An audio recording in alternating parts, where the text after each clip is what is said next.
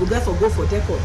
We get other areas the way we get for go into facial waiting, but for now we start with the catering. 8 weeks intensive training. But when we say 8 weeks intensive training, it involves a lot. Food production, not to just for run go inside the kitchen, cut here, and make fish and no. There is so much we need for land. Want any substance go here, say this now from Nafra and cry from the slum. May them welcome una. We give this training session to the young people and we they out there when they do nothing. Before they sit down there, I do begin think of negative things that we for engage yourself with. We want for say will clear the shelf. That make we decide to come together for help in nation building.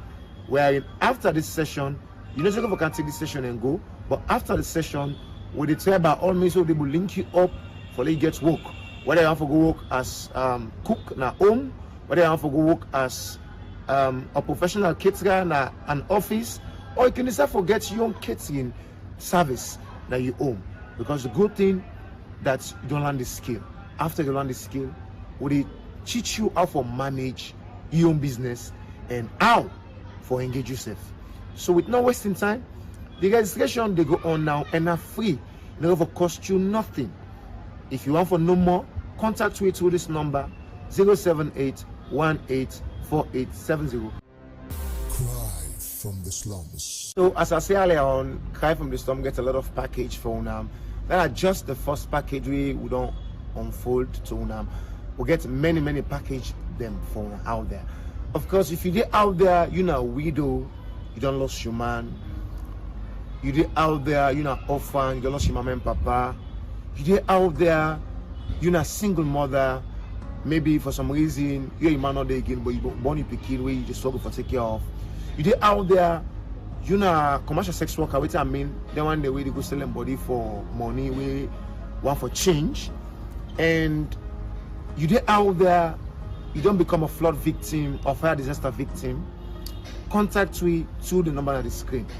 Cry from the Slum organization, don't embark on the new journey where we don't start inside 2024, wherein initially before when we get them people also they cater for, we always they go out there in the slums, try for see how they reach out to them. For example, the one day we don't live in the streets, we want for change from that street life to better life. We they help discover them, bring them come, train them. After we don't give them training for some time, the one day we qualify, we help them with business capital. And the one day we now fire disaster victim, flood victim, we they go discover them. Once we know so this person is a real victim, we help out with their condition. The widow, we then help out with the food bank supply, or they give away with bags of rice, food stuff, and clothing.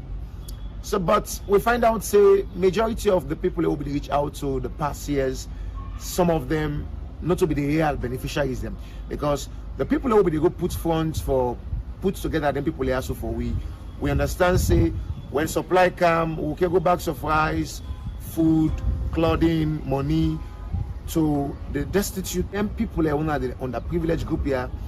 They will find out, say, majority of some of them people here will we meet na their slum community also. They gather their own family where they can give we for give them supply also. Now later we understand, say, not to the real people here. Because of that one day, we decide to do a registration where they do right now as I talk to you. Now different slum community for the one them way fall under the category also. The widow, the orphan, the people that were the fire disaster victim, the flood victim, single mothers. The one that way they out there wanted to do work, we not get nothing what they do. So we go register them and get their identity. We get what we call donation number. Where you give it, when you use them for go verify that your community, if what you can tell we not to say really you know orphan or not to say really you know widow. Because we don't get so many cases them where some people can't lie but we say their man and don't die just for them to receive donation. You can't kill your man for bags of rice and other items the way important. So because of that one they make we verify them now with that ID card. We do the last donation for giveaway food rice. And then the bags of rice where we don't pull, we don't get the supply. We find out, say the card will give them, people then go duplicate the card back, and the number begin for increase. So what we do, we decide for cut down the donation. Then one day they duplicate the card, we make sure say one forget picture now. If we snap the individual, we register them. In face, in order for user again for fake anybody, your donation number now only we don't qualify with your donation number, you don't get ID card. Now ain't qualify for legal supply. And not happy after we don't do your registration, we don't get you information, we don't take your picture, we don't get you data, we don't go verify your community if indeed you're not a real beneficiary way qualify for getting suppliers so or qualify for all support with business or with work, whatever thing we supposed to support you with. Now when you show your ID card, and after your ID card, we never stop there. We get for the meets every Friday. Every Friday with the meets na number 16 Aberdeen Ferry Road, back of Old Market. Every Friday with the meet number 16 Aberdeen Ferry Road, back of Old Market. We meet every Friday and Sundays. On Friday we meet 5 o'clock p.m. and then on Sunday we meet 7 o'clock. Before they say 8 o'clock, we can don't finish with meetings. On Sunday at 7 o'clock to 8 o'clock. On Friday at 5 o'clock to 8 o'clock. So on Friday, you wanna one day register. You know widow, you did out there. You know orphan, you did out there. You know single mother, you did out there. Or any of them category are we for. Fire disaster victim, flood victim, drug addict, somebody with na commercial sex worker, right girl want for change from that life day. You can go and do your registration on Friday number 16 Aberdeen Ferry Road. I don't do the registration and then see how we start the journey with you now. So if you're out there, now the first thing is for get this message. You're welcome for going to number 16 Aberdeen Ferry Road or contact me through the number on the screen for the registration. Now free, in order for cost you nothing absolutely. Another information we I get for salon people out there, as usual, we can inform the public and inform the nation about what they affect the nation, but some people don't take it serious until it go out of hand. I remember when the push started at this nation, drug issue started at this nation, we start for inform people on this platform, na TV, radio station, at the school. We make a school campaign. What we do, we try to reach out to all the schools in this nation. Cry from the Slum organization take the step for do school campaign, community campaign, and college campaign. Where we make sure we go out there for educate people about the substance abuse that we nation Sierra Leone. Until when the thing go out of hand, now the time everybody begin take them. Well, I don't come back today for inform the people in this nation about the new drug where they kill the young people in this nation. We get different kind of drug right now in this nation. We will not pay attention on. We just focus on this kush. But I tell you, the kush is there and not stop it. It's still there on. And this new drug, there's a new drug we name Take Me to America. Now a substance when you take them, it disturb your mind. The ion freak when they take you in, it make you act like somebody don't go mad. You didn't ask a lawyer so with the CCF na California. I don't know who's kind team or who's kind mixture with them put inside that dog day. When you take the CCF na California or other parts of the world where you I think they say most of the people who don't take them, according to what we find is they say in America then they see themselves. So I made them call the dog Take Me to America. Maybe go they out there they wonder who's new one this we don't come. They Take Me to America drug na tablets.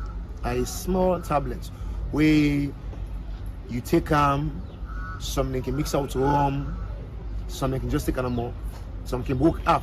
Because if you take the full one, it will make like you run mad. The other one, that's tramadol. Tramadol na pain medicine. Where somebody gets severe pain. But now they take tramadol with rum where it affects them. And the effects for tramadol, it destroy you emotionally, mentally. it give you heart problem, it cause you live for dry, it cause you for sweats, it cause you for let you nod. Example now, if you're at home, you observe that your boy picking or you got picking, you see it's enough, it's not for himself. You see the sweat on that AC, whether AC, no, they say, let's say for example, now when I didn't living room, you see down there the sweats, that kind of sweats, no more way not supposed to sweat. The sweats, in lip it dry, the body they calm down, that's tramadol you take. And tramadol now, when the person begin to take if you take one, it they call for two. If you take two, it they call for three. If you take three, it they call for four. They don't freak, the more you take now the more it they call for more. In fact, I make them get a slogan where they call them Mr. More. Now Mr. More then call them. When you go, you see our Mr. More, the one they will understand they know. The other one, they call them Jagaban. When a kush. The cushion ain't done less a little bit because of the way how we don't alarm them and people they don't take notes, they don't try to do some things, and but it's still there on. Cushion don't need to. But Tramadol, they now almost every school na salon where the young one them, the teenagers them, the youth don't get involved. It don't tell like a sweet at the mouth. And we need to do something about this. Cry from the Slum organization, we don't start the campaign 2013, 14, 15, where we do a video when I put on the national TV where we advocate for the government for help with rehabilitation center in this nation. We the one that we call, we emphasize on that, say the government need for help with rehabilitation in this nation because a lot of young people out there already die due to substance abuse. By then, the kush just starts what they call mild. It starts with mild. When they take it just make you freak and not be to get any damage at the system. But when they can put on, I don't know if I would put on now say made in salon, now all team well. I thought the made in salon and all team. Because made in salon I can put the diamond bone, kumbe jara, the formalin, fingernails, nails remover, and all of them things, and they put them together with leaf. And then when they begin to take it now and begin give cause for the after infection and so foods, then the person skin they die, all of them things. So we want for this why we don't come back, so we then call the Take Me to America, and of course the tramadol, the daisy, the ecstasy. Let me see how they help for educate the young one when they out there, especially the school going people, because by the time you don't understand, they don't go to this student, that student. We want to see how they help educate them, embark on this drug education for them all, for focus and aware of this. Let them know for go out and educate the young people here so we not get involved in it about the new substance abuse here where they on now. So we will fight and put end to them here. The Take Me to America, the tramadol, the ecstasy, the 225, we at the same tramadol back, then get different names, the Jagaban, the killer, all of them one and the one for see how we will pass on information to the young one, they will not get involved with. The one they will in a school will not get involved with. We want to make sure say they are aware. As I talk to you, so even to some of the parents they will watch me, not know the tablet they will talk about. If they talk about tramadol, you never know the sign. We have to make sure say we pass on the information also. Where everybody in this nation, if Pekin self see tramadol, if we don't see that tramadol is, and we know we will do it by ourselves. We want to focus and embark on drug education, where if we reach out to all the nation, the young one them, as well as the old one them. So if you're out there, you get passion or you care for una Pekin them, your family, you will join me into this fight. Because we start out with the kush information we'll give out to the nation. People don't be taken serious. But now I believe say all home gets a victim of kush. Whether you're a pastor, whether you're an imam, whether you're a minister, whether you're a this, so people and they out there way then Pekin don't get involved. So if we don't want to let this thing continue in our nation, let we help for how they combat them before they come. Like tramadol all over the place now. If you're out there in an organization, individual, with a call on all for someone I go join Cry from the Slum organization for fight this fight because of waiting they go on. Let we put stop to that. If we not put stop to that, say, but let we help for reduce them or educate people them, we not get involved with, so that by the time where they will come close to them, peer influence, peer pressure and all that, they're able to say no to drug abuse. God bless you, and I hope that God will help we at this nation for help eradicate drug abuse at this nation. Cry from the slums. I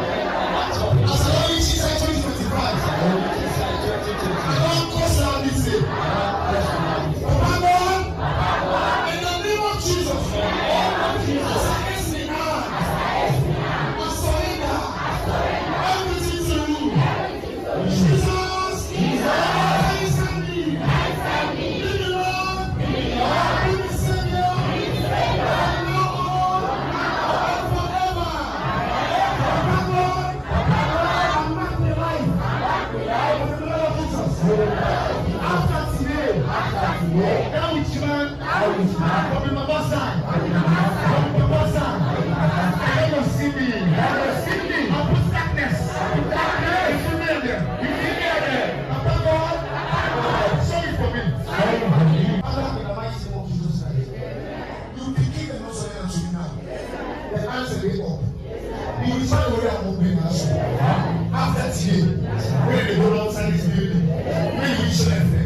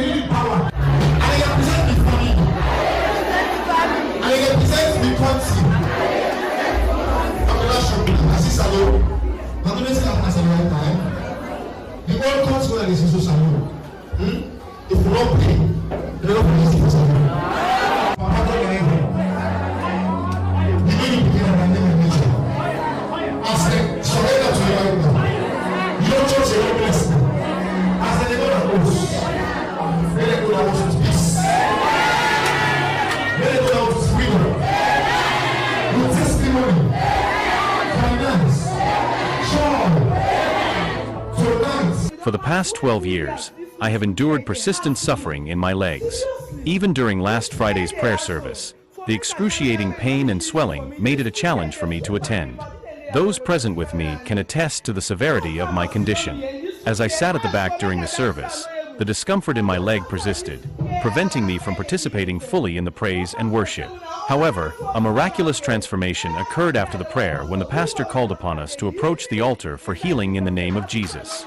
Without any physical movement on my part, I experienced a profound healing sensation that enabled me to move my legs freely once again. I give thanks to Jesus. Cry from the slums. My children were not with me. They were staying with their friends. One of them was sick, so I brought her to the pastor.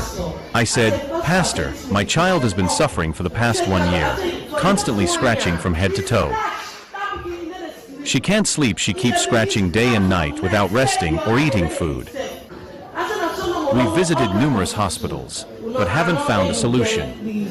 Last Friday's service, I brought her to the pastor with a bottle of water. After the pastor prayed over the water in the name of Jesus, my child used it and the scratching stopped immediately. I am grateful to God for this miracle." Cry from the the slums. Jesus, as I don't enter this new year, any spirit we don't jump with me, from my mama's side, from my papa's side, from any other side, witchcraft spirit, mommy water spirit, snake spirit, any spirit where they inside me, who want to give me bad luck, who want to make her die, who want to make her not survive. As I can clap me hand, as I stop me foot. Burn! Burn! Burn!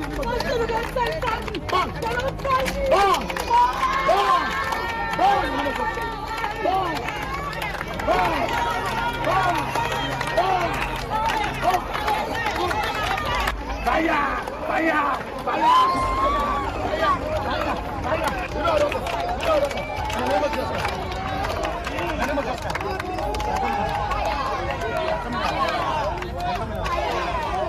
Papa God in heaven, forgive me for me sin them I don't commit. Cry from the slums. If you are part of this family, now a must for a join with. So once more, as I be explained earlier on, I tell them say, oh come, we come for can relax. Yes. I period way all the time. We don't volunteer all these years. We don't work, we don't fight, we don't come back together as volunteers for the organization Cry from the Slums. My name is Francis Joanna. My name is Gabriel Junior Gomo. Jeremiah E.D. Williams. Josephine Koroma Jr. Stella T. George. Senzati Koroma. Na Alima Tusamura. Maria Makamara. My name is Zainab Koroma. Baba Junior. Koroma. Sama Kago. Serafimo Commander. My name is Nagodi Bill John. Akadat S. Koroma. Hamnata Koroma. Mary Vandy. Okay, for me, this is a very exciting event because this is my first time joining the Cry from the Slum to celebrate their bring and share. So it's a very exciting event for me. As you can see, we are all having fun.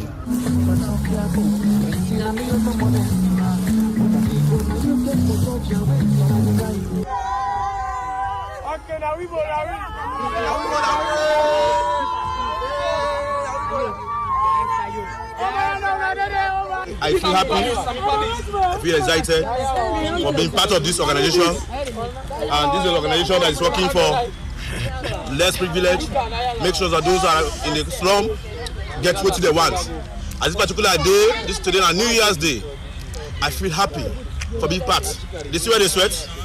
I have done a lot. We don't play game, we don't play a lot of it, and each time this. I feel very grateful. I feel thanks to Almighty for making it possible for me for that be here today.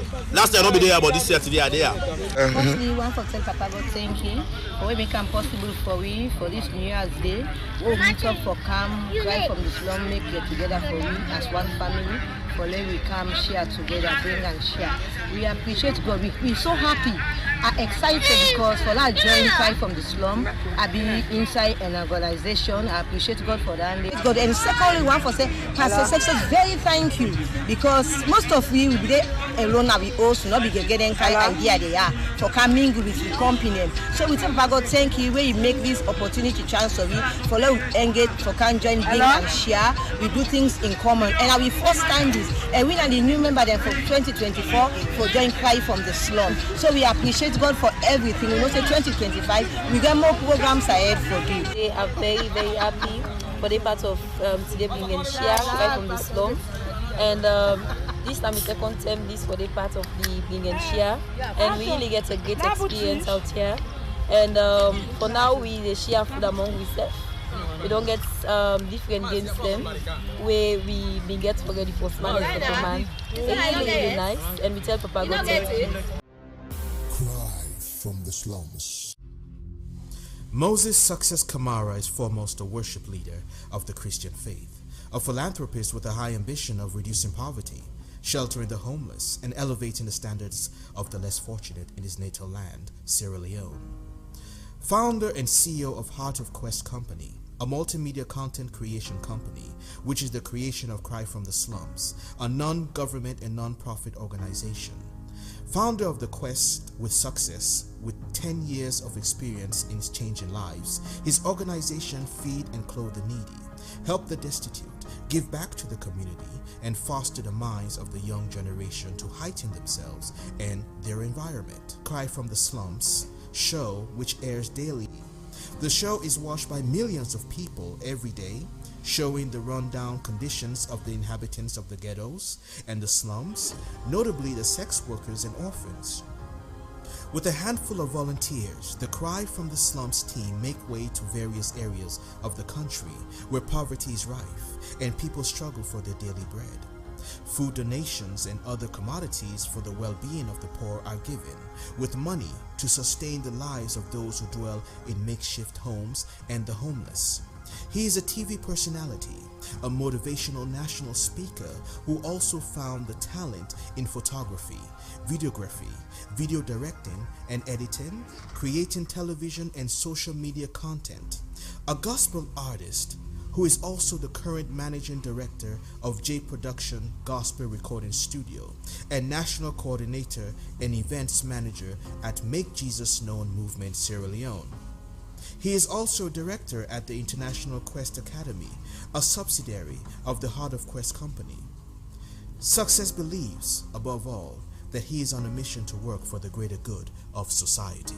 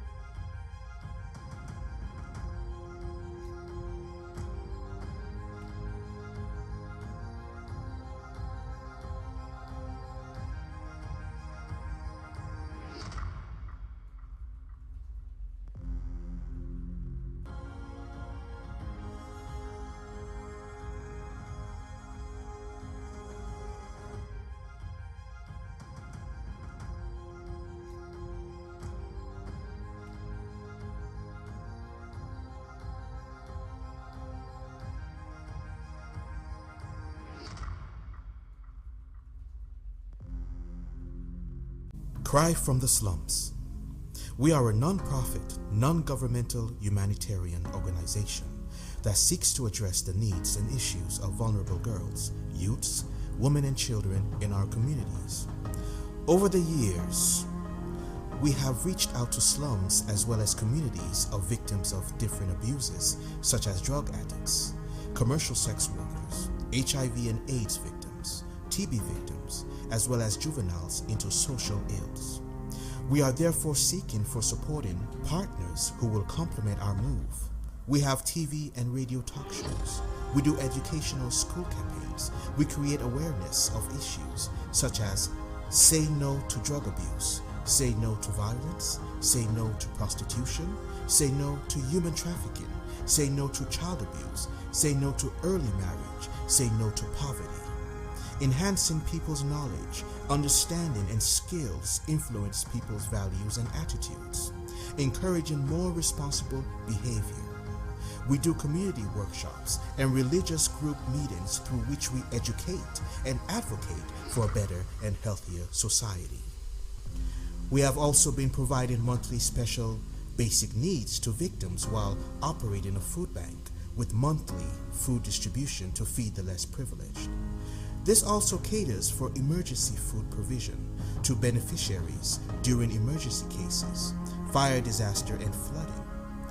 We will appreciate your generous donations in cash or in kind, clothing materials, food items, medical items, and any other thing your organization may wish to send through the channel stated below.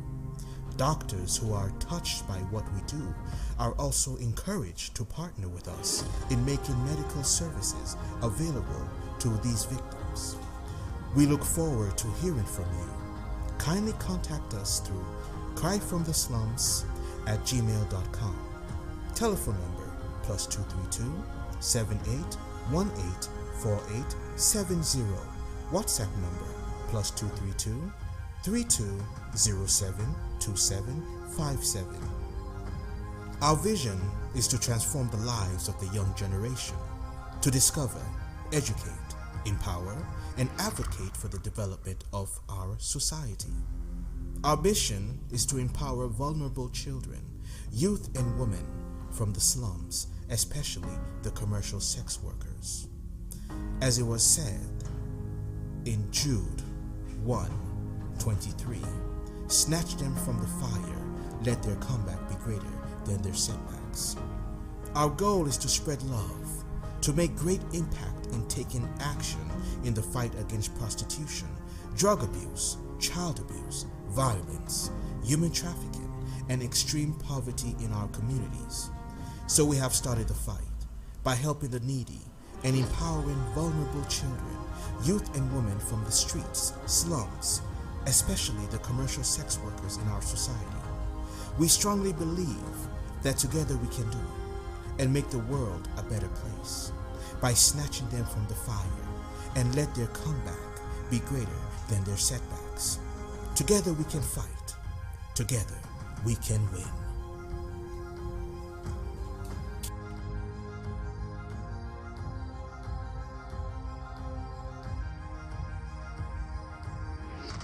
Cry from the Slums organization t-shirts are available for free for all volunteers. Thanks to all volunteers, and God bless you all for joining this amazing journey of great transformation in our nation and the world at large. If you want to be part or volunteer and make a lasting impact in the world today, join Cry from the Slums organization. To be part, contact the number on your screen. God bless you. Cry from the Slums. Cry from the Slum, an organization we don't belong to now. And this organization therefore help less privileged, the blind, the crippled, fire victims, night workers. And this organization don't do for cooking then at the country. Like when in London, they can prepare food for the blind, the crippled, the beggars, the fire victims, and the night workers. And this organization also they go school to school for help God picking them for making not on night workers them. Cry from the slum, cry from the slum. Don't they help Mama Salon for go before? From the Slums. Cry from the Slums organization, they inform everybody in a salon about the event where they call Memories with the Slums. Memories with the Slums na event where they take place in the slums, where you will get your birthday party, anniversary, we want for celebrate with the one that we not get. You can go and be a blessing to them. You can give them clothes, you can give them food, you can give them anything you want for share with them during this your birthday or anniversary celebration. All you can do now for contact Cry from the Slums on 078-184870. 078-184870. You can call or WhatsApp them now and get the best celebration ever with the less privilege. God bless you as you make the world a better place and as you make difference. Now the one that we not get than life. And so God will bless you. Let's celebrate your birthdays, anniversaries, or any important event with the less privilege at the slums, hospital, orphanage, blind schools, and get amazing memories. We offer free, professional, high quality pictures for all type of events you celebrate with the less privilege. Contact 078-184870. Call or WhatsApp 078-184870. You can give away foods, clothes, or any gift you have to share with the less privileged. God bless you as you make the world a better place.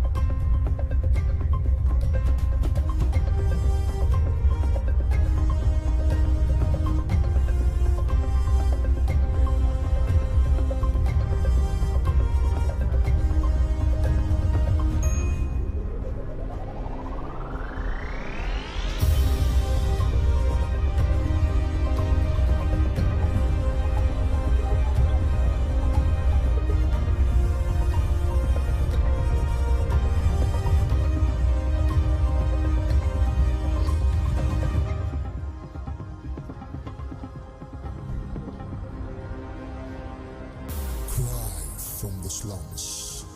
Hello, people in the salon. My name is Evangelist Success.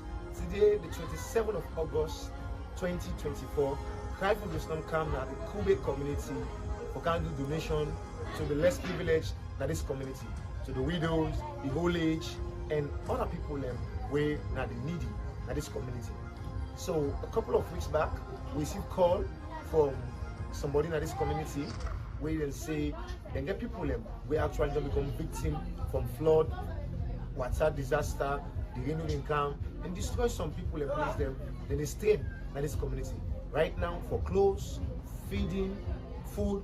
So as an organization, Cry from the Slum, since we're out there for support the needy and help with the tears from their eye, and we're there so for can help for support them based on what they call it for.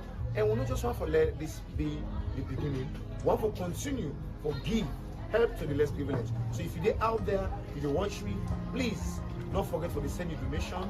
And Cry from the Slum organization, we're gonna close them, money, bags of rice, provision, anything we wanna get, we wanna help way out so that we can do more. Because we as an organization, we don't get, but we help for advocates for people that are out there. We go give we say we can give them people also way, they ask we for support, for let we help for wait the tears, the water when they come out of their eye. And make the name goes Cry from the Slum.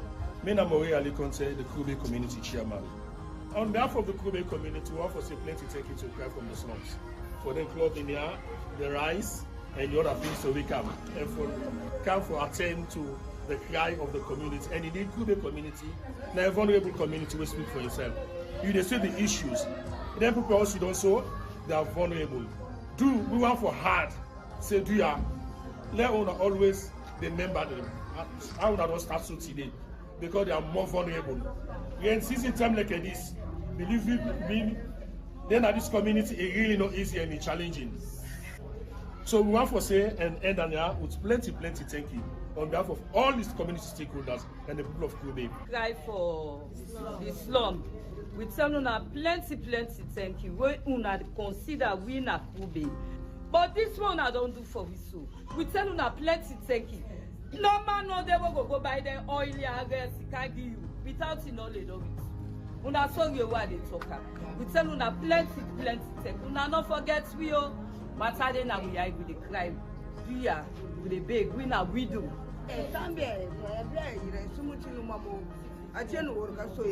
Kaka kuru sabakuru omara nenu kama sona power so kamara nesu so baya ko kama to ko so para su so ko halaki ko sabaya ni mara nesu so be kudu ne mara nesu kaka kuru sabakuru obara no halike video na Kube we thank you so Cry from the slums. Mina Chief Palma me Escabodi Question 3.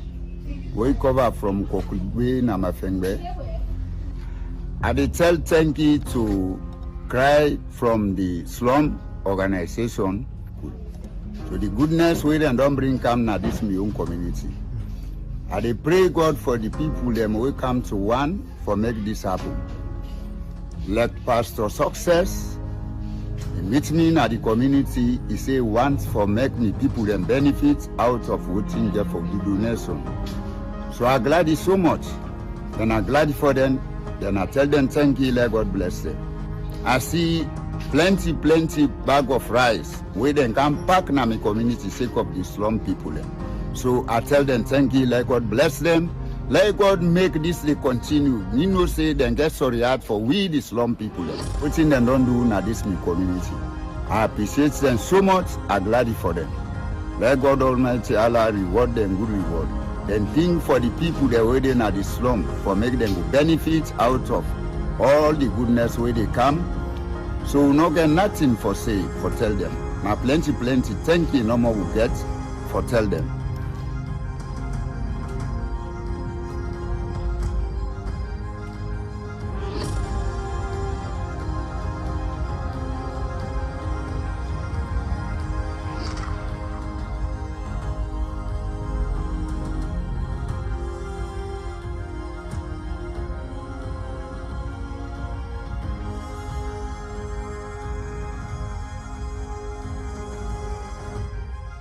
You never forget nothing.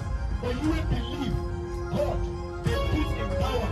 God, they rest in case upon you. I don't know what you found, but only for everybody. But what's I believe you on? The grace of God is one. When God did not give you, there are free gifts. Jesus Christ can die, not can die for one person. For God so loved the world that he gave his holy begotten son, that whosoever believe. If you didn't say you believe, whether you're a Muslim or whether you're a Christian or if you believe in that name Jesus, and also that name, but if you believe in the name Jesus, TJ, the problem is solved. I don't care whose kind of problem I get, but today, what's all I do?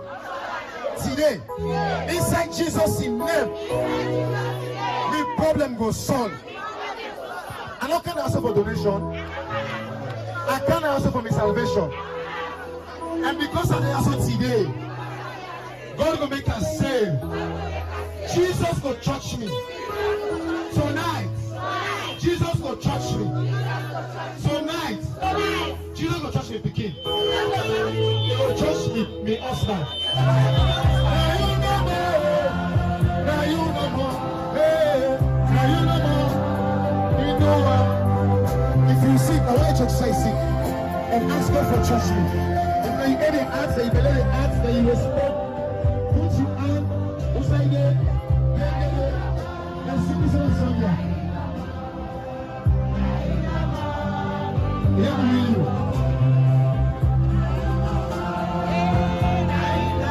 With faith, God will hear you right now. God will hear you right now. I don't know where you go.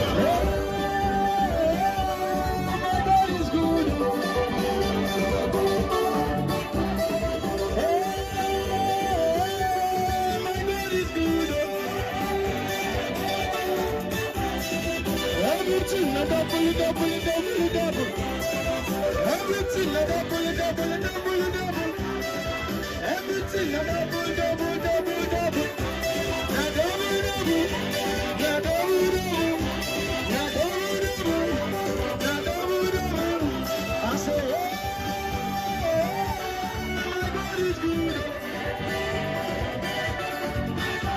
Come on, take something and roll. Take something and roll. Take something and roll. No need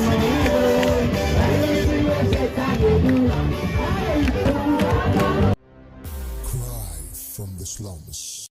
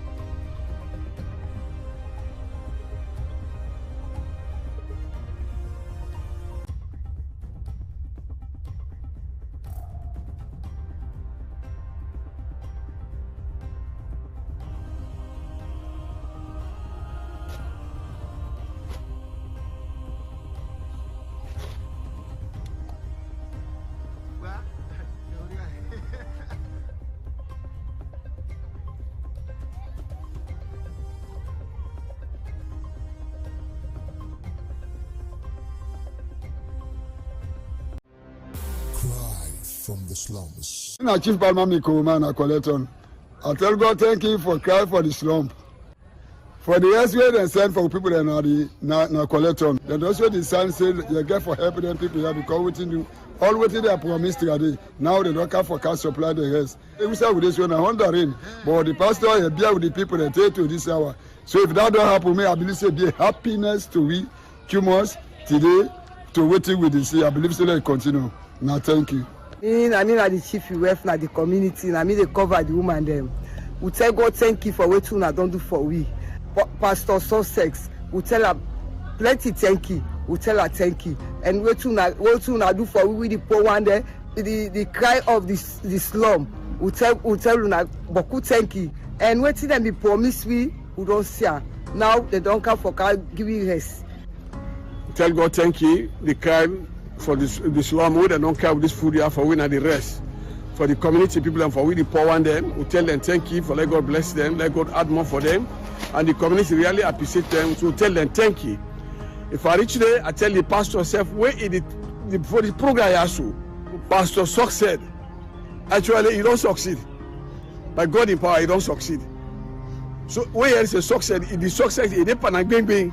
If they see and they act like now they want to succeed, and you go succeed by God in power.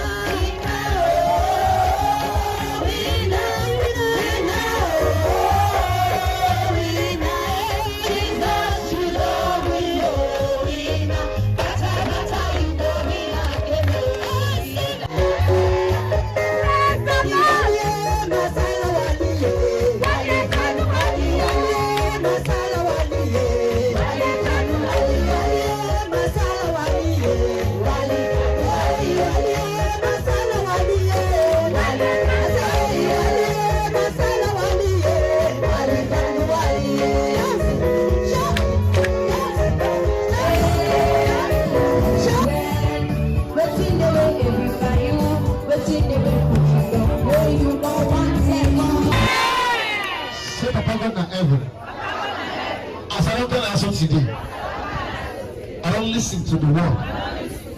Papa God, you know me by name, by nature. Jesus. I believe in you. I believe in your word. Give me the grace where I need, but not give up. No matter what I go through. Right? Cry from the slums.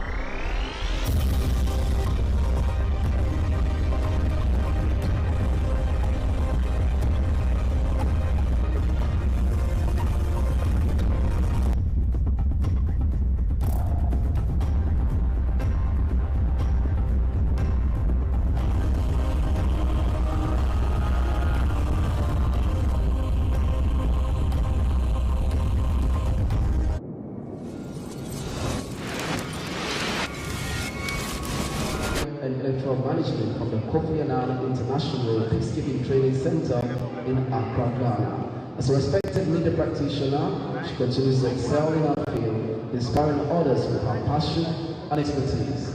Ladies and gentlemen, our next moderator, Sabtu Kalon. At this point, I hand you over to the moderators.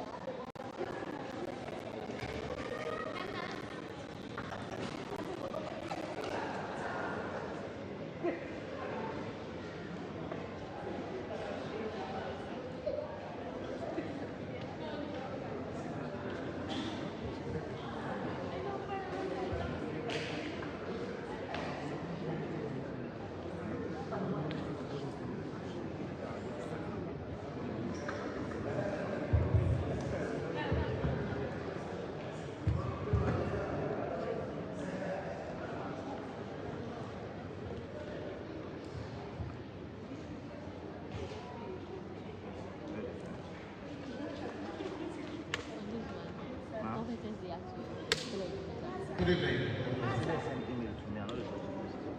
Good evening.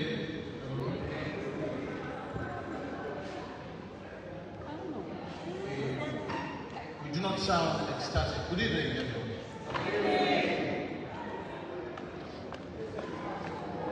All right, we are live from the majestic and monumental City Hall building in the heart of this beautiful city called Freetown. Where the two Secretary General hopefuls will be sparring this evening in a debate to succeed the reins of the second oldest journalism association in sub-Saharan Africa, which is the Sierra Leone Association of Journalists, SLAJ.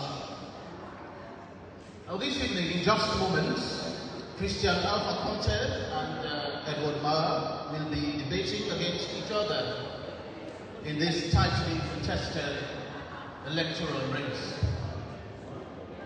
And in line with that, we want to heartily welcome our live viewers from Sierra Leone and other parts of the world that will be participating or viewing in this debate session. We are here not to debate against ourselves, but to ensure that we get it right and get a right cause and focus. So my co-presenter and I, Victor Jones, are happily welcoming you all as we continue to sail the ship through for this particular debate session.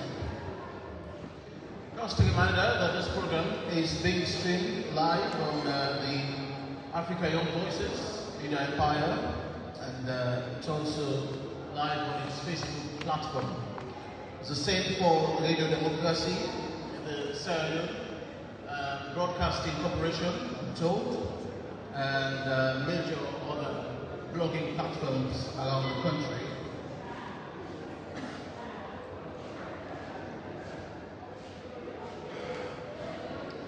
Now let's just read the rules briefly before we begin our session this evening, before we invite our debaters to the podium. So each candidate shall be allocated 2 minutes to respond to each question asked this evening. The order in which candidates respond to questions and deliver closing statements shall be determined by laws. 2 slips of papers marked first and second. Excuse me, it's too loud. You are creating a chaos for us, please. Can we have it quiet?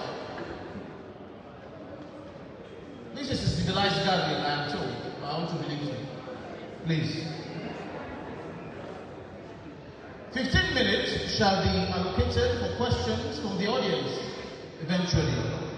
The order of audience questioning shall likewise be determined by a lot. And to add to my co-moderator, members of the audience, who wish to pose a question, shall be encouraged to write your names and question on a slip of paper, which have been collected and placed in a box.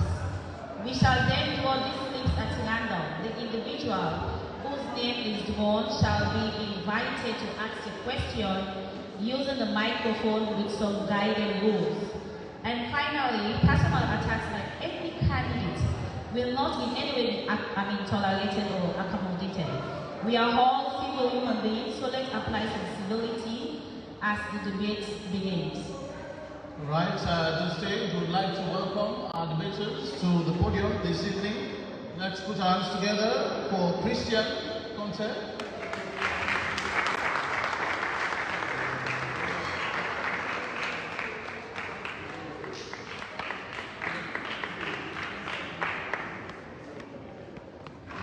Go ahead, please. Have your seats.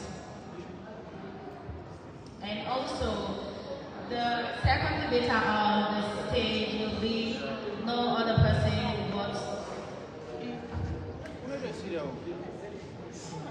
And the second debater on the stage will be Edward Mara. Edward Mara, please.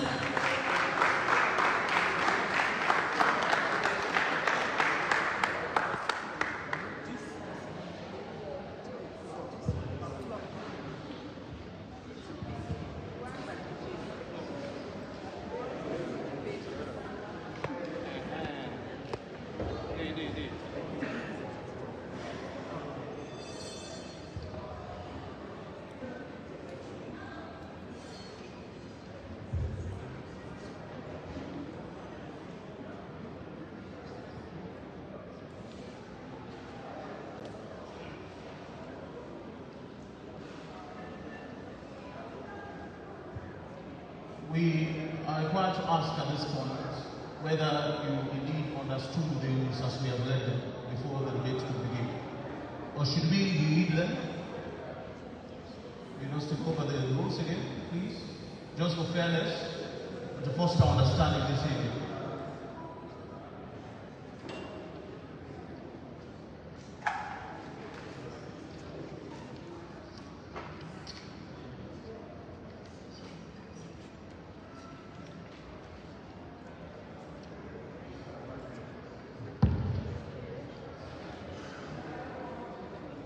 So I'll read again the rules.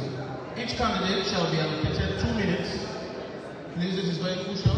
2 minutes to respond to each question asked this evening.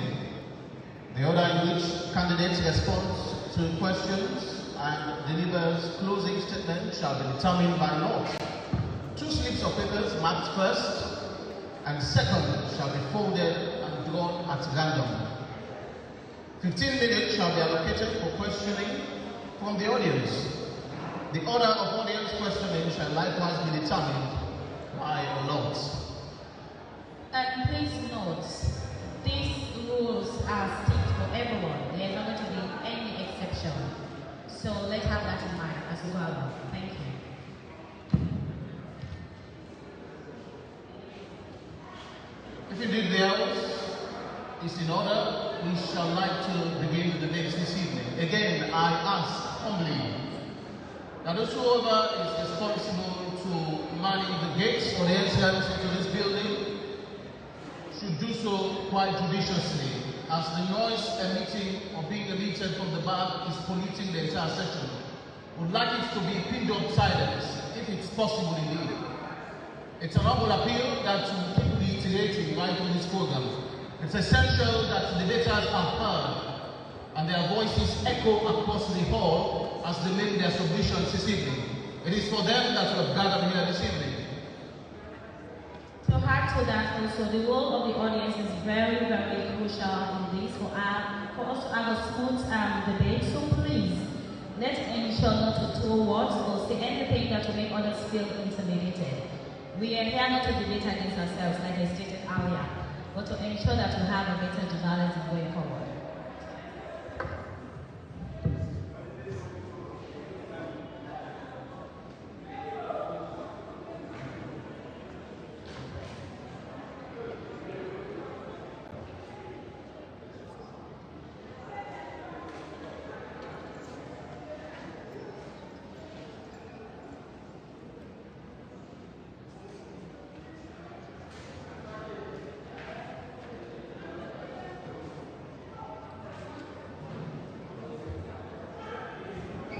Two papers in my hand, please. Pick.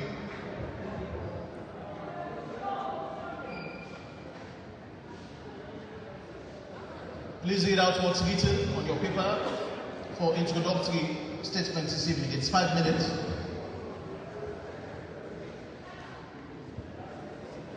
You're second. You're first. So, we start with you. Come. Organizers, please. The debater is asking to use the lectern if it's possible. And an extra microphone for the please. Don't we have extra mics? Okay, all right, thank you.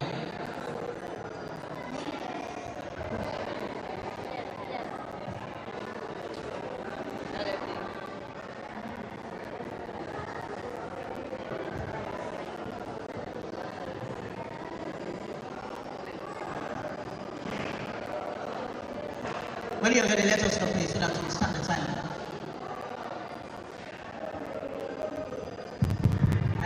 You ready?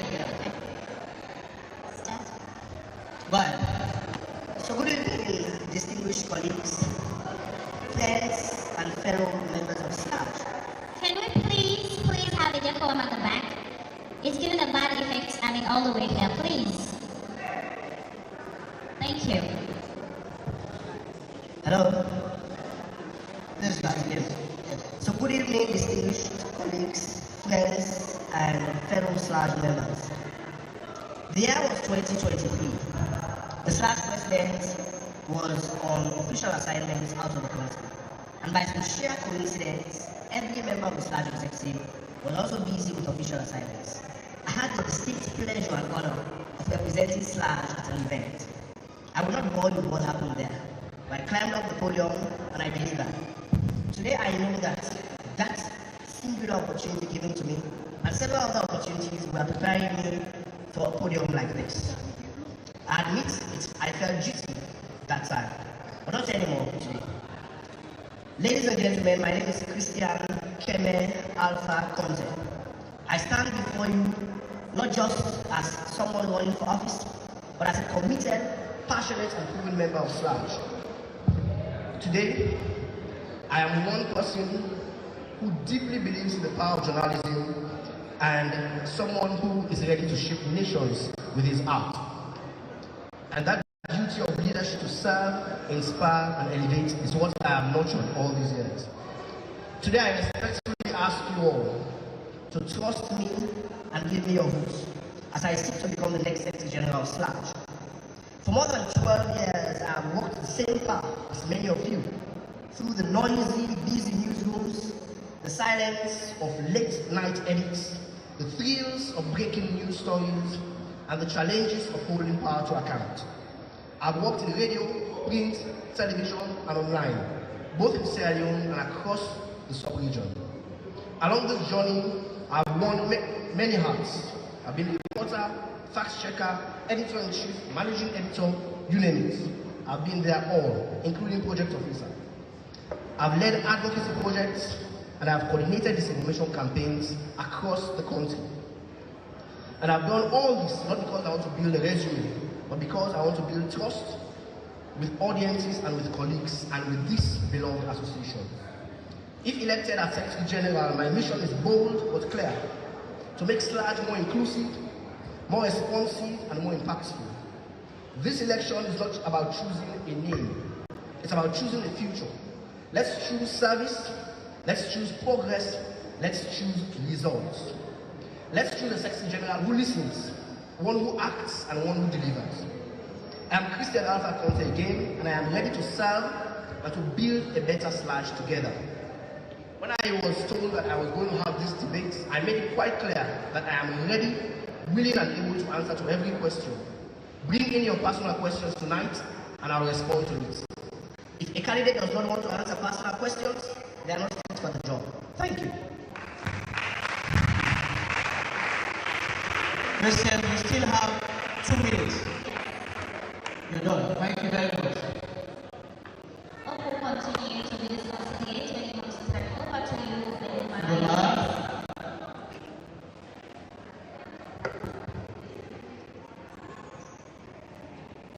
When When you're ready, let us know, please. I think there's a button on the mic. Yes. Right. Are you ready? Good evening, moderators. Good evening, colleagues. I will give greetings from my team, Team Mara. They extend their greetings, and tonight we are happy to be here. And I want to use this opportunity to officially introduce to you my national campaign chairman, Mr. Abubakar Singate Jallo, one of the best national organizing secretary that SLAJ has ever produced. Mr. Jallo, please. All right. 20 years ago, I conceived the idea of forming the Reporters Union with the advice of my mentor, Honorable I.B. Kagbu. I was able to reach out to many colleagues, including John Bemba Sise, Rachel Ona, Theophilus Binda, Abakar Jallo, Joseph Toure, Aminata Kumala, and others. Fast forward, today we are here, having an occasion like this, being organized by the Reporters Union. I want to say my vision is still alive and well. And I want to use this opportunity to thank, and our team for believing in me and for also trying to keep my vision alive. Colleagues, we're here to redefine SLAJ and to ensure that we have the right leadership. I want to share with you my vision tonight that I title Pride Vision. Pride. The pride is productivity. We have to ensure that SLAJ become productive in all its activities, endeavors. Again, I want to bring to you the R, respectability. We have to ensure that we respect ourselves as colleagues, as members of SLAJ. I want to bring to you integrity. As I stand here, having practiced journalism for 25 years,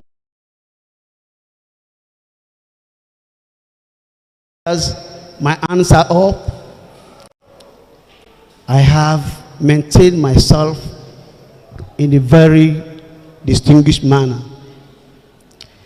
I also want to bring to you dedication. I'm somebody that's coming to SLAJ not to lead, but I'm coming in to serve. Again, I want to bring to you excellence. All my life, working for institutions, I believe in achievement. The records are there. Colleagues, tonight, you have the mandate to decide the best for SLAJ. In Kabad, I believe in one SLAJ, and I believe SLAJ is a family. Tonight, we have to ask ourselves the question, what kind of SLAJ do you want? Do you want a divided SLAJ? Do you want all of us have the responsibility to make that happen tonight? Your decision is very paramount in achieving that. Again, I want to look at SLAJ from a different perspective. You and I know that we've come a long way.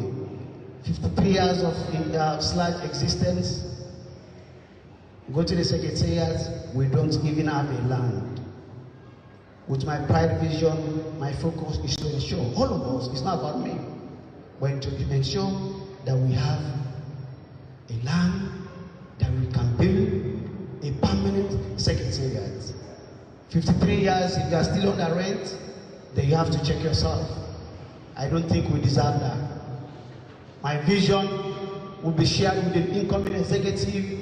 Whosoever emerges as the winner, I will work with the executive.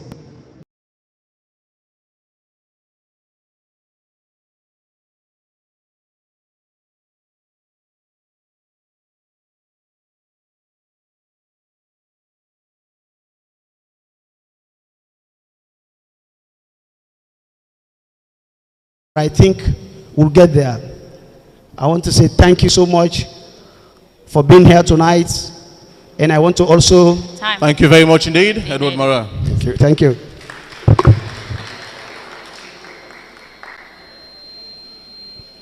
We'll now proceed to questioning.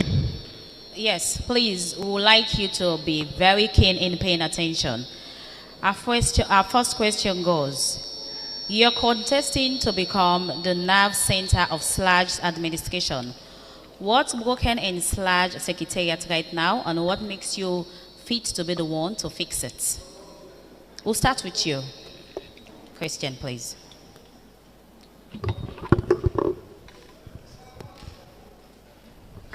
You have 2 minutes. The first, what's broken, you said? What's broken Okay. in SLAG, and what makes you think you are the one who is fit to fix it? Please take note, you have 2 minutes to respond or give answer to each question.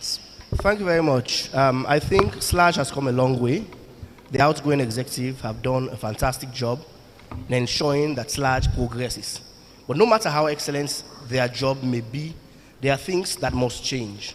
And one of those things I think it's a lack of communication between the national body and the regions. Traveling across the country, that's what I have had.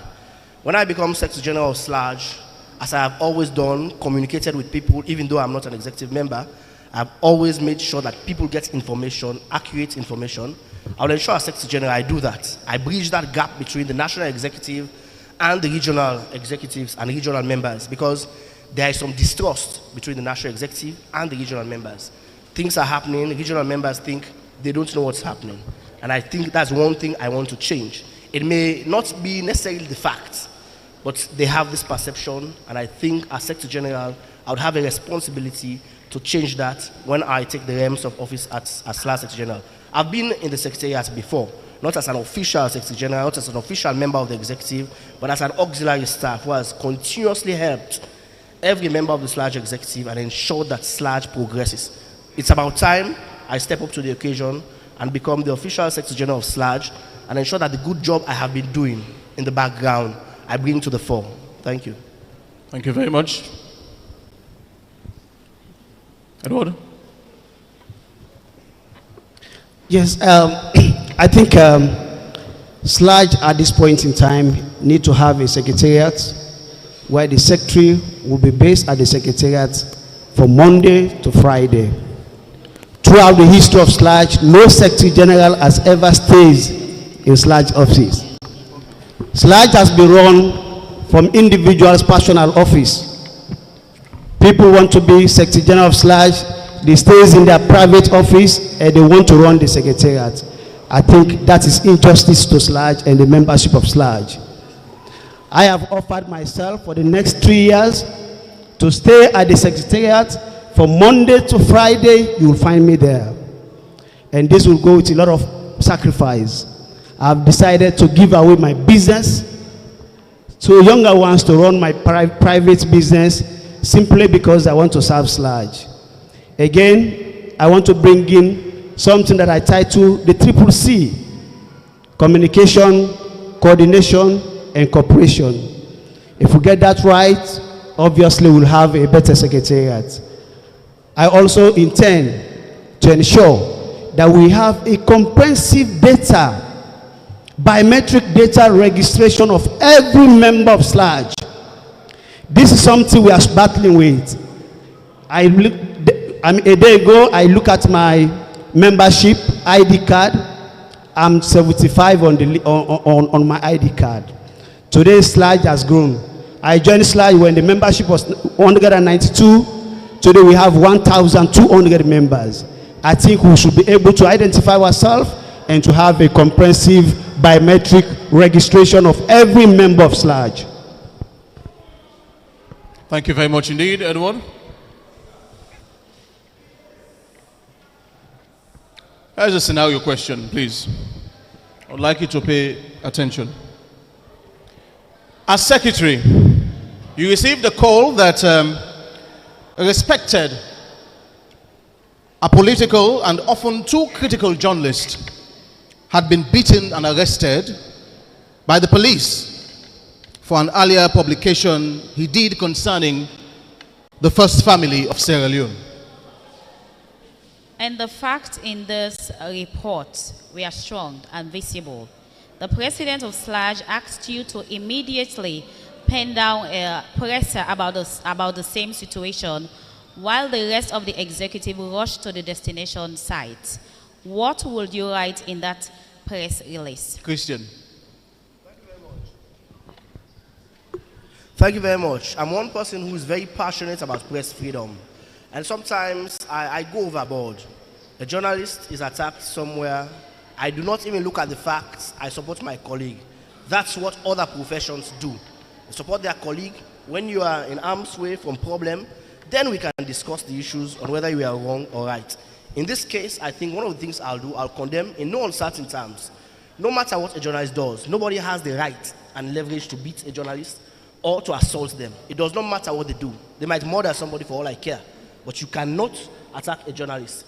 There are rules and regulations in the land, and you must follow those rules and regulations. So as Secretary General, I'll condemn the attack of a journalist, no matter what the journalist has done. Then I come back to the Secretariat, look at the facts, then we start to engage, whether it's the police or whatever state institution is involved in the matter. That's what I'll do. That's what I've always done, and even in authority, that's what I'll continue to do. Thank you very much. Edward? Attack on any journalist is attack on press freedom. And I think we have to set the record straight. And we have to put an end to that. If I'm Secretary General, the first thing I will do to condemn the act and to ensure we call for an immediate investigation into the incident. I feel pity sometimes. Our colleagues are being beaten up. And somebody will tell you, no, let's wait first. Let's go and investigate. Any attack on any journalist is attack on press freedom, and we have the responsibility to ensure that we protect press freedom. So in whatever circumstances, number one, we condemn. Number two, we call for an immediate investigation. Number three, we follow up on the outcome of the investigation. These I've never compromised before. Even when I was at Reporters Union, we've taken up cases, we've dealt with cases. We have even had situations where the state itself compensated journalists that were beaten at State House. Mr. Sister today is not here, but he can attest to the fact that we fought a battle because somebody thinks that because he belongs to the political class, he can just go after the journalists. So I will condemn and I will call for an immediate investigation. Thank you very much. So here is another question. Please, kindly pay attention. Your role demands institutional memory, impeccable record keeping, and transparent recording. What reforms or innovations will you introduce in the first 100 days to digitize or modernize SLAJ documentation and correspondence system? We'll start with you on bringing answers to this one, Edward. Record keeping and documentation is very key, especially at this point in time when we are in the digital age. SLAJ should be able now to digitalize its information system and also to ensure that there is proper record keeping. I can tell you at the moment, we have affiliate organized bodies, we have WINISA, Reporters Union, Court Reporters, Guild of Editors, Parliamentary Press Gallery, all of these affiliate bodies. If you go to SLAJ Secretariat, there's no file on them that you can be able to trace all the activities. I want to digitalize the Secretariat. We're in the 21st century. Manual record keeping is not acceptable anymore. And that I have insisted on, that when I come in, is to ensure the entire Secretariat information system is being digitalized so that we can have information at our disposal at every given time. That will be a priority, and that I will do, and that I have promised to do, and that is part of my pride vision, which I've shared with colleagues. All right, thank you very much, Christian. Thank you very much. One of the greatest things I've had on the campaign scales is that we are young. That's why I'm cladded in this. Yes, we are young, but we are responsible. Definitely, when I become Secretary General, I want to disagree that we do not have a digitized system. When you want to check your membership, how many years you have not paid dues, you go to Kade, she looks at her computer and gives you the details. There's a digitized system. However, there's a lot more we can do. As a young, vibrant man who is very social media active, I know there are a lot of things I could do to ensure we change that. There are apps now, there's a lot of things we can do to change that, to make it a lot more responsive as Sludge. I understand we have digital systems, but they are not enough. And I will ensure that we have digital systems that are very friendly, not only for us, the young people, but also the older folks in Sludge. Because we need the young legs to act in Sludge. We also need the older heads for the experience. Thank you. Thank you very much, Christian. The next question is, what is one verifiable administrative legacy you've left behind in your previous roles that proves you are capable of managing Sludge Secretariat? I'll start with you, Christian. 2 minutes. Yeah, so one of the roles I've held in Sludge is that I have been project officer for a project called the Countering Disinformation Project. Please allow me to stand. I like standing when I speak. I've been project officer for the Countering Disinformation Project. If you ask around and you talk about fact-checking, we are the people behind the scene who do the fact-checking. If Sludge is renowned for fact-checking, whenever you call someone to say, go ask Sludge, we are the people behind. But unlike other people, I do not like to trumpet my very small achievements because I did that with a team of very dedicated professionals. And I think we take the praise, all of us. So that's one thing I have done. I've been in the secretariat, like I say. I've been like an auxiliary staff, always helping. There are times I'll be called late nights to drop off letters, something that the office assistant should do. I do it with joy and pleasure, not because I'm afraid of anybody, but because I think Sludge business should be promoted and should go forward. So I think I'll continue in that vein as Secretary General and ensure that all I do is in the interest of Sludge. Thank you very much, Edward. Yes. When I was the National Publicity Secretary for Sludge, with the instruction of the executive by then, Honorable I.B. Kagbo, I was the one that traveled the length and breadth of this country to establish regional offices and regional membership. I had to travel with forms. I have to engage journalists in the region to encourage them to register with Sludge. By then, we don't even have a single member in Bo that's a member of Sludge. The same thing Kenema, the same thing McKinney. I led that transformation. I went to those areas to register journalists to become members of Sludge. Again, it was I that the former Sludge president sent to look out for office space for journalists in Bo, Kenema, in McKinney. I led that effort to go and make payment so that we can have an office space for our colleagues in the region. But beyond that, let me say this. Throughout my career in journalism and working for Sludge and working for organizations, I've helped to build institutions. That's the more reason we are here today. WINSAL, I'm a member of WINSAL. I initiated the idea to create WINSAL. I can also inform you, Reporters Union, again, it's my idea. Again, I can also tell you that JUMON, Journalist Monitoring Rural Development, these are my initiative. I built institutions. Leadership is about creating institutions, creating wealth. If you don't have that kind of capacity, then you cannot be a leader. And I'm here to serve. And the records are there. Again, I still stand to be the youngest executive member ever in the history of Sludge at the age of 23 years. I was able to prove to the membership that I'm capable.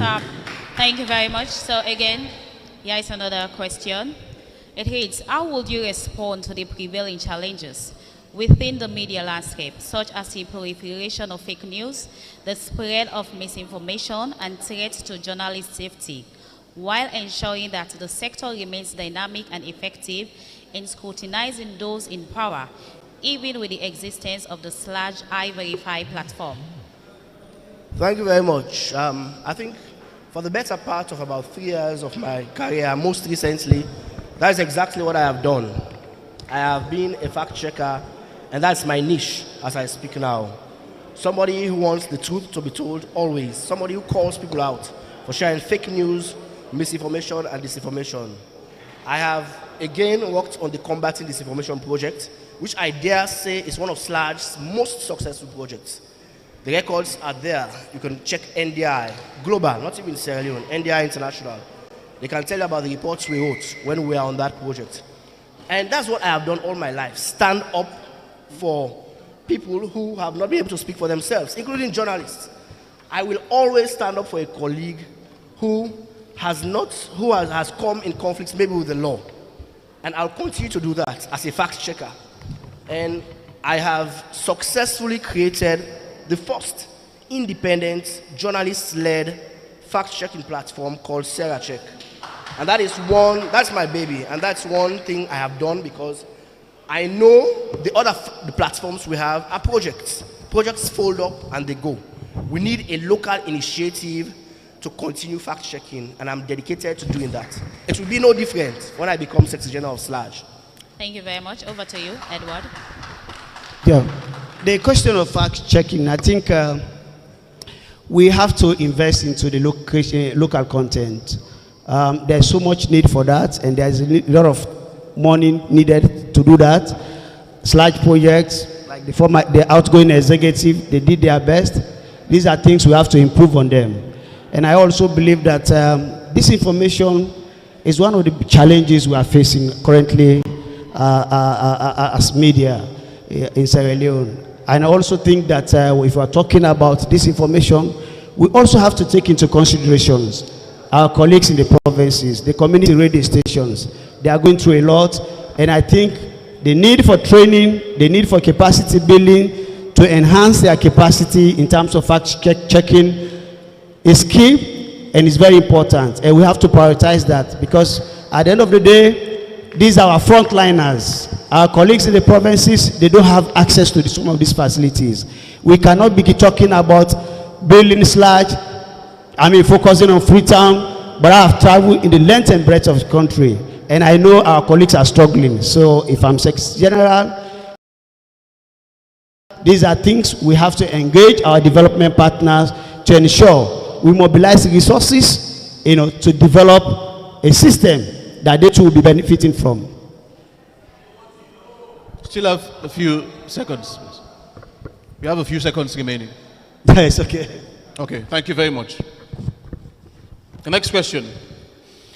The tragic death of journalist Harry Ansane in 2005 following an assault raised concerns about SLAG's role in protecting its members. What protocols will you establish to safeguard journalists facing threats in Sierra Leone if you are elected? Christian. Can I get the question again, please? The question is a bit long. Can I get it again? Just once. The tragic death of journalist Harry Ansane in 2005 following an assault raised concerns about SLAG's role in protecting its members around the country. If you are elected eventually, what protocols will you establish to safeguard journalists who are facing threats in the country? Thank you very much. I think over the years, SLAG has been known for only condemning negative acts against journalists. I think we need to step up. Because sometimes I tease my colleagues. I say, if you are beaten, there's a template. We'll just backspace the name, and your name comes there, and we condemn. We need to go beyond condemning. And I think as a firebrand, you all know me, I need to go beyond just condemning. We must take concrete actions to send a very strong message that we shall not tolerate the beating of journalists or assault of any journalist in Sierra Leone. The tragedy of Harry Ansane was very unfortunate. And I want to commend those who were around then for what they did and how they mobilized and came together. But I think when I become Secretary General of SLAG, we should do more than that. We should leave a lasting legacy for people like Harry Ansane who were killed in line of duty. And I think it should be more than just condemning. We have condemned for too long. We put out press releases, and people know that we can only condemn. SLAG will just condemn. We should go beyond condemning. What we'll do is something that I cannot single-handedly say. It's a collective call. We should decide what we should do other than just condemning. But I think condemning is not enough. Thank you. You have more seconds. Okay, thank you very much. Over to you. Yeah, anytime we mention about Harry Ansane, I passionately felt bad about it. Because Harry Ari's issue was a kind of something I was involved in. In fact, I was the last person Ari spoke to before he passed off at the hospital. So I was throughout with him because he was my passionate friend. And I think it's a matter we handle with some level of seriousness. We did not only condemn the incident, but we called for an inquest. And we ensured that we issue a big news blackout, a month news blackout on all government activities that forced the government to establish an inquest. In that inquest, I was a star witness, I testified, and at the end of the day, we got justice. If I'm Secretary General, I will not only condemn, but an incident like that, we have to go all out and fight it collectively. That will continue to do. It has always happened. Ari's case, I was on the front line, and I know what transpired. So the inquest itself gave us justice. Thank you very much. Here is another question, and we'll start with you on this one. Edward Mara, the SLAG Constitution demands that the Secretary General regularly report on SLAG activities. Can you commit today that under your tenure, every member will have access to timely and unfiltered reports? And if so, how? We are in digital stage, and I think I mentioned earlier on, the first thing I will do is to have a comprehensive database of every registered member of SLAG. The reason for that is for me to be able to communicate with every member of SLAG in respect of the region you belong to. So being at the Secretariat, the first thing is to open up line of communication, to have an email address of every member of SLAG, so that at any given time, you'll be able to share information with the rest of the membership. So that I will do, and we have to build a system to ensure that we respond to that in a timely manner, so that the membership will be fully briefed and updated on daily basis or happenings within the Secretariat. The more reason I mentioned about the CCC, that is communication, information sharing, and coordination. You still have a few seconds to go. Yeah, so that I will do, and then we have the email. We have to develop the database of every journalist, so it will be easy for us to communicate with them, to send them information in a timely manner. So I don't think there will be any excuse. If we have this kind of structures in place, then believe in me, you'll be able to get information from SLAG in a timely manner. All right, thank you very much. Now, Christian, this question is for you. SLAG is increasingly under scrutiny over political neutrality and internal governance. How do you plan to maintain institutional credibility whilst being the point person for all communication and record keeping in the association? I honestly was expecting to have, like we have been doing, as my colleague had. There are a lot of questions. Well, let me have a question again. That threw me I'll off repeat. balance. Yeah. You don't have the same question as anyone else? No, you can ask me the question you asked. So we have over 50 questions here. What I was saying, I was expecting the same question my colleague had because it threw me off balance. I was expecting that question. Oh, you wanted to answer that? You can go ahead. Definitely. So I want to make it very clear that I receive emails from SLAG on a regular basis. If you don't receive emails, you need to check with the Secretariat. Maybe something is wrong. But most members receive emails on a regular basis. Yeah. And when it comes to communicating with the membership, I'm one person who's renowned for doing what I have chosen to call live text commentary on all SLAG platforms. I would update the group about anything and everything that's happening at the SLAG meeting. Not because I want to be Secretary General. I've been doing this for years before I had this intention of running for Secretary General. So as Secretary General, it will be my responsibility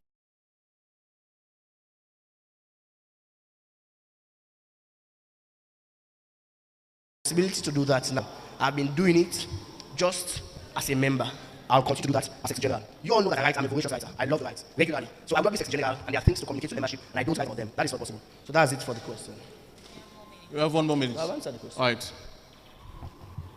Now the question is for you. SLAG is increasingly under scrutiny, as I said earlier, over political neutrality and internal governance issues. How do you plan to maintain institutional credibility while being the point person for all communication within SLAJ? Okay. So thank you very much. Those who know me know that I am one of the most politically neutral journalists, you know. You can go back to my Facebook page. The name is Chris Wizo there. I've been writing since I opened the page in 2009, and I have criticized and praised in equal proportions. And from 2009 to date, I did not need to delete anything when I was running for Secretary General, unlike other people. So definitely, I will continue like that. I'm one person who believes in holding government to account. That's one thing. However, let me say this clearly. SLAJ is not a government outfit or government mouthpiece. SLAJ is also not an opposition outfit or opposition mouthpiece. SLAJ is a body created to care for its members firstly, and then advocates for freedom of speech and freedom of expression generally.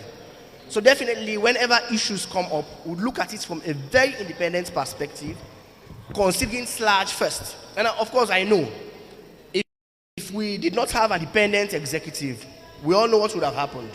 Government would not give subvention to people they think are partisan. No. They have maintained their independence and credibility. That's why government continues to give subvention. Government would not repeal the criminal libel law if we had a partisan executive. I want to build on those progress. The template has been laid. We are not reinventing the wheel. There's a template laid, and what I want to do as Secretary General incoming is to build on the progress that has been made. Thank you. A quick response from you. Yeah, I think we have to, we have to maintain a system wherein SLAJ and government relationship has to be based on principles, has to be based on cooperative approach. Over the years, we've maintained our independency in respect of whatever people might say. This issue of subvention, sometimes people talk about it, and I'm happy the former Secretary General of SLAJ, Dr. Tambayo, is here. We started receiving subvention under the then President, Ahmad Tijan Kaba, when I was in the executive, and that continued when President Kuma came in, and again,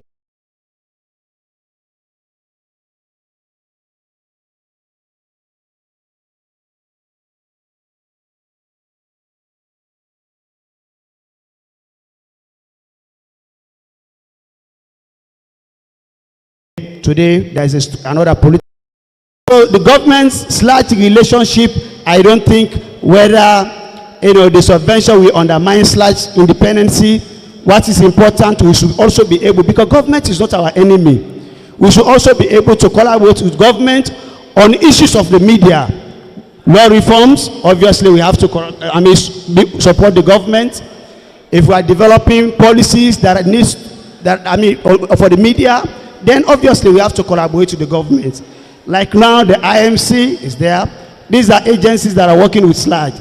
In my own view, it has to be a principal cooperative relationship, both between government should be able to understand their role, and also SLAJ should be able to stand on its independency and also its credibility. Thank you very much. Thank you very much, Edward. Our members of the audience who would wish to ask questions can now please write those questions on slips of paper and drop them in the boxes in front of you, please, if you can. The ones that are for Christian, please drop them in the box in front of Christian, and those that are for Edward should be dropped in the box in front of Edward. We are rounding off slowly, so we'd ask you to hurry up if you want your questions to be asked this evening. Thank you very much indeed. You have like 3 minutes to do that whilst we continue with the questioning of the debaters.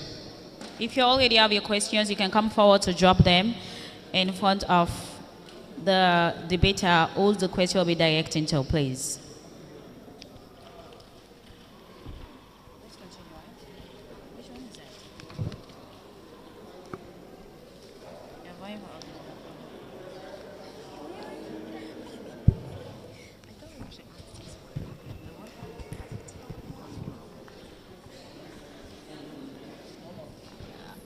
Okay, yeah, it's another question. Please, again, we ask for your attention. What concrete initiatives will you introduce to build the professional capacity of media practitioners in Sierra Leone, particularly in the field of investigative journalism, fact-checking, and media literacy? Yes, you can go ahead and start. Thank you very much for that question. Again, this is what I've done for the better part of 3 to 5 years of my career, being a fact checker. I've traveled the length and breadth of Sierra Leone, across the regions, holding trainings on fact checking, media literacy, and public education on several other things that are media related. What I'll do is I have the templates. I'll build on the progress I have already made. When I was project officer for the Combating Disinformation Project, I have held at least 3 trainings in every headquarter town of Sierra Leone: Bo, Kenema, Makeni, and Port Loko. All of these trainings had to do with fact-checking, they had to do with media literacy. So what I'll do, I am not going to invent the wheel again, I am going to build on that progress that I have made. Thank you very much, Edward. Go over the question, please.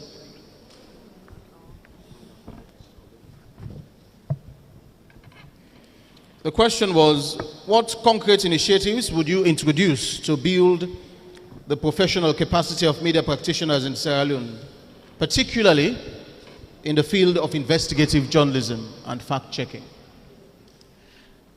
I will say training. Training is part of life. You should be able to be trained and to be willing to accept reforms. What is happening currently, many of our colleagues in the province, they're going through a lot. They lack capacity building, they lack training. We have to open up opportunities for them, for training opportunities. As I sit here, I'm a member of several international media institutions. I went institute in Germany. I've offered scholarship many times to colleagues. Some of them are here. They've gone for training, they've come back. As I sit here, I'm an alumni member of African Media Communicators Institute in Egypt, Cairo. I've also provided scholarship to some of them to go and train and come back. Many of them, including female journalists, male journalists, the opportunities are there. If I'm Secretary General, I will open up the similar opportunities. I will reach out to my counterparts in Germany, in Accra, in South Africa, and also in Cairo, so that opportunities will be given back to our colleagues for further training. So training is a part of priority for me. Still have a few seconds to go, please, if you'd like to. Sorry? Still have a few seconds to go. Yes, so that's how we do. Like I said, I'm an alumni member of several media training institutes, and I will use my influence, my quota that they always send to me to give opportunity to journalists to be trained. Thank you very much indeed. Now we are concluding this session soon. There are 2 more questions. The first is, you're vying for an office where failure could derail SLAG's institutional memory and public credibility.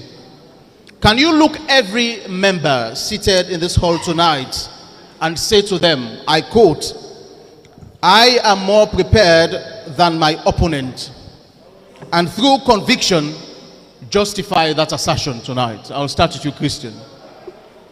Definitely. There is absolutely no reason why I would not look any member in the face tonight and say I am not more prepared in the race for Secretary General. Because I keep repeating this, and I am one person who does not say I, because I believe in teamwork. But I always say I have done this before. I have served before. Not as Secretary General, not as an elected member of SLAG, but in the background I have served faithfully, humbly, and diligently. What I want to do now is serve in the forefront, because I believe with the outgoing executive, there is need to fill in that gap. There's going to exist a gap that needs to be filled. And we need a balance of people. We need very mature people who have a good sense of institutional memory, but we need very young, vibrant people too to balance that equation. And that's where I come in. Because if Umaru Fofana was a very old person, he would not have been able to run along to CID every single time when a journalist was held. I remember a story where he even shaved his hair, saying they should repeal the criminal libel law. That did not happen. But I have a very good blend of youthful exuberance and diplomacy. And that's what I've learned over the year. If I was a firebrand journalist, and I always believed that you had to be firebrand.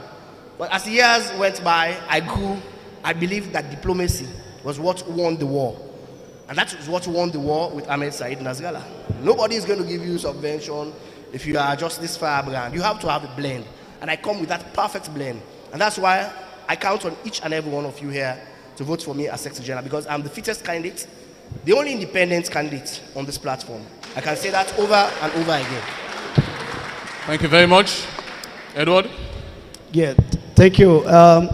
For the past 25 years, I've worked with the media, I've done training, mentorship, and I've supported journalists. I've offered opportunity to train, both within Sierra Leone, outside Sierra Leone, out of my own contact. That I will continue to do, irrespective of whatever the outcome of the election might be. But I also have to say this, I'm also here to bridge, to serve as a bridge between the old and the young. And I'm happy today we have veterans, Virgil, the chairman of Virgil, Mr. Eunice has said they are all here. I think the most important thing is the fact that we have to see ourselves as a family. I don't believe in division. This I have said to many people. And I don't believe in cabal. I'm not coming to Sludge to build on cabal. I'm not coming to Sludge to divide Sludge. I don't believe in the young. I don't believe in the old. What I believe in is united Sludge. And that should be our focus. We are a family. I want to say this. At the end of the day, I want to see Sludge winning. Not about me winning. Not about Mustafa Sise winning. Not about Manika winning. Let Sludge win. Let the best man win. Because this is the profession we belong to. And this is all we have invested our time, our life, and everything in. So for my colleagues that believe in division, it's not part of me. I don't belong to cabal. I don't belong to camp. I've traveled the length and breadth of this country within the past 1 month, and I've campaigned on my integrity and what I've done for Sludge, what I intend to do. So I don't think I belong to that category that will look myself and say, oh no, we the young people, and then I will tend to do so. I believe all of us coming together as a united family to develop Sludge. Division should not be our goal. Thank you very much. And here is to the end of the straw, which is the final question for both of you. What legacy do you intend to leave as Secretary General? And how will you measure your success in achieving it? Yeah, so one of the legacies I wish to leave, one of the things I'm passionate about, is ensuring that we have laws that do not infringe on freedom of speech and freedom of expression. Over the years, we have sat back and allowed laws to be made in Parliament that infringe on our freedom of speech. We do not want to wait for another 50 years to repeal a criminal libel law, for example. Now we have the Cybersecurity and Crimes Act. We needed to have made our input, which we did, but we needed to be strong enough to ensure that it does not become law. Now we are advocating for a repeal or looking at some of the clauses and reviewing them. So as Secretary General, one of the things, legacies I'm going to leave is that I will look at every piece of legislation that talks about freedom of speech and expression. I'm not a lawyer, I make no pretense to be one. But I have a law degree and I understand substantive law. I can read the law and understand it. Based on that background, I will read every piece of legislation, and anyone that infringes on freedom of speech, I'll flag up, and the executive will work collectively to advocate against it. I always do that. Go to my Facebook page, go to my social media handles. I always speak my mind quietly but clearly. And I speak my mind with no prejudice to my conscience. And I'll continue doing that as Secretary General, whether some people like it or not. That's my character, and I'll continue to speak up. That's why I chose to be a journalist. I could have been something else, but I chose to be a journalist because this is a profession where we speak up. And I'll continue to speak up in that vein. Thank you very much, Christian. Edward? I believe in institutional reform, and I think SLAJ should be reformed. The Secretariat needs to be reformed. 53 years, like I mentioned earlier on, we don't even have a land on our own. I want to leave a legacy within the next 3 years. The incoming executive, our priorities will be, number one, to look at SLAJ as an institution. I've said this to many people that SLAJ is not a social club. It's a professional body. We cannot continue to operate like a social club. Every year, we ask for delegate fees, we go for the AGM, we discuss, we come back, nothing happens. We cannot continue to be under rentage.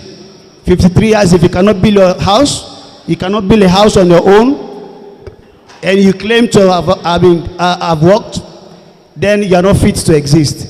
So I think we have to look at SLAJ from that perspective, that we need to reform SLAJ. Again, I also want to look at SLAJ. We have to stop this issue of volunteer-led organization. Let's look at it as an institutional body that will be there not only to defend press freedom, seek the welfare of journalists, but also to create an enabling environment for the membership to feel proud that they belong to an organization that is called SLAJ. Our secretariat, we all know, today, for the past few years, the secretariat is not worth celebrating. It's not the fault of the current executive, but this is something we all inherited, and I think we have to change that.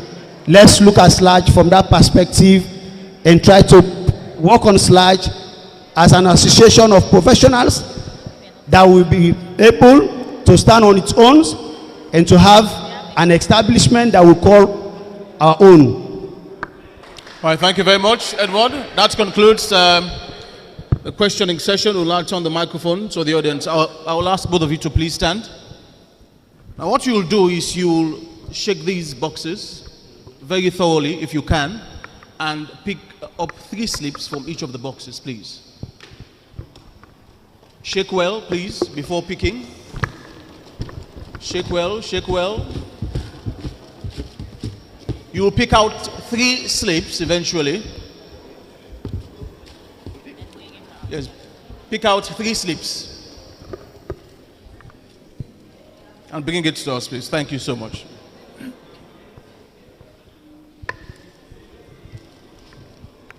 All right. Thank you.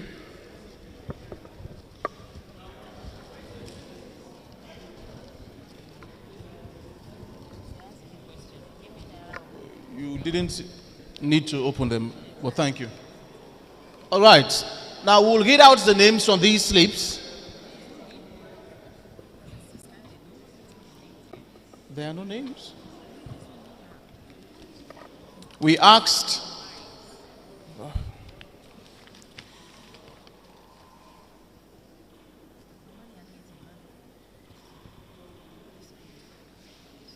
there is one here. So I think we would need to perhaps okay, this one has a name. This one is confirmed, yes. This has a name. And, I think you need to for you, Edward. We did ask everyone to write their names on these slips. It is through that we'll be able to identify you eventually and call you to ask your questions this evening.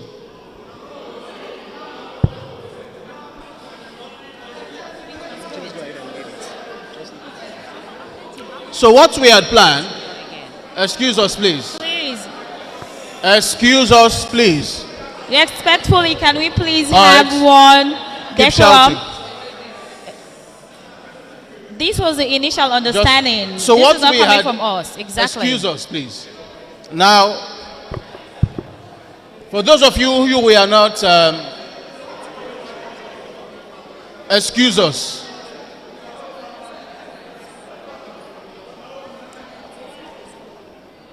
You are polluting this gathering. If you could only listen. Now, what we did, when we got invited by the Sierra Leone Reporters Union, there were clear rules stated on the paper. It was boldly written, we are only following those rules. It was stated that after we had picked these ballots, We would call the names on the slips, and it is those people who will ask their questions to the candidates. Yeah? Now, who let the follow? Allow the behave yourself, please. Exactly. So now they said there's a change. We should give them the time. Have the mic for 2 minutes. 2 minutes? Is there a change?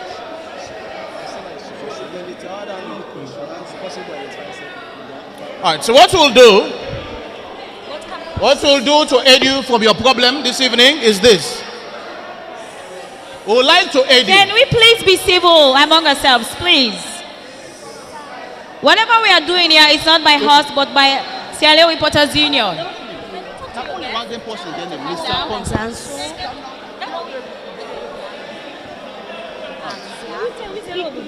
No, but this one is it's very biased. But we'll be very biased. We don't pick possible. Okay, on a see. I don't really understand this.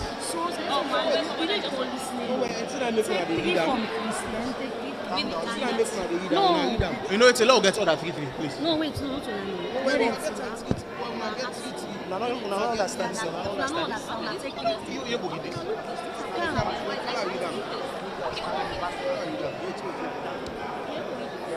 This is personal. So if they want to anybody want for the person, I will take the mic in hand. 3 from Christian, 3 from we will not change this.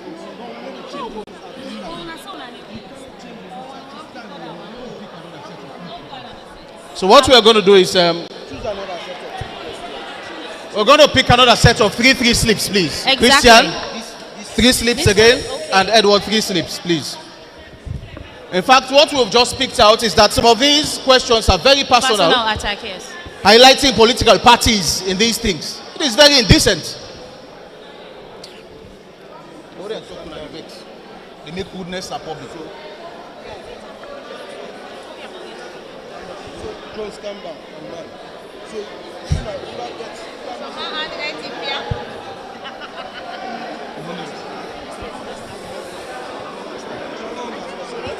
Some of the analytics are terrible. So what we are going to do is what has been your contribution in the last? What are your plans to promote women? What are your plans and strategies to promote women in journalism? This in clear.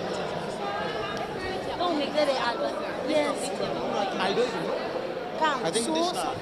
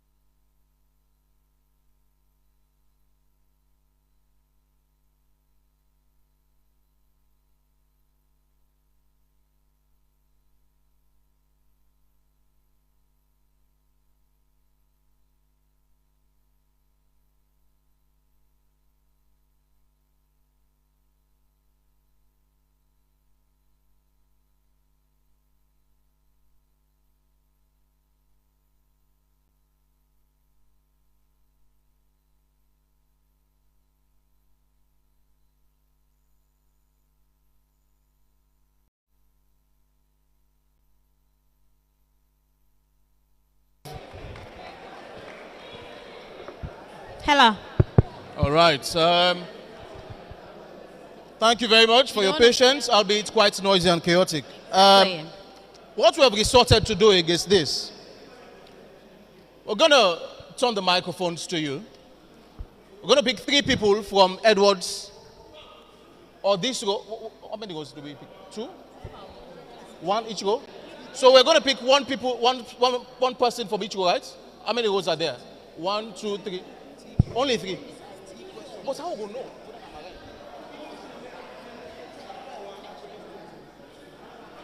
Well, when I pick, no, when I pick. Let's have three people, please. And please. Can we have three questions for Edward, please? And after that, we're going Three to have questions for three Edward, please. for. And after three for Edward, we're going to have three for Christian. So Yes, when you. so, yes, please. Yes, so when you are going to ask, make sure you introduce yourself. Excuse me. Please. Organizing this wonderful debate. We have gone past the stipulated time even. Yes. Of the Sierra Leone Association. Please, can we have three hands up, it shows that when we collaborate, and identify yourself. Mr. Wise Bangua has one, yes. What's your name, sir? Better systems. Excuse me? For our country. Can we have a microphone And there, please? I'm really happy that this is happening today. For us as a government, our priority is to have free speech through, and I think we want to continue to ensure that no journalist is in prison or feels insecure or unsafe for doing their work of journalism, and that includes.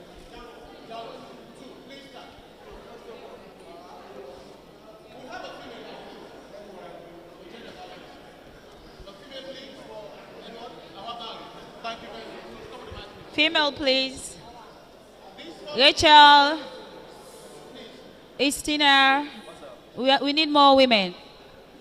We are just having men asking questions. We are going to deal with the first three, and make sure your question is directed to who the candidate you are referring your question to. So these first three questions are for Edward. Thank you very much. How about you? Would you like to start? Yes, to ask, yes. Mike, please, Mike. Samuel, please, can you grab it?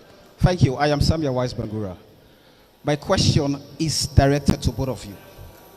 Am I permitted? Yes, thank you. Looking at how national politics is crippling into state institutions that should serve as safeguards for democracy, SLAJ be no exception. Now, this question is about specificity. What specific measures would the Secretariat put in place should any of you become the Secretary General of SLAJ to prevent that venom from killing the potency of SLAJ? Thank you very much. Yeah. Can you jot them down? Let's jot them down. Next question, please. Both of them.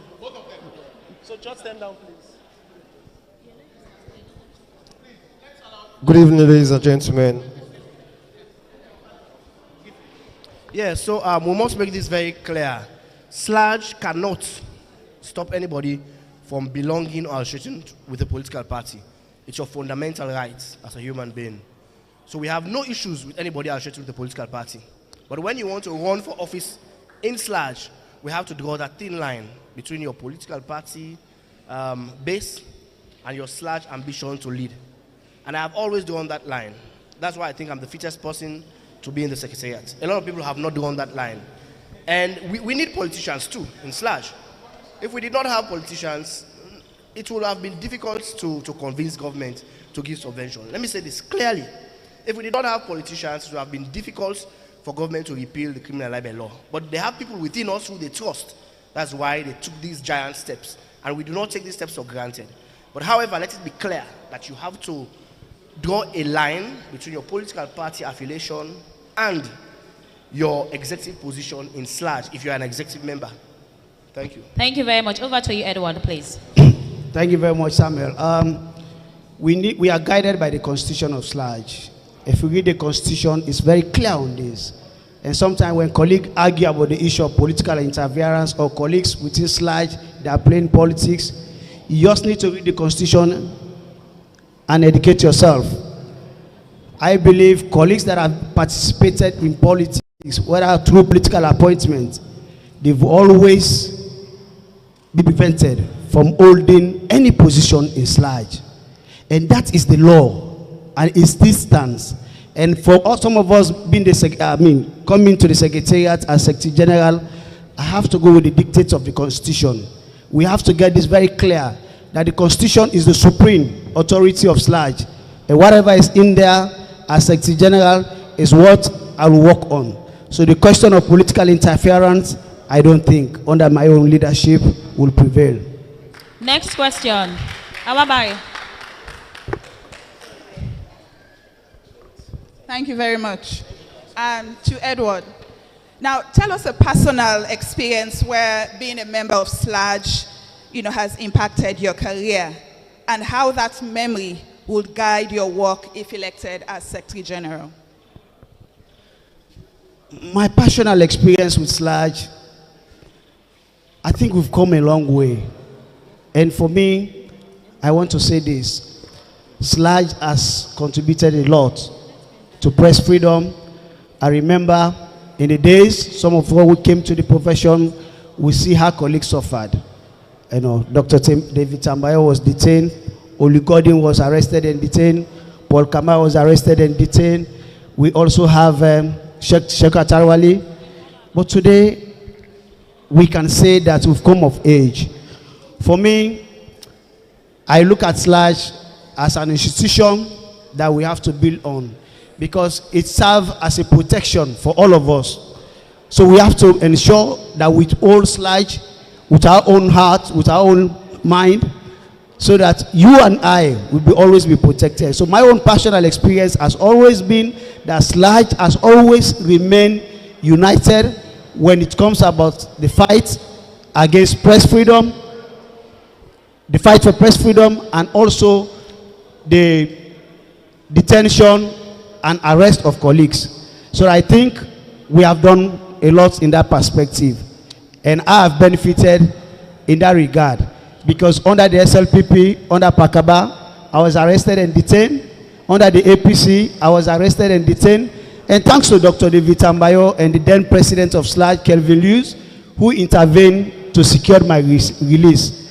So again, I would say thanks to SLAJ. SLAJ has always been there for me. Thank you very much, Edward. The guy in the Emirates jersey, please. Yeah, good evening, ladies and gentlemen. My name is Maki Jalo, editor, News Mzili. My question goes directly to Mr. Mara. Mr. Mara, one of your questions which you give us an answer is that you stated that if elected Secretary General, you will introduce a digitalized system to manage SLAJ membership data. My question goes, however, it's already understood that SLAJ has an existing digital database for this purpose.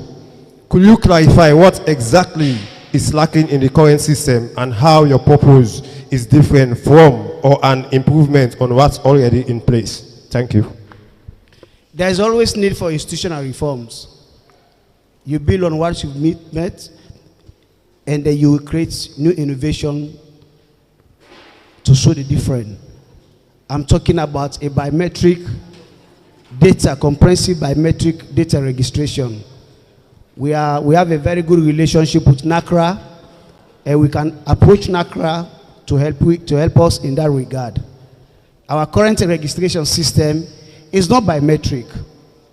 So I'm saying coming in to have a comprehensive membership registration has to be biometric, because we have to move from this level of having manual registration of SLAJ members to, in the 21st century, I don't think it's acceptable, and we have to be innovative now to ensure that we go digital. You still have a minute and some seconds to go. Yes, so I think I've answered this question. I only hope that I'm not condemning what is there, but I want to bring in more new innovation to build on what is already there, so that we can have a system that will be of international standard. All right, thank you very much, Samara. Next two questions, please. Those are for Christian. Samara has answered 3 already. Christina. I know that Mr. Mara has answered 3 already, but I'd like the question that I'm asking now is for both of them. I please ask that you allow them to answer the question. My name is Tina. Excuse me, is it something the audience would permit, please? It's not us. Because... Are you permitting it? Yeah. Please go ahead. So, I am the president of Women in the Media, and I know how hard it is to work as the president. I've heard a lot from the contestants sitting here right now. I've heard a lot about what they will do. They've made promises that I think that they cannot do, by the way. But I've heard from both of them. And what I want to hear from them is how well are they prepared to serve any one of those presidents any one of those two people who are contesting, how well are they prepared to serve? It's easy to say, I will do, but you're not the president, unfortunately. And if your first role is to serve the member, but your responsibility is to serve the president. So I want to hear, how well are they prepared? We all have a choice by now, right? And we all might have known who we are voting for, and including the candidate as well. So now they will have who they prefer to vote for, include both of them. So if your candidate is not successful, how well are you prepared to serve? Would you be sabotaging the president instead of serving? Thank you very much. Who would like to go first? Edward or Christian? Okay. Thank you very much. Let me clarify this. I will start with Mr. Alaji Manika. I have to say this, with all due respect, he has the greatest respect for me. He always called me as elder brother, big brother, big brother. He has never called me by my name. We've come a long way. We have shared a lot of good things together. Mustafa Sise, we worked together in the same executive in 2006. I have so much respect for him. For me, I've said this. I don't believe in cabal. I don't believe in division. We have to change our mentality in all of this, because this election is going some way. People think that, oh, I have to belong to this camp. I've always tried to campaign alone, for the fact that as Secretary General, I have the responsibility at the end of the day, if I become the elected Secretary General, to unite SLAJ, to talk to the losers of the election, so as not be seen taking sides. So I will withhold the Constitution, and I will ensure that whosoever is elected from your own mandate, that I will serve. Are you done? Are you? Thank you. Christian? Thank you very much. I want to say I have a very cordial relationship with the two candidates. However, I'm somebody who calls people to order when you need to be called to order. Whether it's Mr. Sise goes out of line, I call him to order. When Manika goes out of line, I call him to order too. And I will always do that. It does not matter who you are, how old you are, how young you are. If you are doing things that are not right, I will definitely call you to order and commend you if things are right. I've worked with the SLAJ president, Ahmed Said Nasrallah, as my boss, but there have been times at SLAJ meetings where I have voted against his position, and I respect him because he has never come back to me and said, why did you do this? So this is the kind of a person I am. So I have a very cordial relationship with both of them, and I am willing to serve any one of them as Secretary General. But foremost and most important, I'm serving SLAJ. That's why I'm going to elections. If I am going to serve only the president, I would have waited for the president to win and be appointed as Secretary General. But you are going to elect me because if you elect any one of these gentlemen and elect me Secretary General, it means you want me to work with the person you elected as president. It does not matter what my personal prejudice is. I have a responsibility to perform that function and do so very effectively. And I'll do that to the best of my ability. Thank you very much. One more question for Christian.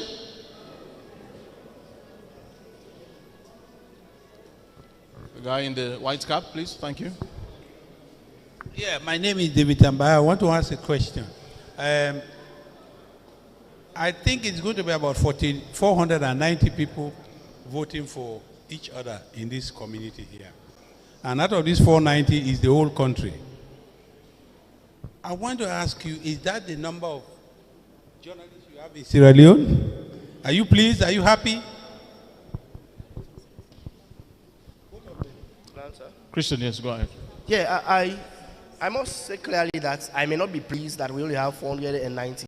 I want more members in SLAJ. However, I think I am one person who is very particular about rules, regulations.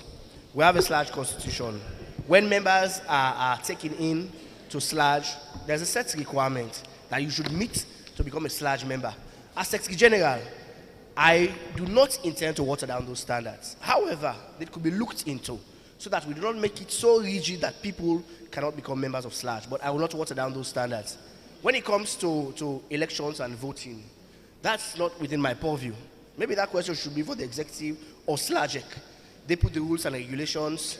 We all paid our dues, registered, and they put out the voting list. So that is totally not within my hands to determine who votes or who does not vote. But I think I'll work to ensure that we have more members. We have a lot of journalists who are not SLAD members.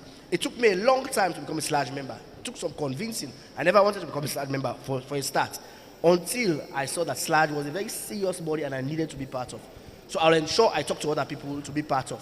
When next we have elections, we could have more numbers without watering down standards. That's the emphasis. Thank you very much to you, Christian, and that of Edward. Yeah, That's the end thank of you. that question was directly for Christian. Yes, please. And that's the end of the question and answer session. The question was for both of them? Both of them? Was for Okay. both of them? Edward. Okay, go ahead, please, Edward. Apologies. Yeah, sir, thank you. Doc, I share your concern, I share your pain. And I know SLAD membership is almost 1,000. The current delegates list is about 490. I think it's not encouraging at all. But all I will say is this. Sometimes institutions, policies, rules and regulations has to be followed. I've listened to some senior colleagues. They are very concerned to the fact that they were not given enough time, to register. I've witnessed a situation wherein the Electoral Commission has come out to say, no, we are following the timeline that we have been given to conduct the election. So all I will say at this moment, we know that yes, there is an outcry. We also believe that what has happened, we hope next time people will be given it enough time, to exercise their franchise. Because closing registration a month to election, I don't think is enough. We have to allow people to be given enough time to register. So on that note, the executive, the commission, I'm sure they are on discussion on this, and I hope that next time people will be given enough time to register and participate in the election. Thank you so much, Edward. And we will come to the end of the debate journey. Thanks very much to you, Christian Alpha Conte, and to you, Edward Mara, for participating and following all rules and regulations through this particular debate. Indeed, appreciations also go to our audience from across Sierra Leone and the globe. Now, this concludes this electoral debate for the Secretary General contenders. Good luck to both of you, Edward and Christian. We wish you all the very best. Up next is a debate that has been prepared for the presidential candidates this evening. Thank you so much. And we have been your hosts of T. Kalon and Victor Jones. Indeed.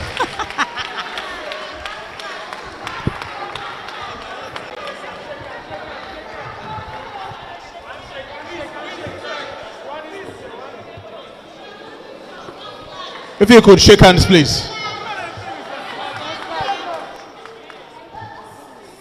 All right, ladies and gentlemen, thank you so much.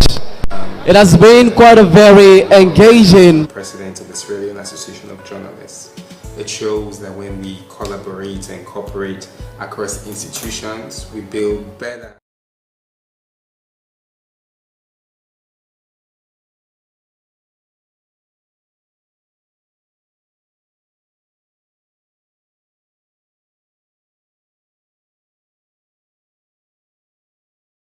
I want to congratulate the Reporters Union for organizing this wonderful debate, for the people who are running to be president of the Sierra Leone Association of Journalists.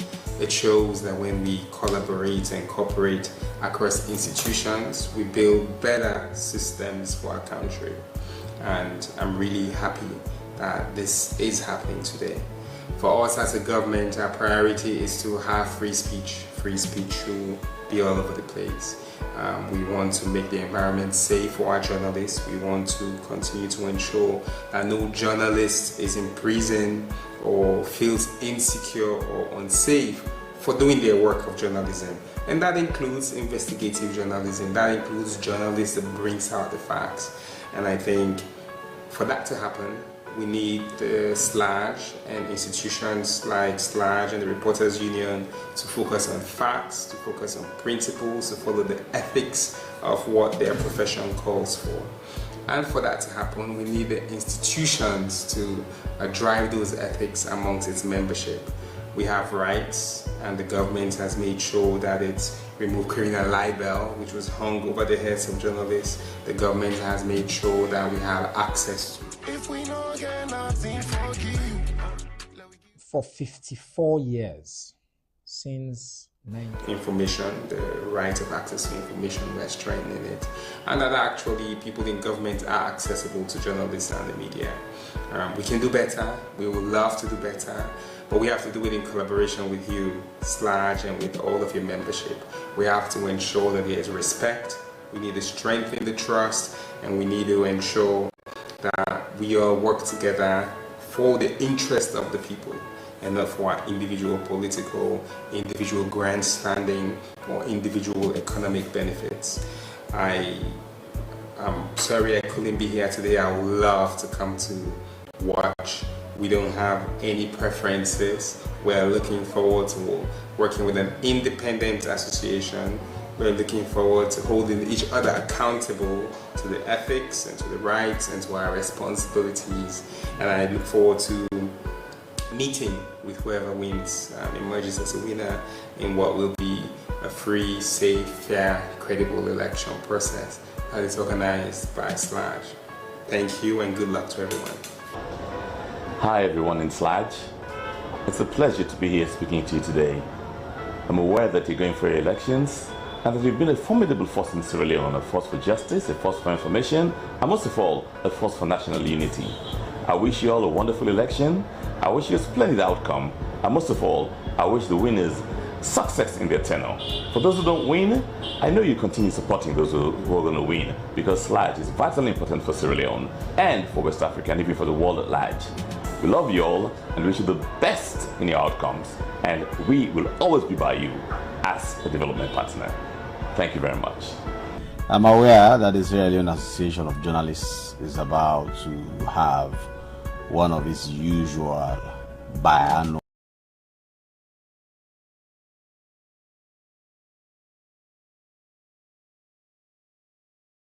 conferences, and this one is particularly significant because there will be election of new leaders, new heads of the institution or organization. We at the Commission have a very strong relationship with SLAJ, and we are very happy with the way they have led themselves over the years. And as they go into these elections, we wish them very well. We congratulate them for all the current executive has achieved, but peaceful election to lead that organization, because they are so significant to the well-being of Sierra Leone that we cannot have them divided. We cannot have them have election that has conflict. We want them to be the example that we want for Sierra Leone. Therefore, I and my team at the Anti-Corruption Commission wish the Sierra Leone Association of Journalists very well in their next delegates conference, but above all, wish them well in the next elections. Thank you. I want to first of all commend the Sierra Leone Association of Journalists for upholding democracy so far. I want to wish all the candidates for the upcoming election a success, and we hope that the best person will win. I also want to encourage all of the SLAJ members to continue to uphold democracy. I wish you all a free and fair, credible election and a peaceful one, so that we could celebrate the new executive of the Sierra Leone Association of Journalists. I thank you all. When I was commissioner of the ECC, I worked closely with the media in the fight against corruption. I know the influence of the media in national development issues. as you are heading for elective Congress, I wish you good luck. And I believe you'll come out of there united as a solid bloc for the good of Sludge and for the country. Thank you very much. I'm happy to hear that the Sierra Leone Association of Journalists is in the process of conducting its elections to usher in new executive or renew their mandate. I would imagine that, given that Sludge sets the pace for democratic governance, that what it does in the conduct of its elections will be democratic, and the result will be acceptable to everyone. Those who win, they will know that they have not won by themselves, they have won for the association, and those who lose should know that they are not losing, but rather they will have had an opportunity to contribute to the work of Sludge, and therefore will expect as a public, as an institution, NCRA, who has partnered with Sludge on a number of projects or programs in this country. We want to see that Sludge conducts itself well in a democratic manner, just so that they have the legitimate reason to criticize others in future why they should accept democratic outcomes. Otherwise, let me wish Sludge a successful election. Thank you very much.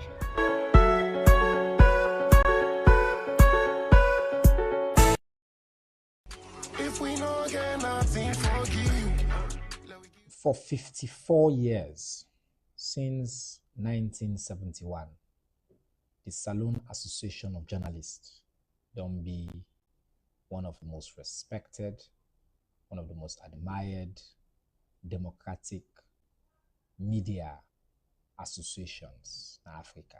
And I don't set example for push for press freedom, and I don't get significant wins. As Minister of Information and Civic Education, I don't enjoy for work with Tuna for let continue for advance the space, even as the world they change rapidly. So as soon as they approach this major elections and time for transition, I want to take this opportunity for, first of all, congratulate the outgoing executive led by Mr. Ahmed Said Asrala, the monk, for the great gains that we don't make. We reflected in the recent reports we just come and say we don't continue to make progress on press freedom in the country. This is now we victory together. And I want to wish the contestants them, the gentlemen that we don't declare, the ladies that we don't declare, say they want to take over the reins of leadership of the storied institution. I want to wish you all the very best. I want to call on you for you to continue to maintain that rich tradition of Sludge, for conducting our elections openly, fairly, justly, and whoever emerges the winner, for like build coalitions, build teams, and demonstrate the power of true democratic leadership and progress with a foundation of the sector, especially the media space. So on these elections, I wish you all the best, and I commit to una say in the Ministry of Information and Civic Education, when I will get a partner, we're committed, just as His Excellency the President Julius Maada Bio, for continue to push the country for move in the right direction for media freedom and freedom of information. Assalamu alaikum.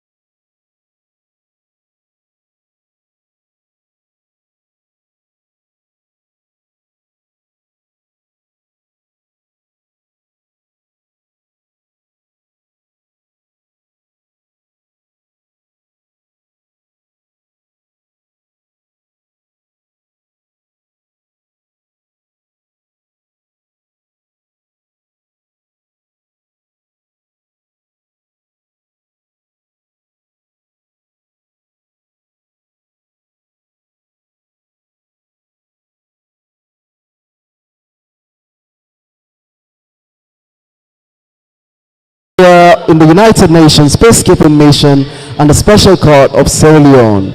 He is the founder and the CEO of Campaign for Human Rights and Development International, CHADI, and leads the Election Conflict Prevention and Mediation Working Group in collaboration with national civil society bodies. Fatoma has received multiple awards, including the 2021 U.S. State Department Certificate for Resolving a Major International Commercial Dispute. He contributes to the U.S. diplomatic efforts in Sierra Leone and holds a role in the Global Accountability Network like the United Nations Global Impact and GRI. He's also the founder of AM Fatoma Mentorship Program. And one of our moderators today is also an alumnus of Harvard Kennedy School, the University of Salford, and the US IVLP. Ladies and gentlemen, distinguished journalists, please welcome Mr. Andrew Fatoma as one of the moderators for the presidential debate.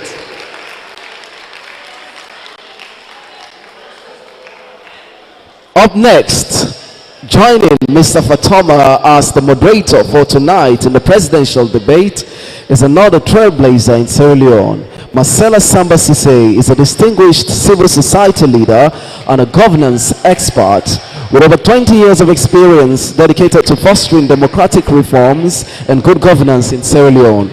She has been at the forefront of efforts in democracy, elections, and women's empowerment, making significant contributions to these fields. Marcella serves as the Executive Director of Campaign for Good Governance and is the chairperson of the National Elections Watch, which is new. And this is an election coalition comprising of over 400 local and international observers. Known for her compelling and consistent advocacy, she's a prominent voice for democratic reforms, citizen participation, and credible elections in Sierra Leone. Marcella has observed numerous elections, both locally and internationally, bringing her expertise in promoting transparency, integrating the electoral process. She holds a Master of Arts degree in Distinction in Democracy, Politics, and Governance from the Royal Holloway University of London. Ladies and gentlemen, distinguished guests, please welcome our next moderator, Marcella Slbc.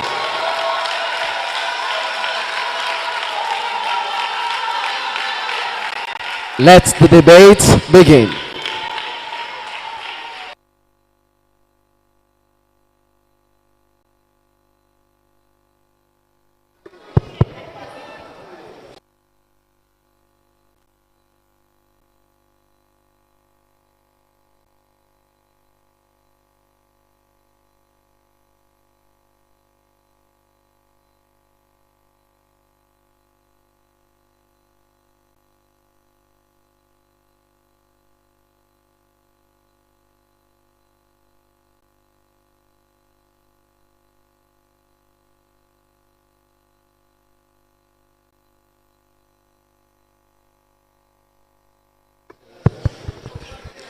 Good evening. Good evening.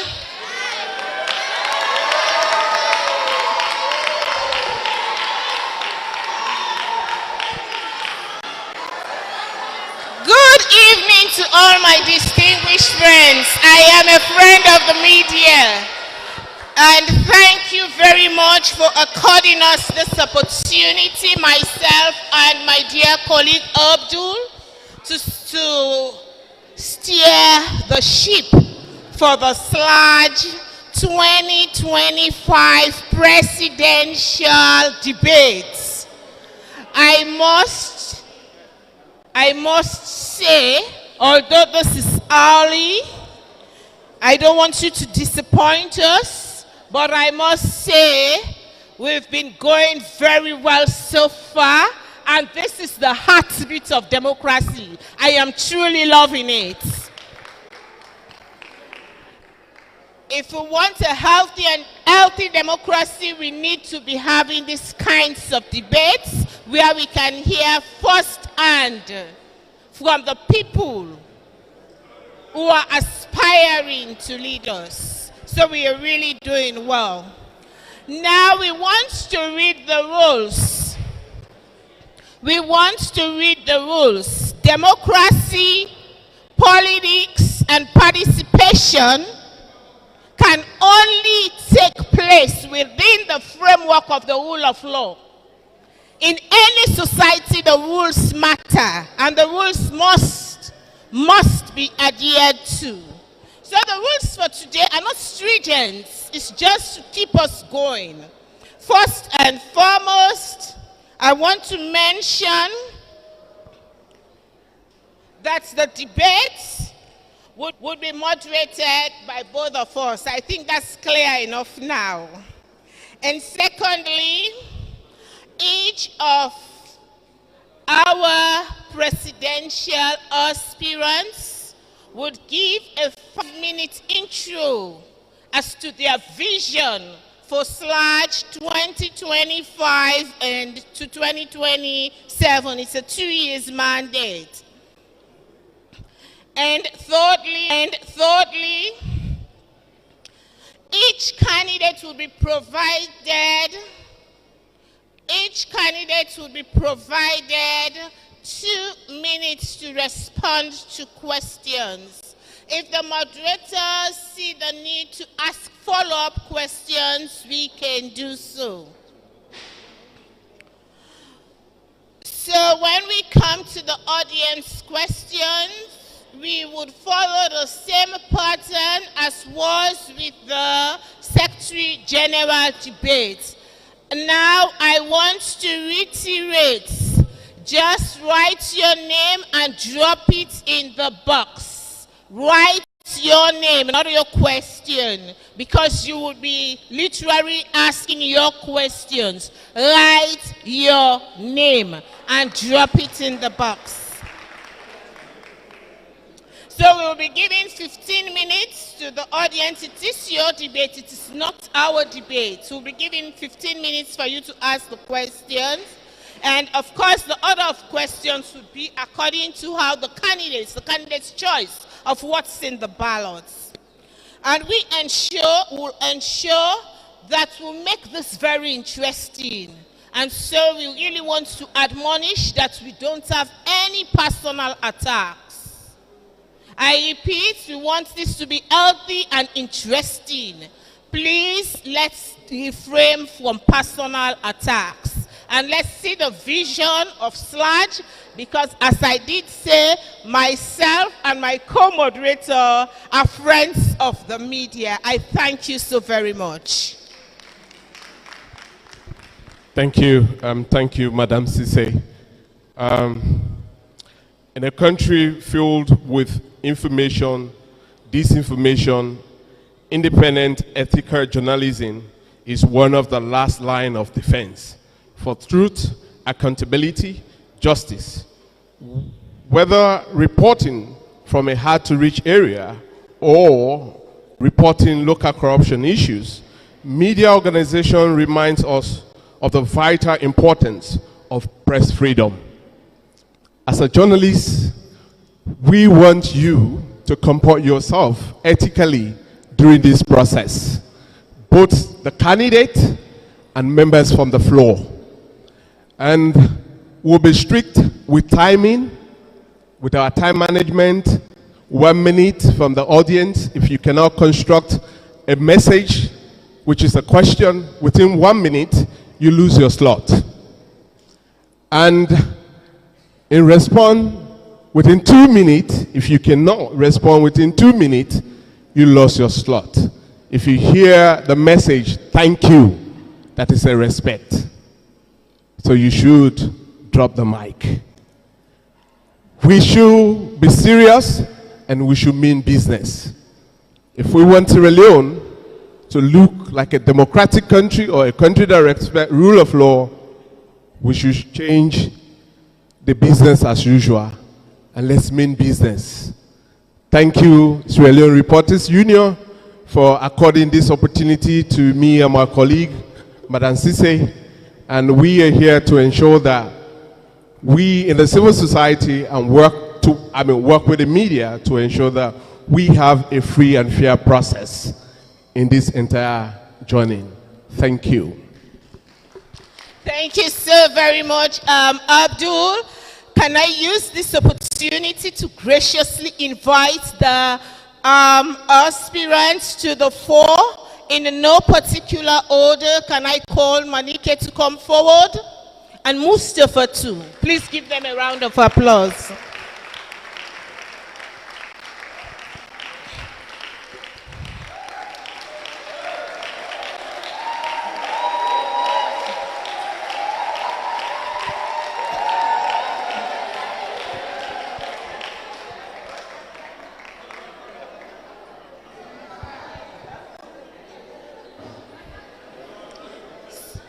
Okay.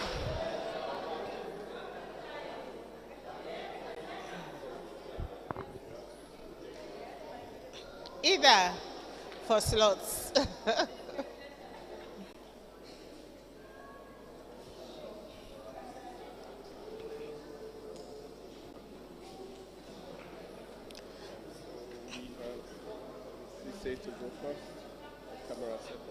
Who is this?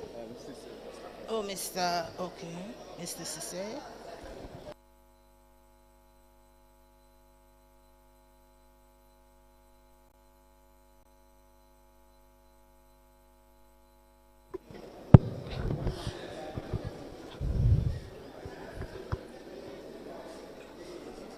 Kamara, is it? Can I ask the two aspirants for the presidential debate to kindly tell me how you want us to address you? Please proceed.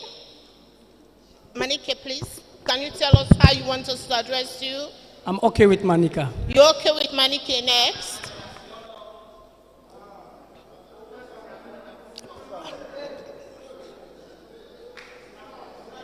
Okay, sorry. I'm okay, my mic is okay. Pardon? Mustafa, how do you want us to address you? Just in the background. Mustafa. Mustafa, she said. Okay. So,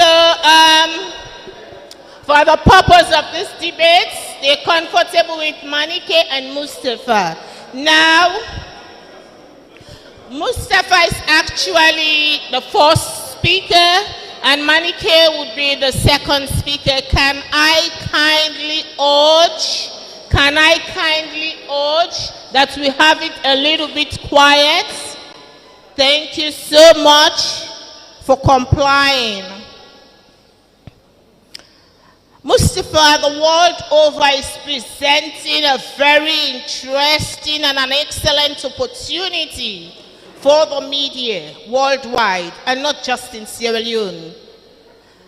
Whilst there are endless possibilities of interactions through traditional media, social media, and numerous potentials with digitalization, the world is facing so much challenges. There is a drop in geopolitics, multilateralism, social connections even within our countries have been factionalized. The media is the heartbeat of society to reunite all those parallels and provide bias on bias information to the public. How would you drive the ship for the next 2 years? Please give us your opening. Please give up 3 years, sorry. Please give up your opening statement. You can proceed over there for your 5-minute opening statement, or you can comfortably sit here. Okay. Thank you. Okay, thank you very much. Ladies and gentlemen, colleagues, and the moderators, I feel very proud to be standing in front of you here to address you at this debate. I'm sure everybody here knows who Mustafa Sise is. But for the purpose of the debate and for the purpose of protocols, I'm Mustafa Sise. I have a Master of Art degree in Mass Communication. I have a bachelor's degree in education. I also have a honors degree in law, LLB. and I have a higher teacher certificate. I have served as editor for Sarah I magazine. I've also served as editor for Newswatch magazine, Newswatch newspaper, and I've also served as number 3 man at AYV as head of editorial. Beyond that, I have had the experience of working for government, the public service. I've also had the experience of working for the United Nations. I've also had the experience of working within the media, and I've spent much of my life within the media circle. I have been a SLAD member for over 30 years. And since I became a SLAD member, I've always been an active SLAD member. From the day I became a SLAD member up to this point. Now, regarding the media convergence that you have already highlighted, I want you people to know that I am the first Secretary General of SLAD that created a website for SLAD. I'm also the first Secretary General of SLAD to send out an official email, to create an email account and send out an official email account on behalf of SLAD. This is just to tell you that we have been in the forefront in institutionalizing SLAD. I believe in institution building. We are the ones that secured the current secretariat that is being used by the current executive. When I contested for the position of Secretary General, I told you, if you vote for me, I will contribute towards creating a Secretariat of Hope. And when you voted us in, we were able to secure those secretariats. We did not limit the office to SLAD. We assigned office spaces to our affiliates, WIMSAL, Reporters Union, and SWASA. And we are also fortunate to be holding our meetings in our conference halls, which we secured. Before that time, we are holding our meetings at Slena and Labour Congress. But since we secured that secretariat, we have been holding our meetings in our own offices. We are also part of the executive. I was also part of the executive that created regional offices for SLAD. The details of our successes within, we are in the forefront in terms of standing up for the rights of journalists. Manja Bali Masamba is an example. I'm sure during the discussions we'll go into all of that. There is also the one that has to do with Pobin. There is also the one that has to do with Millicent Hallowell. But during the course of the debate, you will come to know all of this. So I just want you to know that we are in the forefront in institutionalizing SLAD. And the institutional structures that we established over 15 years ago are still the same structures that are being used by the current executive. Thank you very much.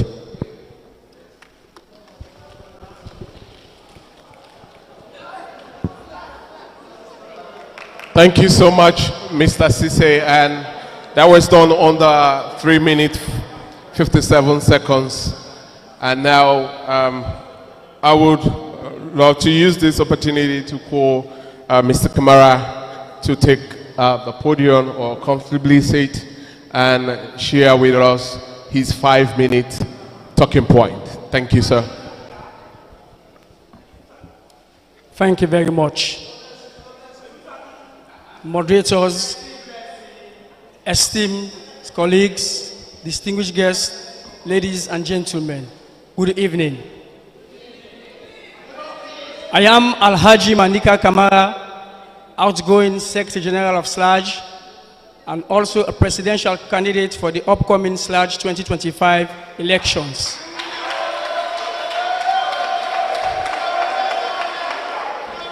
I am happily married to a respectable, dedicated, and submissive wife with whom I have 2 children. I am currently the news editor at the Awoko newspaper, one of the most credible newspapers in the Sierra Leone. I started my journalism career in 2005 when I enrolled at the Mass Communications Department at Freetown College, University of Sierra Leone.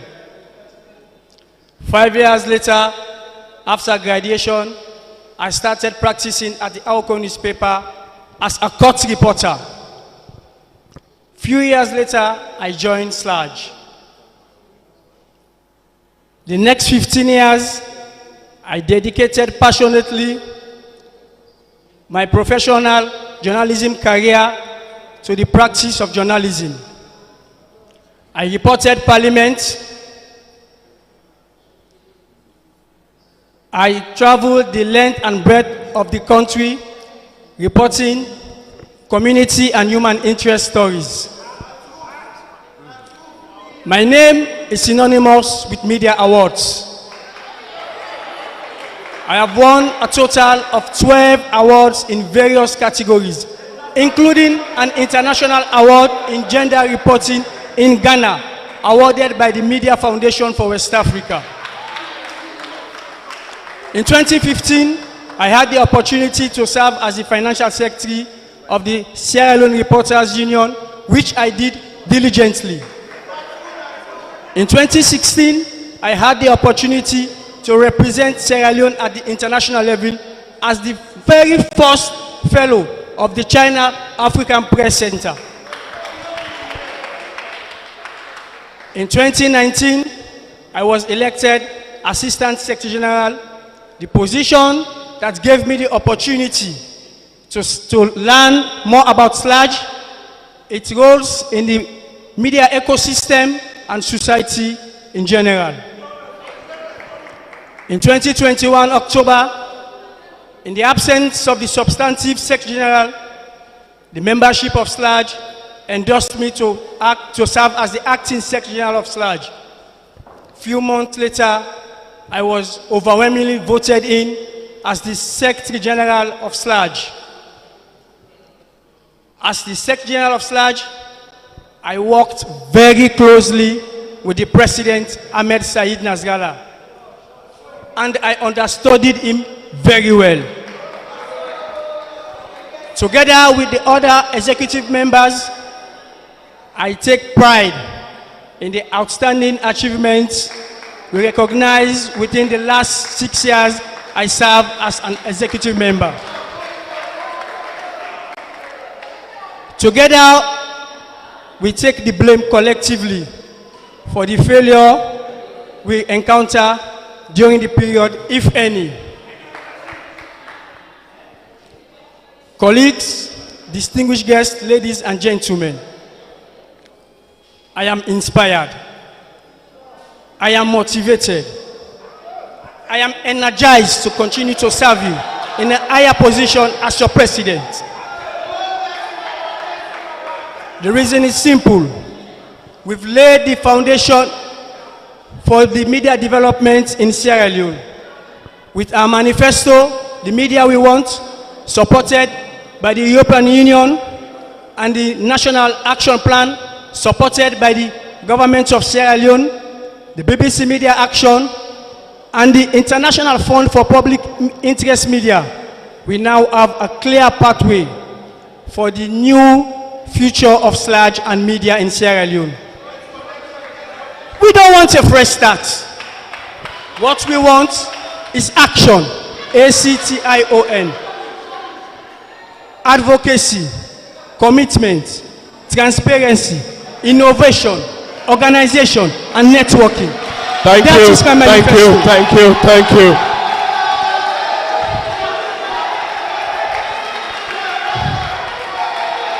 Thank you. Thank you, guys. Okay. It's okay. Thank you, guys. Thank you so much. Thank you so much. Yes. Okay, so we're moving to the debate proper. And there are 7 thematic areas that we'll be exploring tonight. We'll be looking at press freedom, we'll be looking at gender, mis and disinformation, Sludge's welfare, the government-sludge relationship, institutional strengthening and capacity building. I'll be focusing on 3 areas. My colleague will be looking at 3 areas too. And then in the final analysis, we'll be asking alternate questions on capacity building. So I'll go first, as I am holding the mic. Yes. So you have 2 minutes to answer to the questions. In fact, the very first question on press freedom, I'm going to pose it to both of you. And Mustafa, since you have the space to go first, you go first. And Manike, it's the same question you'll have to answer. So no sooner I drops the mic, you can pick up and just respond to the question. Both gentlemen on the podium are aspiring to be the lead advocates for press freedom in Sierra Leone. Being the president of the Sierra Leone Association of Journalists, I want to ask you, do you believe at this point in time in Sierra Leone that you are enjoying the full extent of your rights?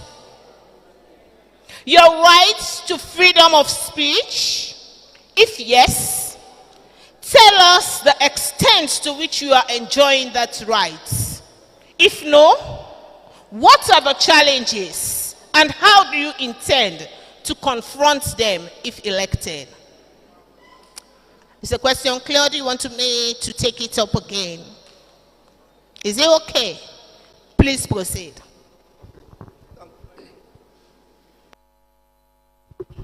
Okay, thank you very much. First of all, I want to say that when we talk about press freedom or freedom of expression, you first of all have to consider that there are international standards, there are best practices in relation to press freedom and freedom of expression. And it is those best practices that are integrated or are supposed to be integrated into our laws. So one area in which we should focus as an association is to ensure that those laws comply with best practices. So one aspect that we will handle is the issue of law reform. There are 2 laws that have been passed recently, and those laws are open to abuse. I will make sure that I work with members of SLAG and other key stakeholders to see how we can influence the review of those specific provisions that are prone to abuse. The other aspect that we have to focus on, I intend establishing a solidarity fund. That solidarity fund will be used to support journalists who are attacked in the execution of their professional duties. Journalists who face challenges or who face extremists or are subjected to treatment that they are not supposed to be subjected to. That fund will be dedicated to them. Apart from that, we will also be providing legal support for journalists who are prosecuted and persecuted in the line of duty. Now, that is the one that has to do with the law. Mustafa, and that is the one. Can I hold you there? Your 2 minutes is up. But interestingly, there was a specificity in the question. Okay. Do you enjoy your freedom and rights? It has to start with you before you can extend it. Yes or no? Yes. Thank you. Okay, thank you. We're moving to welfare. Okay. Yes, thank you very much, Madam Morito. I want to say clearly here that no, we are not enjoying the full rights of freedom of expression. Despite the fact that in 2020 we had a repeal, that people are celebrating that we are enjoying press freedom, But no. Reason being, we don't have any progressive law that supports press freedom. All the laws that we have, they have limitations. As a president, if elected by the membership, I will ensure that I push for a progressive laws. As I speak, we are discussing with the Attorney General and Minister of Justice. Myself and the President of SLAJ presented the proposed Chapter 12, a stand-alone chapter for the Constitution. So if elected as President, I will continue with that advocacy to make sure we have a progressive law the very first time in the sub-region. Because all the existing laws, they are not progressive. They all have limitations. If we look at the 1991 Constitution, Section 11, Section 25, they are not progressive. They have limitations. So we need a stand-alone chapter relating to freedom of expression and press freedom. Additionally, if elected as the President of SLAJ, I will set a pool of journalists that will be throughout the country representing journalists who are being arrested or intimidated.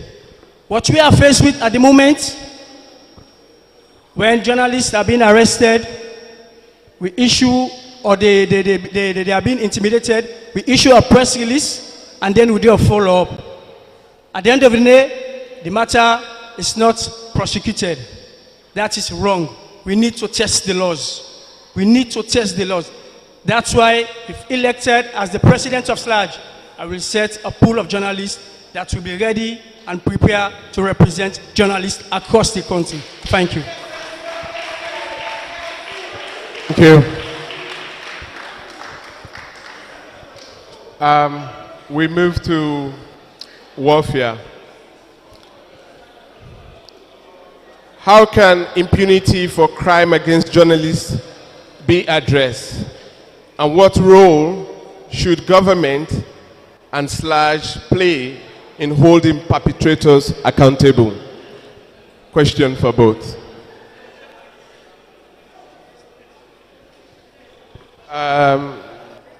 Mr. Sise is number one, and Mr. Kamara is number two. Mr. Sise, please. Now, let me start with where I stopped. When you asked me that question, I said yes. And the yes was in relative terms, in terms of other nations. Now, we are aware that to protect journalists, there are a lot of things involved. One, it has to do with the law. And as I said, I will be part of influence the law reform process in relation to media practice and press freedom and freedom of expression generally. And also, all major stakeholders within the media circle have to be engaged to ensure that press freedom and freedom of expression are respected in Sierra Leone. We have been facing a series of challenges with the security sector, particularly with the Sierra Leone police. And there is already an existing MOU between SLAJ and the Sierra Leone police. We will ensure that that MOU is enforced. Because that is one of our greatest threats in relation to press freedom. So when I talk about us enjoying press freedom, it is in that relative term.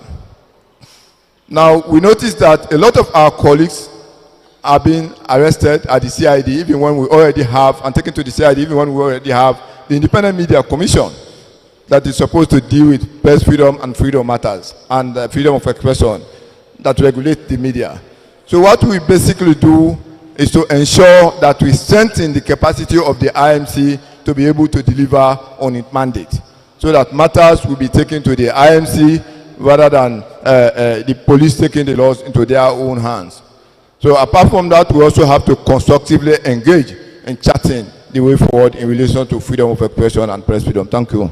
Thank you, Mr. Sise. Mr. Kamara, please. Thank you very much. I'm talking about safety and security of journalists.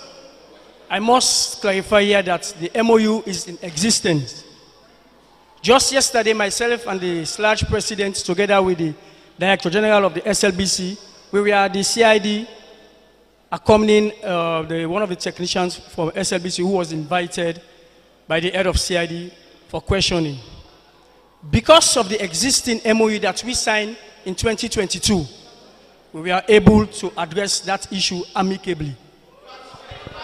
Also, if elected as the president of SLAG by the membership, I will ensure that we did not only rely on that MOU, but we also move a step forward by engaging the state security, particularly those assigned to the president, the vice president, and the first lady. Reason being, recently there was a complaint about our colleagues being intimidated at the State House when the fire broke out. I had a conversation with the Chief Minister, and I have already booked an appointment for him to set that space for us to discuss. They need to know our roles and responsibility. I will continue to engage on behalf of the membership of SLAG to make sure that safety and security of journalists is assured across the country. As I speak, there is an existing platform under the Media Reform Coordinating Group where civil society, the media, and the security sector, we discuss issues, we exchange ideas. So it's a gradual process. If elected as the president of SLAG, I will continue with the engagement and the friendship that exists between the media and the security sector. I thank you. Thank you.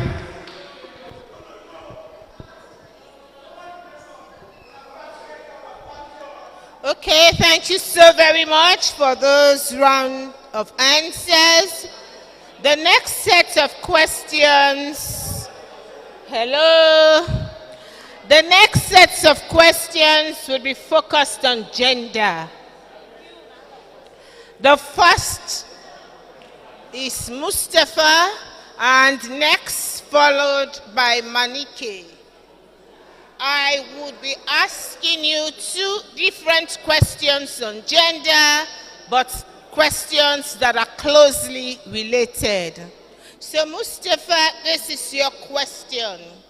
The issue of gender inclusion is critical to all democratic spaces, and the media is no exception. Today, we see the absence of women in senior editorial and leadership roles in most media houses in Sierra Leone. In fact, both males running for the SLAG leadership currently. With this scenario, can you articulate your gender strategy if elected as president? How would you ensure that SLAG's policies, codes of ethics, and strategic planning are inclusive and gender responsive? Thank you.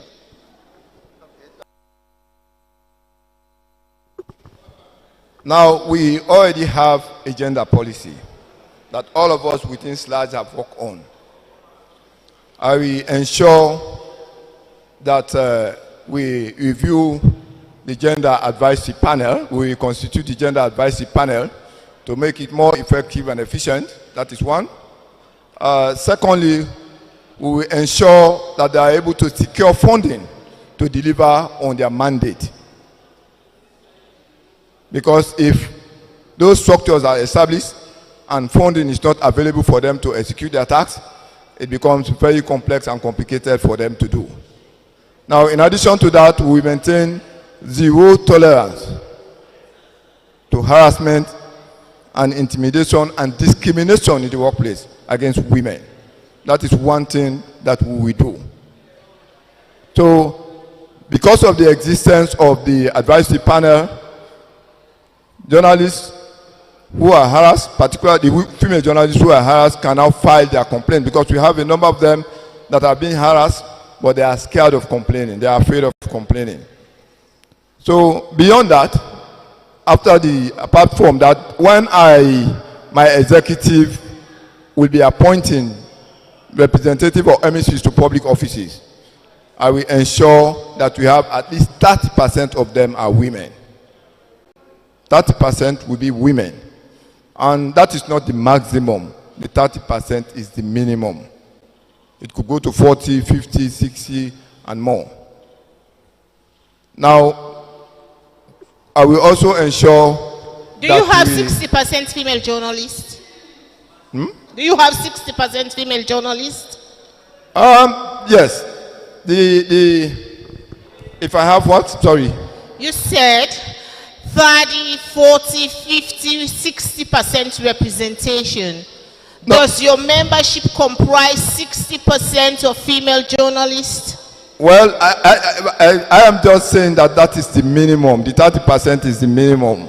What's the data in terms of the strength of journalists as per disaggregated male and female? Well, I am not sure of the exact, but I think it is something like 30, the same, almost 30 to 70. If you talk about the ratio, I think it is 20 to 30. But the 30% is the minimum. That is appointment to public offices. Thank you. Thank you, Mr. Representative. Thank you, Mr. Sise. Thank you so much. Mr. Kamara, please. I have to ask him the question. So next is a similar question tied to this one. And this borders around the safety and security of female journalists. You see, during the execution of their daily roles, female journalists face a series of attacks, ranging from threats, harassment, both online and offline. In addition, when it comes to reportage on sexual and gender-based violence, there's a seeming hush and quiet. And whenever such incidents occur, you find out that it's swept on the carpet. And when it is reported, it is often sensationalized. What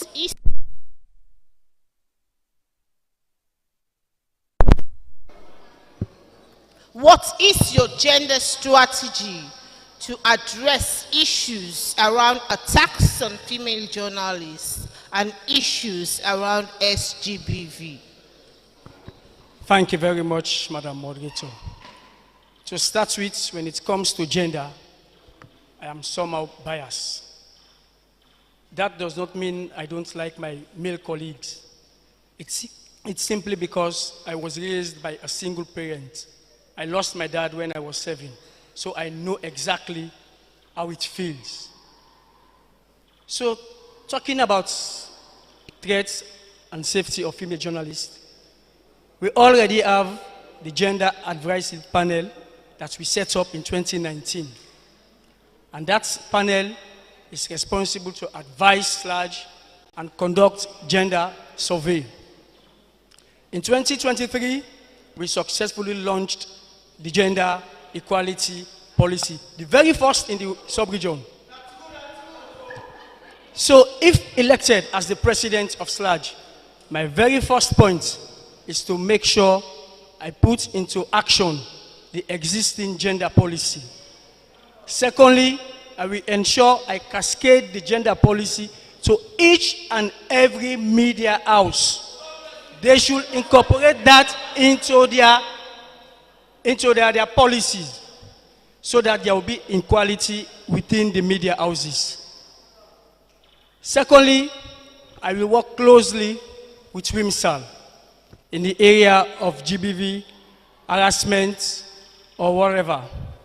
As I speak, there is a pending project supported by the European Union through the BBC Media Action for capacity building on digital and online safety for female journalists. At least 30 female journalists will benefit from that project at the Yumkonkwe University. Recently, we signed... Thank you. Thank you so much. Thank you, sir. Thank you. And we know that you guys are enjoying this session, but you can respectfully allow your candidate to share their vision with all of us in a clear and a peaceful manner than interrupting the process. You will continue to celebrate them after this session, but now, please respect ethics. Thank you. We go to institutional strengthening. I want to ask two separate questions, but all depend on institutional strengthening. So Mr. Cisse, we have one, and Mr. Kamara have the other one. So for Mr. Cisse, can SLAJ be strengthened more effectively through internal reform or external intervention?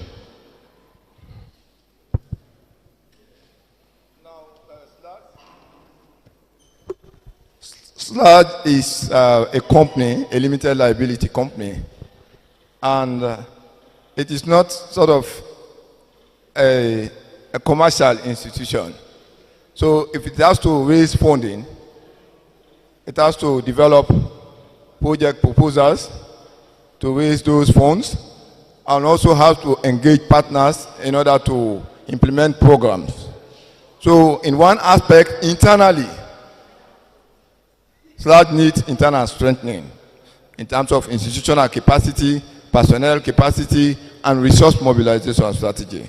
And then externally, SLAJ also needs support from other institutions in relation to resources to be able to deliver on that. It could be from government, it could be from the NGO sector, it could be from our international partners. All those resources pulled together can contribute towards strengthening the institutional capacity of SLAJ and also strengthen the personnel capacity of journalists who are practicing. Because media institutions face a lot of challenges, particularly the electronic media, like radio stations and television stations. So in order to meet those capacity needs, huge funding is required, and SLAJ does not have that funding. For example, my executive intend ensuring that we establish an own secretariat, that is secretariat belonging to SLAJ, rather than continuing to occupy other people's structures as our secretariat. The regional office in Kenema have already started constructing their secretariat. We will also have to see how we can encourage those in the south and those in the north to secure funding in order to develop their own programs towards ensuring Thank you that so they much. construct their own Thank secretariat you as so well. much, sir. Thank you. Thank you. Mr. Kamara, please.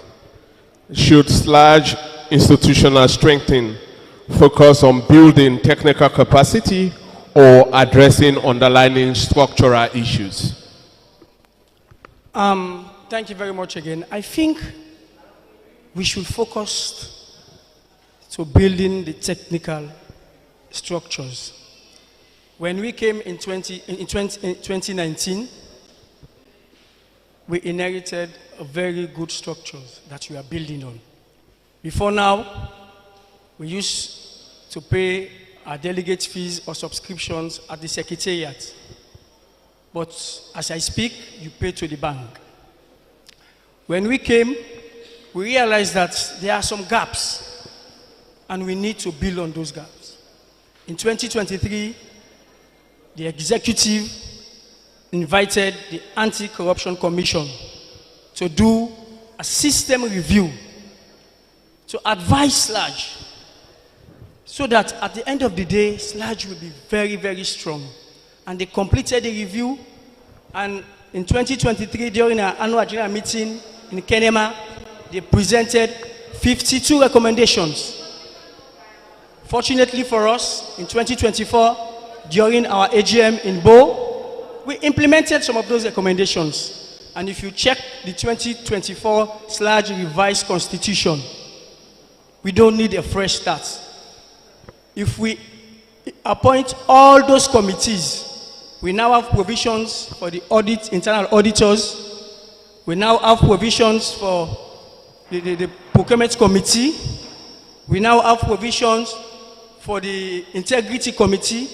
And more importantly, we now have provisions for the Sludge electoral courts. So with those structures in place, I think Sludge will be better placed in terms of institutional strengthening. Additionally, as I speak, the International Federation for Journalists, IFJ, they are currently conducting... Thank you, sir. Thank you so much. Thank you. This is quite interesting. We are fastly moving to the final bits of the debate. But 1 second, Manika. Can you... I asked the same question to Mustafa. Can you tell us the strength of Sludge disaggregated by gender? You just spoke about institutional strengthening.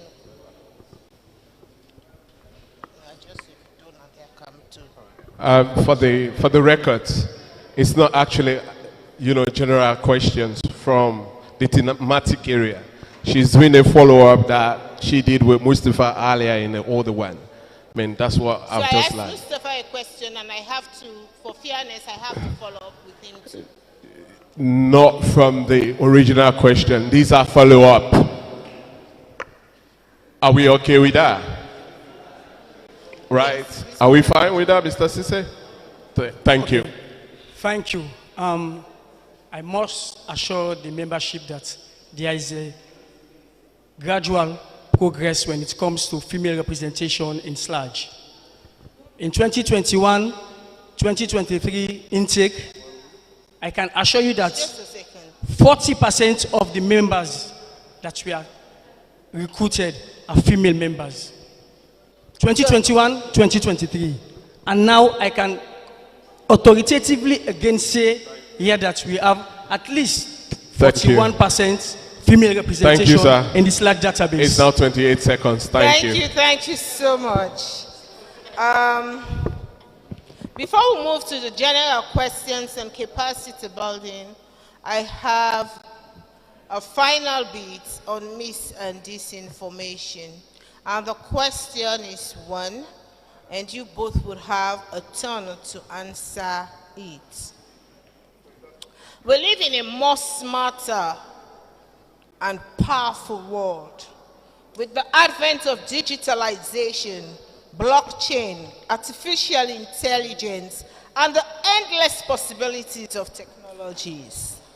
Whilst these have so much potentials to unlock a number of things around the world, it brings with them numerous challenges too. And one of them is mis and disinformation. In Sierra Leone, we are grappling with deepfake, the rise of bloggers and unverified news. So what exactly is the journalistic strategy in terms of tackling mis and disinformation? Many a times, I see the Sierra Leone media space articulating fact-checking, but we want to see what you have in store for Sierra Leone as you are about, as I did mention it earlier, to be the lead advocates for freedom of expression, for freedom of speech, and for press freedom. What exactly are your plans in addressing mis and disinformation beyond fact-checking? By number, Mr. Sise? Mustafa. Okay, thank you very much. Now, we are already experiencing the world of converging media, as you rightly indicated.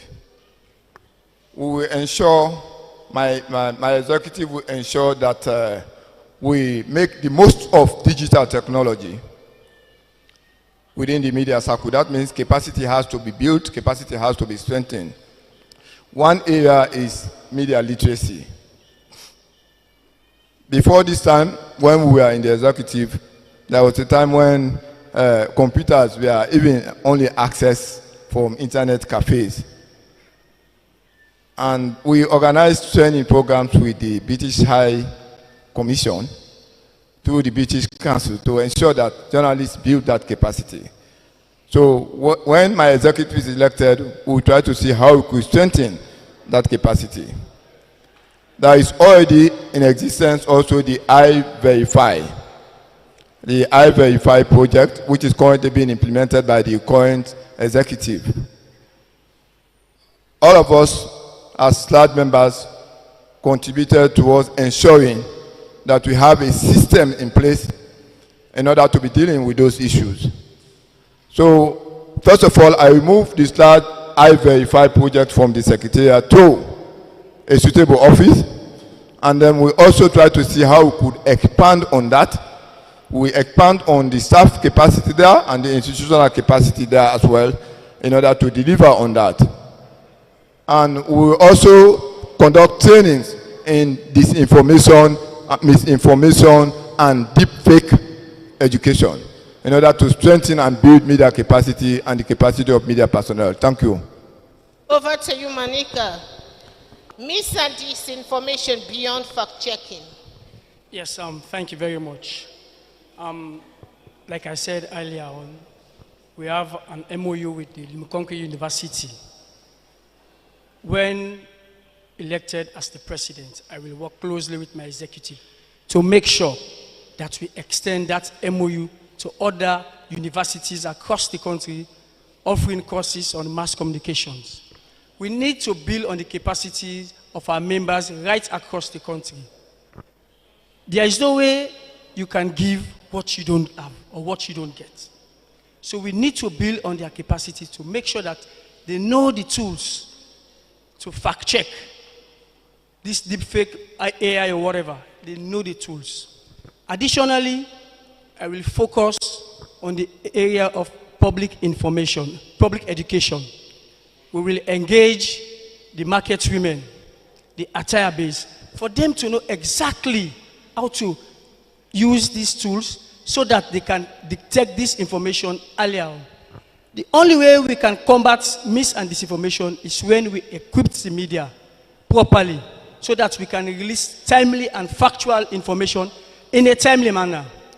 Once we start doing those things, members of the public will have huge respect for the media. The I-Verify platform was started in 2023. Because of funding constraints, we cut down on the staff. Once elected as the president of SLAG, I will ensure that I engage the donor partners for them to expand these fact checkers right across the country. The other project that we were operating, the NDI platform, they used to have coordinators at the regional level. So I will engage donor partners for us to have at least regional representation at each region so that thank you so much. Thank you, sir. Thank you. We are getting closer towards the end of this session. My colleague just asked her last 3 independent questions, and I'm doing my last 3 independent questions. And it comes in 2 folds as well, like the second one. Specific one to each of you. And this one also have a general follow-up question like she did with the data issue. And for Mr. Cisse, I mean, this is in relation to SLAG and government of Sierra Leone relationship. Is the relationship between the government of Sierra Leone and SLAG collaborative or adversary?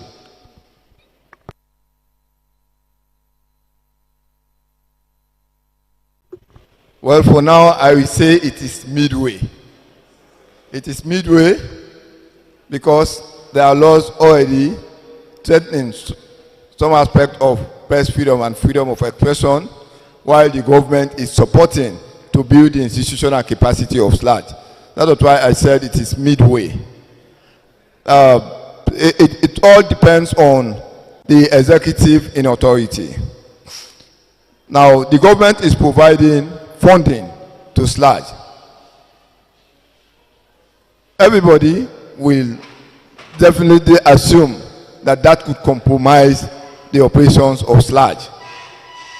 But then if we have an executive in authority that is prepared to protect its independence and integrity, there will not be any issue in relation to that. That was why I said it is midway.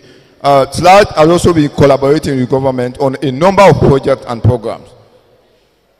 And SLAG has been represented in government in various institutions contributing to development programming. So it is a midway approach.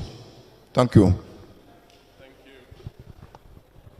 Thank you so much, Mr. Sise. Mr. Kamara,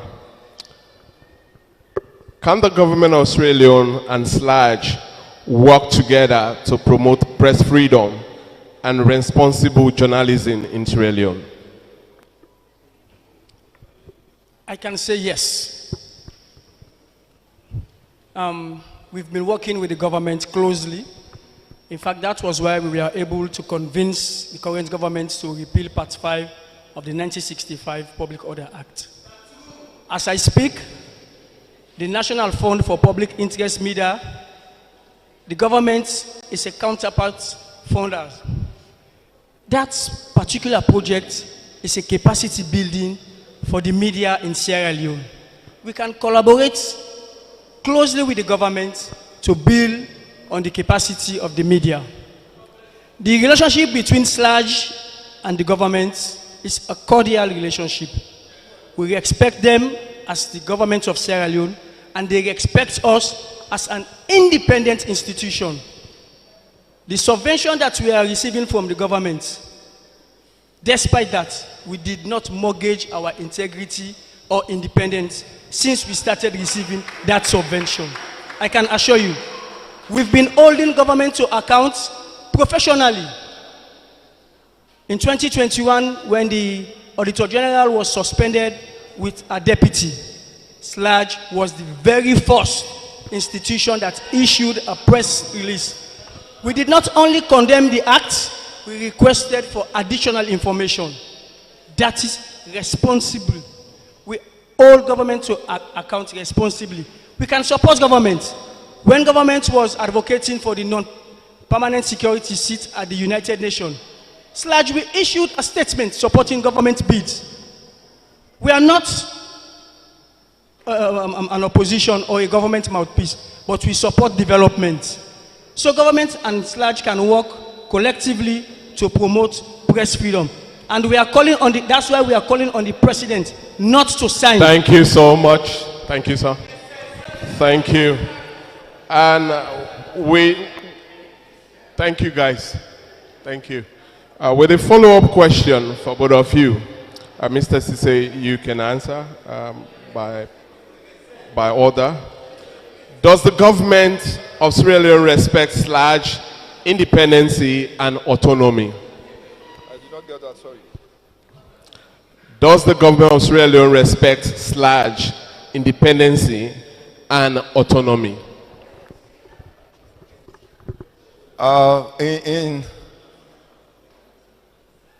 In law, I will say yes. In practical terms, there are issues there. But also, relatively, the government has been respecting some aspects of the laws that relate to SLAG and the operations of SLAG and the functions of SLAG. So when we talk about government respecting the autonomy of SLAG, yes, government provides funding to SLAG.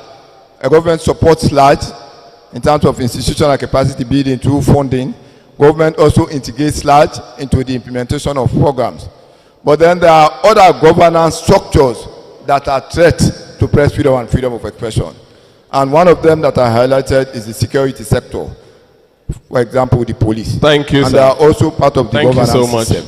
Thank you so much. Thank you so much. Thank you. Mr. Kamara, same question, please, for 1 minute. Do you want me to repeat?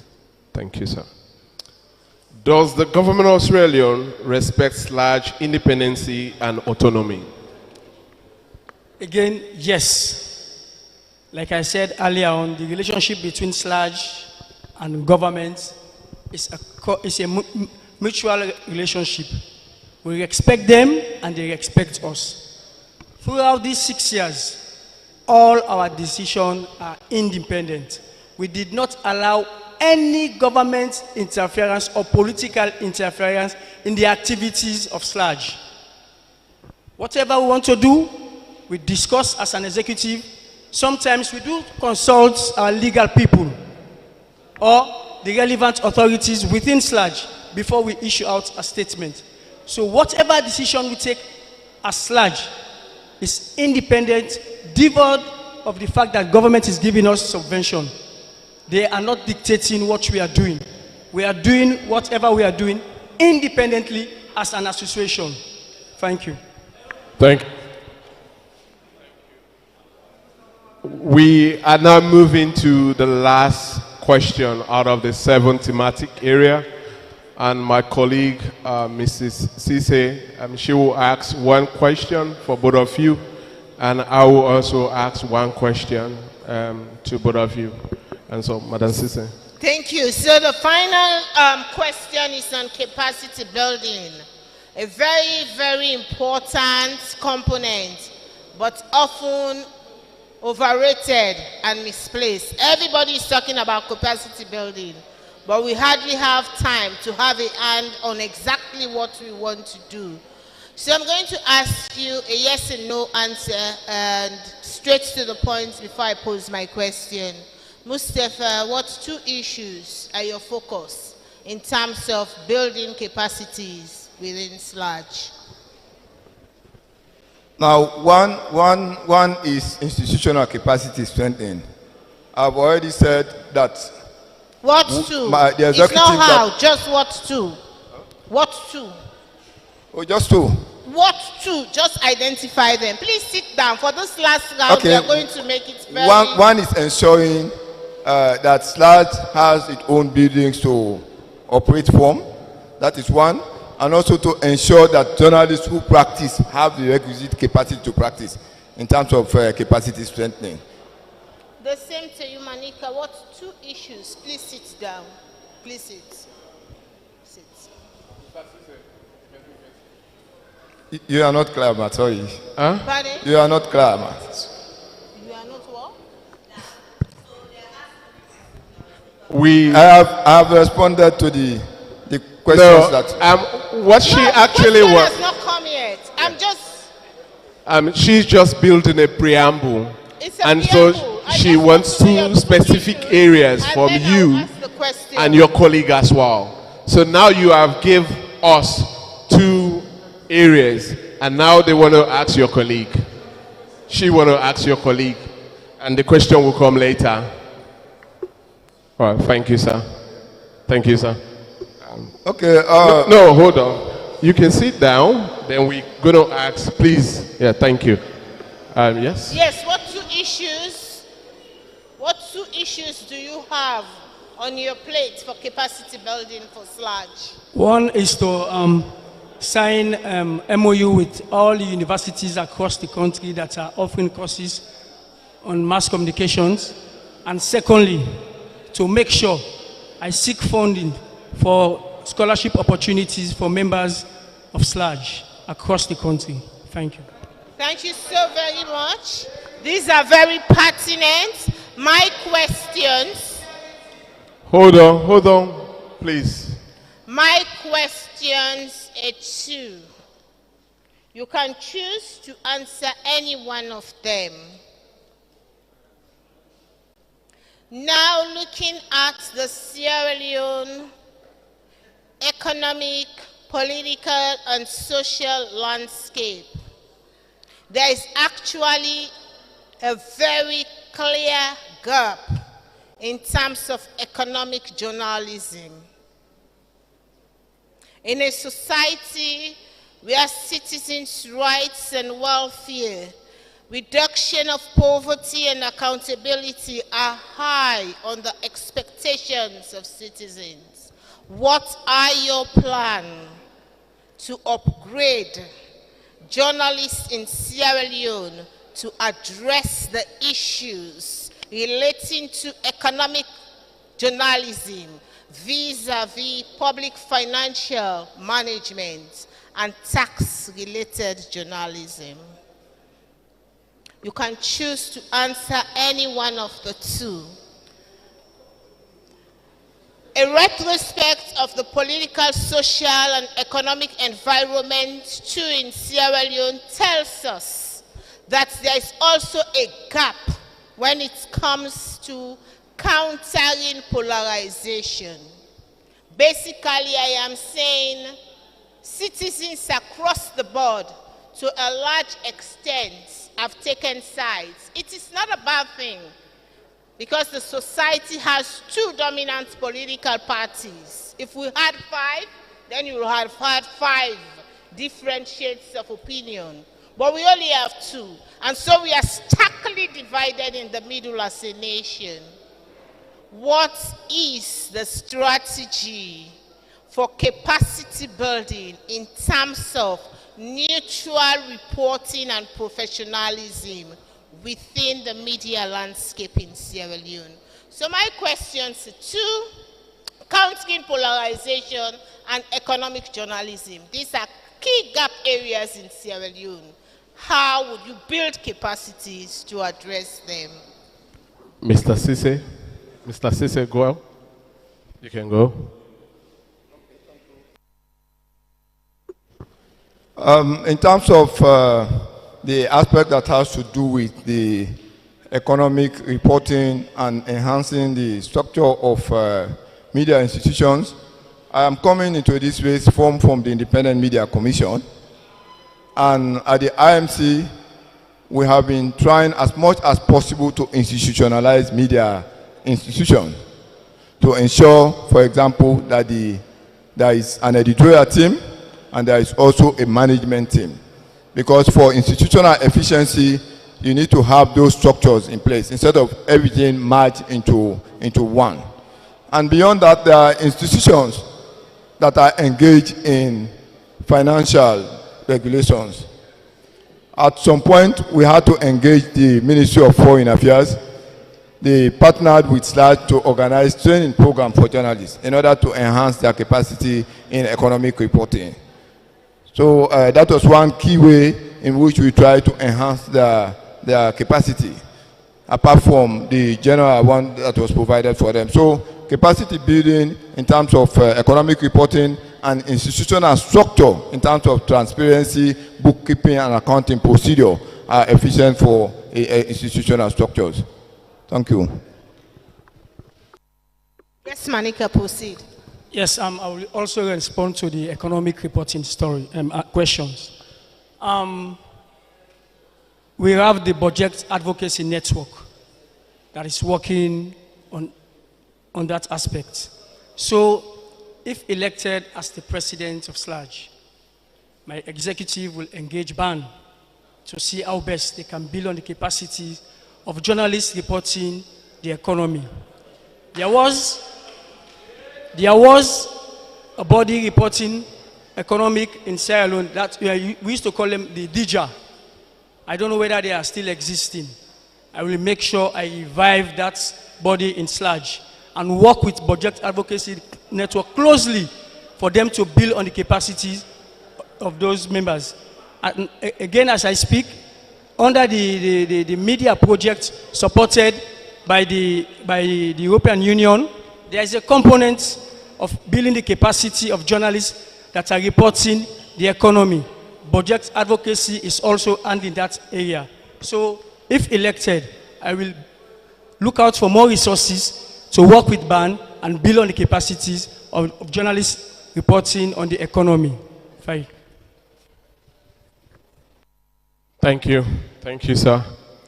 And now my final questions on the same subject, capacity building. And these go to Mr.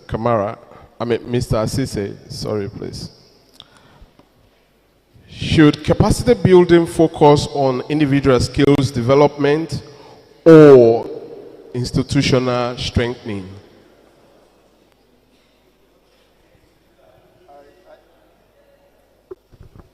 I think I have already addressed those two aspects in terms of capacity. If we talk about capacity building or capacity development, the institutional capacity as well as the personnel capacity should be addressed. Now, for the institutional capacity, people need skills to operate effectively and efficiently on their tasks. But for the institution, for them to be able to apply that skill, they need the requisite equipment that should help them achieve that. So it is from both ends, institutional as well as personnel capacity. The personnel capacity building could be through technical support, through training, through mentorship, etc. That is why, in fact, when I'm elected, I will ensure that we explore the vast experience among VEGU members, people who have retired from the media, so that we can put that experience to use in order to train younger journalists in terms of enhancing their capacity. Apart from that, we also work with the university towards strengthening media training components within their course structure. Thank you so much, Mr. Sise. Mr. Kamara, can capacity building be effective without addressing the underlying systemic issues? No, there's no way it can be effective without addressing the underlying issues, because you need to address those issues for you to be able to build on the capacities of your membership or the institution. In 2024, I realized that, for example, the Sierra Leone Reporters Union, the previous executive was not functional. As the head of the secretariat, I worked closely with the outgone executive and the SLAG Electoral Commission for us to have a system in place to make sure that they have credible elections. As I speak, the Parliamentary Reporters Union, the Sierra Leone Parliamentary Gallery, they are also building their capacity. They are putting their structures in place. Same to the Sierra Leone Court Reporters. For 17 years since they were formed, they've never held any general meeting until this year, February, that they held their very first annual general meeting. So you need to address the underlying issues for you to succeed in building the capacity of the institution or an individual. Thank you. Thank you. Thank you so much. Hey, I think this is not ethical. Mr. President of SLAG, you cannot promote such practice. It's not actually decent. Thank you so much. Thank you, guys. Now it's your turn. You have listened to your colleague. You have listened to your colleague through the 7 thematic areas, and now it's your turn to ask questions. You would have been informed that you need to write your name, as bad as your handwriting is just like mine, but you will not misspell your name or badly write your name. And somebody will help us to read out your name, and then you will ask questions within 1 minute. If you go beyond the 1 minute, you lose your slot. That's the ground rules. No personal attack. Straight to the 7 thematic area. Thank you.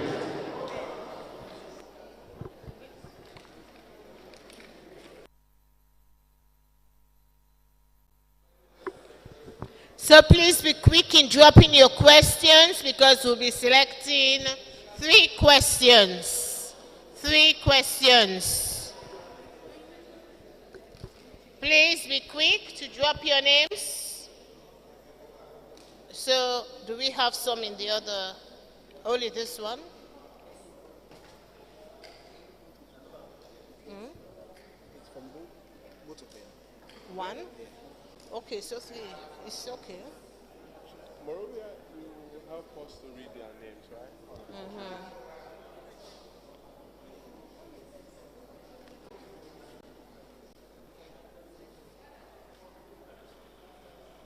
Are we good?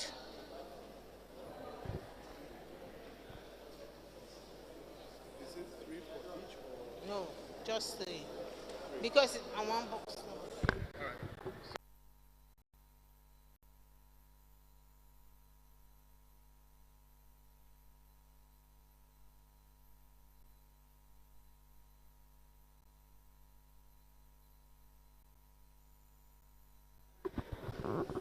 Can we give Jones, can you choose one, pick one from there? Just one. Mustafa, do you want to announce the name of the person? The person whose name is on the sheet? Abdul Hassan Faki. Abdul Hassan Faki. Abdul Hassan Faki. Please, can somebody give him the microphone?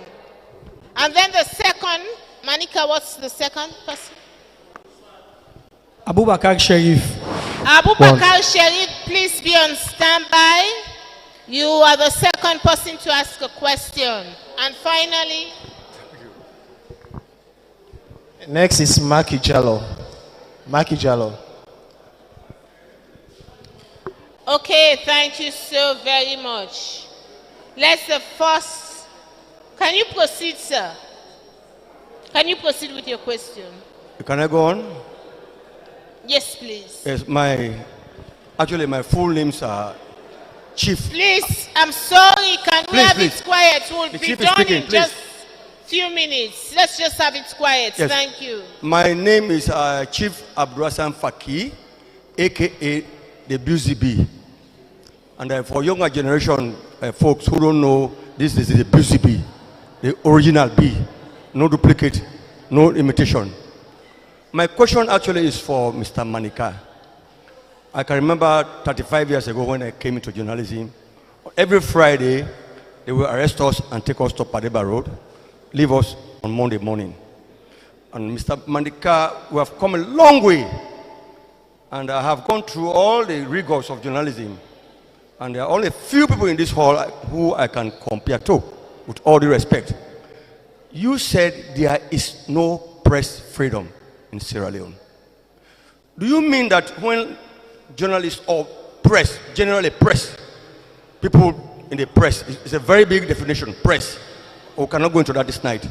You mean when people offend people? Sorry, sir, you lost your slot. It's above 1 minute. Sorry, thank you so much. The next person, please.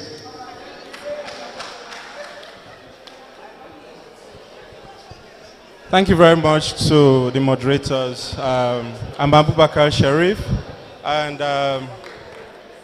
my... Hold on, Mr. Sharif. Please, let's be patient so we can hear the question from Mr. Sharif. And the opportunity is just 60 seconds. You can now go ahead, sir. Yes, I'm Abubakar Sharif. I have 2 questions, by the way. I'm pleading for latitude. Yes, so my first question goes to Mr. Cisse. Mr. Cisse, why do you think you should be elected president of SLAJ? My other question goes to Mr. Alhaji Manika Kamara. You've been part of SLAJ executives for 2 consecutive 3 terms, and you seem to suggest that the laws that have been enacted are not progressive enough. I mean, in your introduction, would you kindly tell us, if you are elected president, I mean, what would you do differently? Thank you. To give us Thank you so much. And you can answer the first question, Mr. Cisse. Basically, I'm aspiring for this position because I have the requisite experience, the requisite professional training and qualification. That is why I'm contesting for this position. But beyond that, when you are electing the president of SLAJ, you should also think about representation. Somebody who should be able to represent you well. And I'm sure that I'll be able to provide that kind of representation for SLAJ. That is why I am presenting to you the core values of my campaign. That is solidarity, transparency, accountability, responsiveness, and then trust. I will administer SLAJ in a manner that is transparent and accountable. I will also ensure that we are responsive. That means we respond instantly. I have a number of examples where we responded to attacks on journalists. One of them was with Abduchas Mansare, who was arrested in a kidnap-style manner in Makeni. We ensured that the police officers that were involved faced the police tribunal, and they found them liable and they were fined. There was also another police officer who attacked a gentleman probing. We ensured that that particular police officer was sacked from the police because as a result of his conduct. Now, another journalist, Manja Bali Masamba, was under threat in Kenema. We have to remove her there to take her to a safe zone. In another instance, there was also an attack on journalists by her neighbors, and the matter was even in court. That was Millicent Hallowell. At the end of the day, our executive provided legal representation for her, and the matter was dismissed out of the court. So these are typical examples of some of the things that we did. So thank you, sir. I'm not building my Thank campaign you so on much, promises. Mr. Sise. Thank you. Thank you. Mr. Kamara, please. Okay, thank you very much. Let me start with my elder brother, Chief Faki. The question that was asked to me was, is there a complete press of, are we enjoying a complete... Sorry, that's not answer Mr. Sheriff's question. No, that one was beyond. Okay, Mr. Sheriff, like I said earlier, the laws that we have, they are not progressive because they all have restrictions. The things that I will do differently is to lobby the government to make sure that we have that stand-alone Chapter 12 relating to press freedom. And I will continue to engage government and the relevant authority for us to repeal these laws, particularly the Cyber Security and Crime Act, with specific reference to Section 44. And also, I will continue to call on the President not to sign the Counter-Terrorism Act that was enacted by Parliament until he is convinced that what the Parliament assured SLAJ that they worked with the African model is true before he signed that document. I will continue to engage, lobby with the relevant stakeholders to make sure that we have progressive laws. Thank you very much. Thank you. Thank you. And we go to the last person. Okay, Makijalo, editor, New Slbc. My question goes to both the presidential aspirants. And here is, many past SLAJ presidents have made bold promises during campaigns, but failed a little bit to deliver once they are elected. And now the question, what makes your leadership different? And can you publicly commit to a midterm performance review by members and the media, so we hold you accountable if you fail short? Thank you.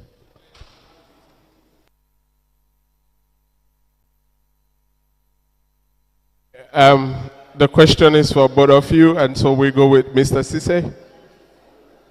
The question is for both of you. No, I mean...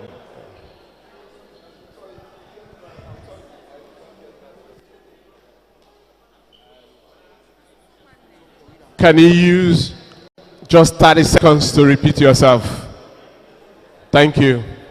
To introduce yourself, we know already. Go straight to the question. The point here is, how many past SLAJ presidents have made bold promises during campaign but failed a bit to deliver once elected? Now directly, what makes your leadership different? And can you publicly commit to a midterm performance review by members and the media, so we hold you accountable if you fail short? Thank you. Now you understand the question, sir? Do you understand his question? Yes, All I right. get You the can question. start. Now, that's an interesting question in relation to the elements that you have just highlighted. Now, the role of SLAJ generally is to, one, protect the interests of journalists, promote journalism and media practice generally, and defend press freedom.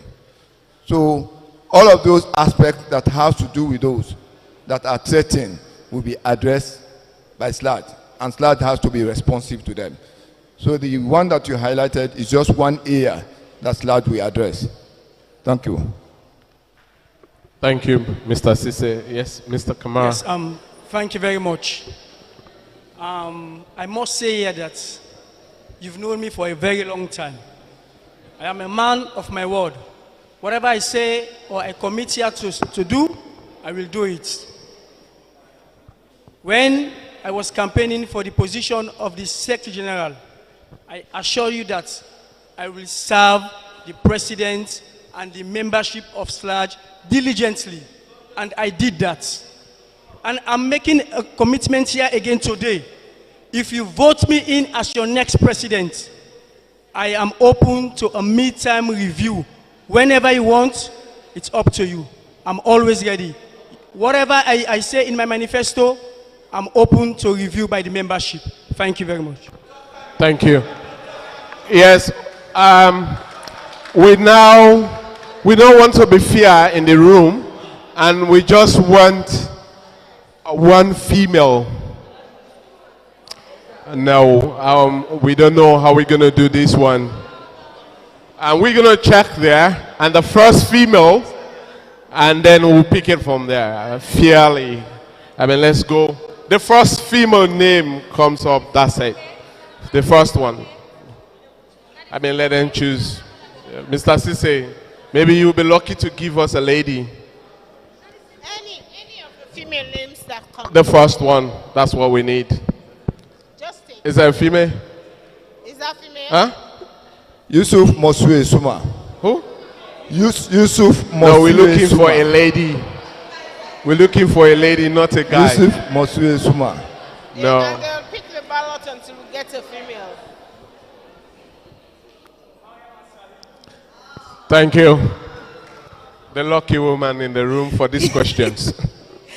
Good evening. This question is to both of you.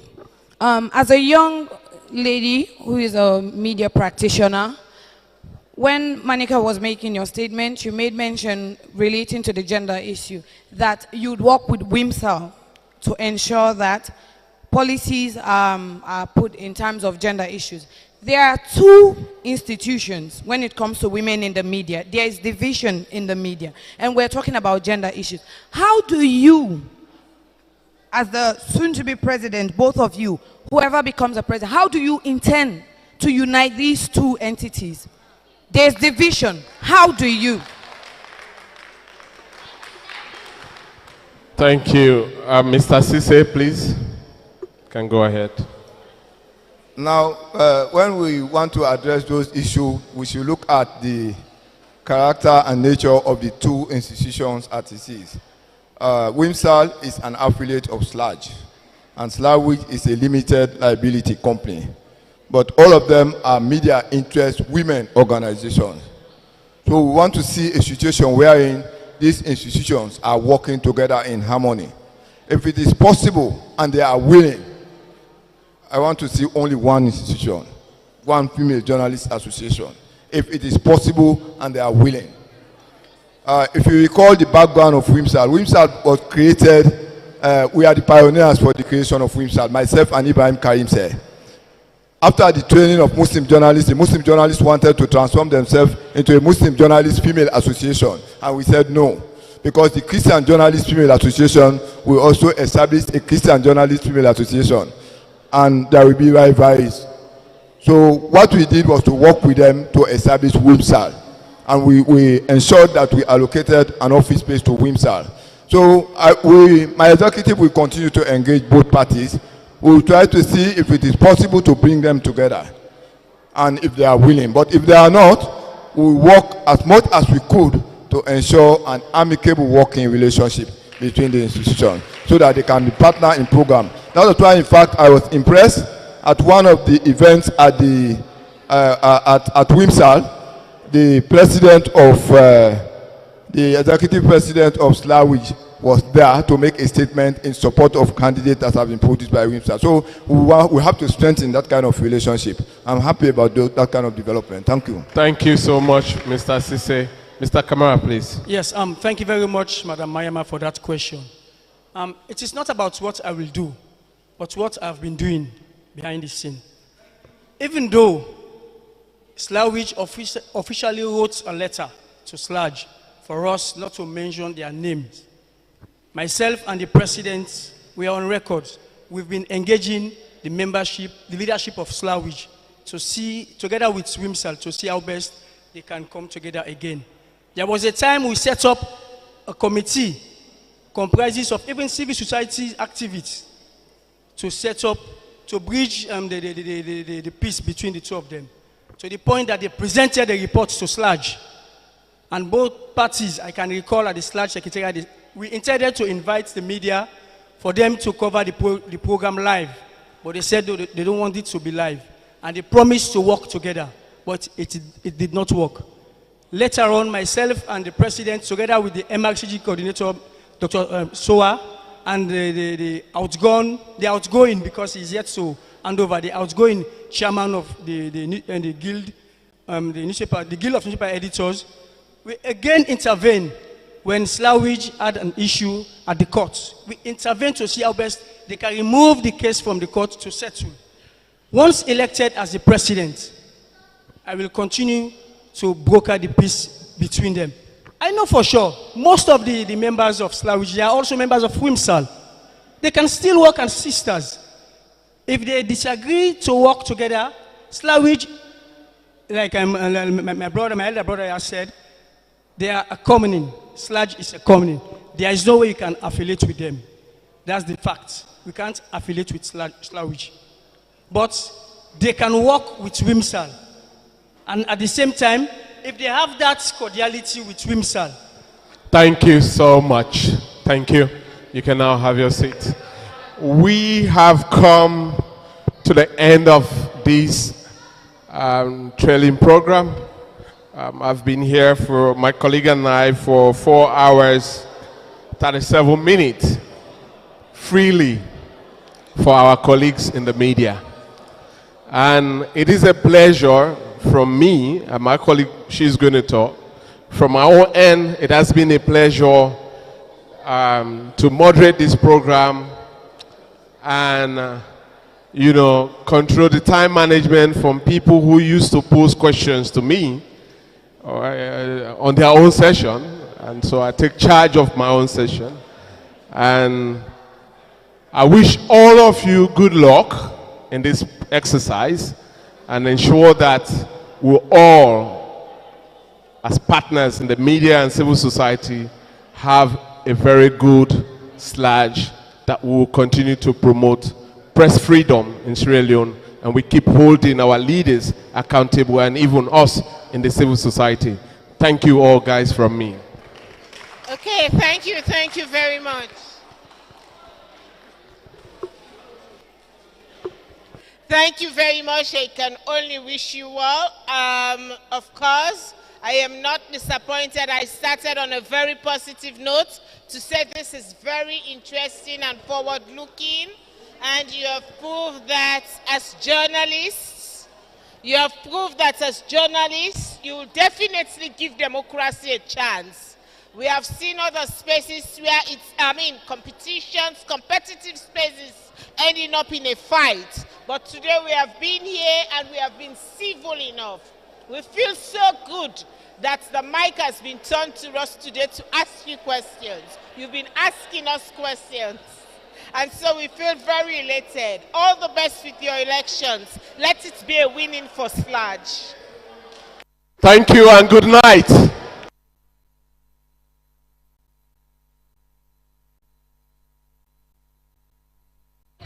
All right, thank you so much for coming.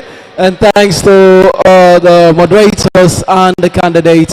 We wish them all the best. Appreciations to the Freetown City Council, AfriCell, and Capital Foods. Till then, I've been your host, Eric Kawa. Thank you.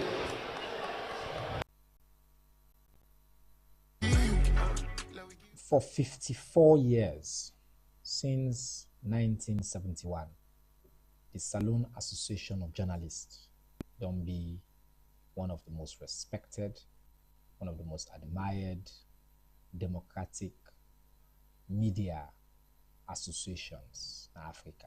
And I don't set example for push for press freedom, and I don't get significant wins. As Minister of Information and Civic Education, I don't enjoy for work with Tuna for let's continue for advance the space even as the world they change rapidly. So as soon as they approach this major elections and time for transition, I want to take this opportunity for first of all congratulate the outgoing executive led by Mr. Ahmed Said Asrala, the monk, for the great gains that we don't make. We reflected in the recent report we just come and say we don't continue to make progress on press freedom in the country. This is now we victory together. And I also wish the contestants them, the gentlemen that we don't declare, the ladies that we don't declare, say they want for take over the reins of leadership of the storied institution. I want for wishing you all the very best. I want for call on now, for them to continue for maintain that rich tradition of SLAG, for conducting our elections openly, fairly, justly, and whoever emerges the winner, for like build coalitions, build teams, and demonstrate the power of true democratic leadership and progress with a foundation of the sector, especially the media space.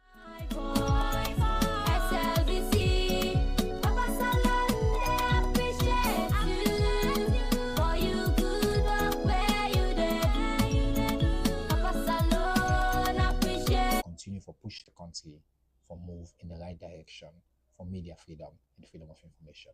Assalamu alaikum.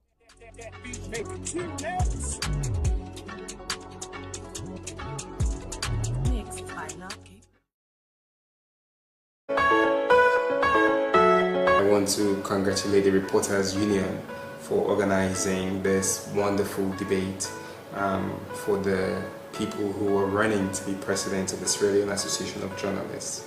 It shows that when we collaborate and cooperate across institutions, we build better systems for our country. And I'm really happy that this is happening today. For us as a government, our priority is to have free speech. Free speech should be all over the place. We want to make the environment safe for our journalists. We want to continue to ensure that no journalist is in prison or feels insecure or unsafe for doing their work of journalism. And that includes investigative journalism. That includes journalists that brings out the facts. And I think for that to happen, we need the SLAG and institutions like SLAG and the Reporters Union to focus on facts, to focus on principles, to follow the ethics of what their profession calls for. And for that to happen, we need the institutions to drive those ethics amongst its membership. We have rights, and the government has made sure that it's removed criminal libel, which was hung over the heads of journalists. The government has made sure that we have access to information, the right of access to information, we're strengthening it, and that actually people in government are accessible to journalists and the media. We can do better, we would love to do better, but we have to do it in collaboration with you, SLAG, and with all of your membership. We have to ensure that there is respect, we need to strengthen the trust, and we need to ensure that we all work together for the interest of the people, and not for our individual political, individual grandstanding, or individual economic benefits. I'm sorry I couldn't be here today. I would love to come to watch. We don't have any preferences. We're looking forward to working with an independent association. We're looking forward to holding each other accountable to the ethics and to the rights and to our responsibilities. And I look forward to meeting with whoever wins and emerges as a winner in what will be a free, safe, fair, credible election process that is organized by SLAG. Thank you and good luck to everyone. Hi everyone in SLAG. It's a pleasure to be here speaking to you today. I'm aware that you're going for elections and that you've been a formidable force in Sierra Leone, a force for justice, a force for information, and most of all, a force for national unity. I wish you all a wonderful election. I wish you a splendid outcome. And most of all, I wish the winners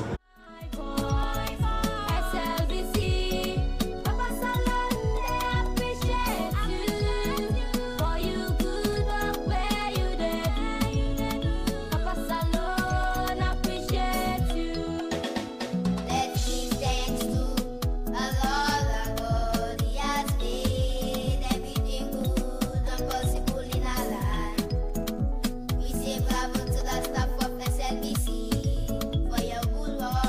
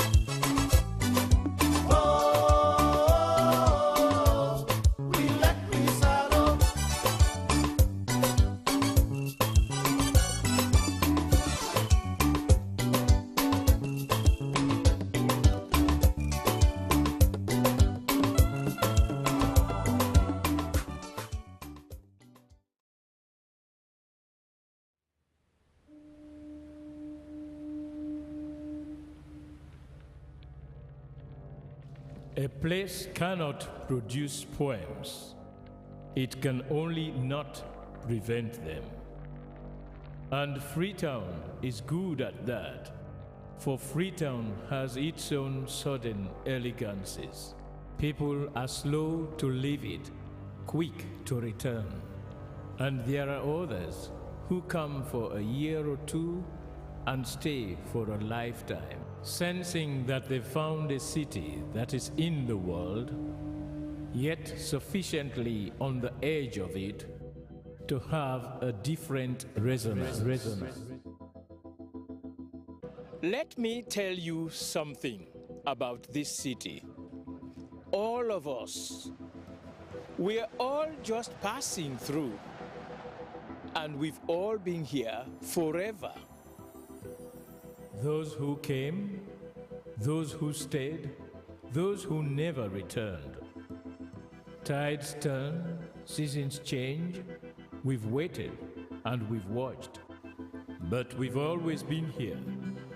We've always listened, because there is a different resonance here. It comes from the river, and the land, and the sky. It's our place, all of us. This city belongs to everyone.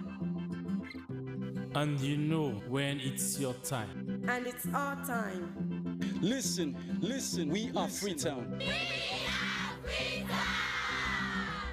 The golden rules of Freetown. Don't pretend you're something that you're not. Don't go thinking you're better than anyone else, or that anyone else is better than you. Don't shout about it. Get on with it. We are Freetown. Freetown. Freetown. Yeah. We found our voice again. I'm from India and Freetown. I'm from China and Freetown. I'm from the UK and Freetown. I am from Nigeria and Freetown. I am from home and Freetown. This city belongs to everyone. The fishermen, the taxi driver, the barber, the drummers, the dancers. All of us, everybody, we are Freetown. The past is ours. The future is ours. It's our time again. And this city belongs to everyone. The playwright, the greengrocer, the teacher, the dog. This space is ours. This light is ours. The beaches are ours. The rivers now we own. The roads are ours. The bridges now we own. We are Freetown. We are all visitors and we've all been here forever. We've got the mightiest river. And the biggest sky. And there's a resonance again. Freetown. Freetown. We are proud of this place. We love this city. And we want you to love it too. We are proud of this place. Na pass we all dey pass like stranger dem, but we all don't dare from them.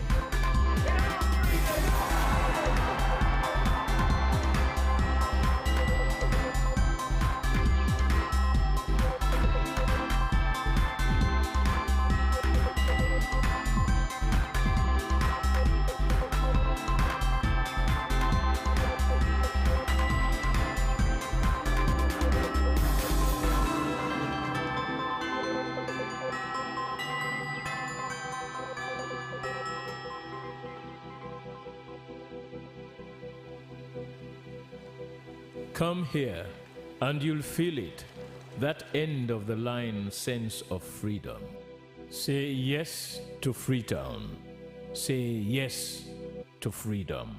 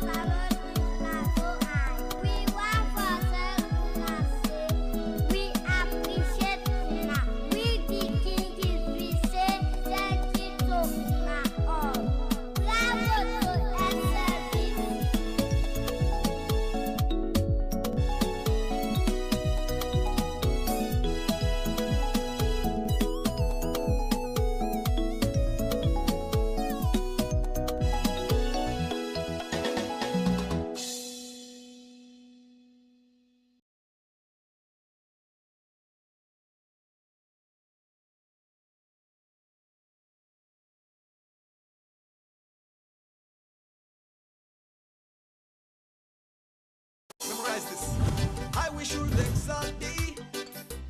Them of the free. Great is the love we should have for thee. Family, we should be united whenever we stand.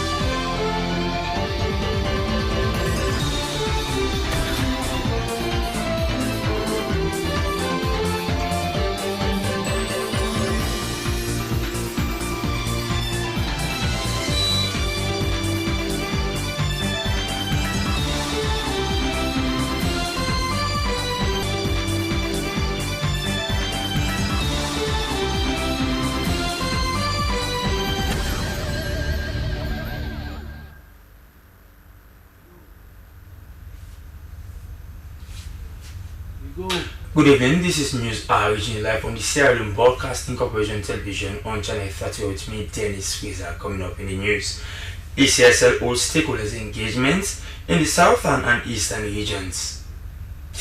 Milton Margaret Technical University installs new chancellor. And Ministry of Tourism and Cultural Affairs spotlights newly developed tourist sites. Now these stories and more are all a part of News at Tonight. Continue to stay with us as always, if you can.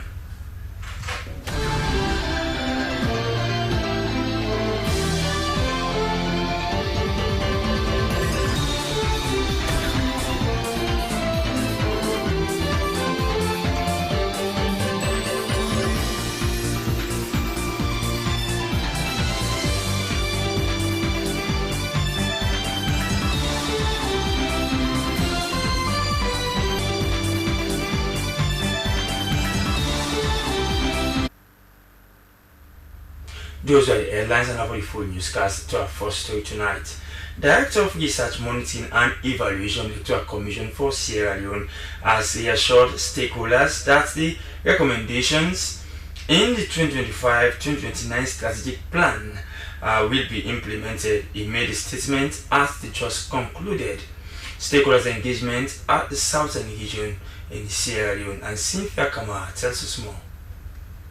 Prior to the Electoral Commission for Sierra Leone's engagement with stakeholders in the southern region ahead of the proposed strategic plan for 2020 to 2024, the Commission, whose vision among many is transparency and accountability, has returned to the implementers to review and assess the performance of the previous cycle on the gain and ways they will improve on certain activities ahead of the 2028 elections. The gathering featured key stakeholders in the southern region whose participation elaborates their desire to have a progressive democracy in Sierra Leone. Southern Region Commissioner Edmond Sylvester Abdul recalled the turnout of the stakeholders in the last meeting, describing the activities of ECSL as a national issue, hence admonishing the Southern to familiarize themselves with the document and make positive input. ECSL, guided by fundamental principles, Chief Electoral Commissioner Mohamed Kone stressed the impact of Sierra Leoneans in the implementation of the 2025 to 2029 strategic plan.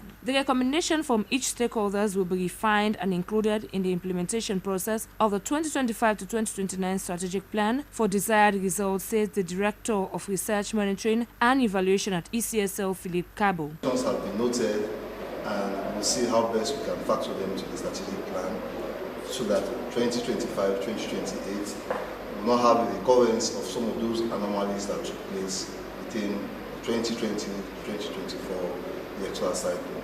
It's a different institution, and we do our strategic plan based on evidence base. What has been recommended by people will be taken into consideration. What we need to do is just to reshape them to ensure they actually reflect the will of people nationally. Because some of these recommendations that are made in Kenema or that were made in Bo today will be reflective of others that were made in Freetown, Kenema, and Putloko. The comeback by ECSL on evaluation on their previous performance cycle was termed by participants as account. I am greatly impressed because if you are given an assignment and you have passed the 50% threshold, as an old teacher, I will say you have passed the exams. With 85%, I appreciate all what they have done, and I'm happy about it. I'm suggesting that they follow the recommendations from the presenters and improve on the areas they've already achieved, so that by the end of this electoral cycle, the next electoral cycle will be very good for Sierra Leone. Thank you, Tisha. Well, we hope and pray that as we have gone through this process and with all of the recommendations that came up, we hope and pray that they put everything into effect and they ensure that they work with them. And if they do, then I think Sierra Leoneans should be satisfied. However, the recommendation was for ECSL to have a fixed date and favorable weather for voting in Sierra Leone, creating opportunities for diaspora voting, installed trackers for elections malpractice, constructing ECSL offices in district headquarter towns, increased polling centers, and training of ECSL staffs, among others. The strategic plan for 2025 to 2029 will be launched by the end of the year. For Slbc News, Cynthia Kama reporting.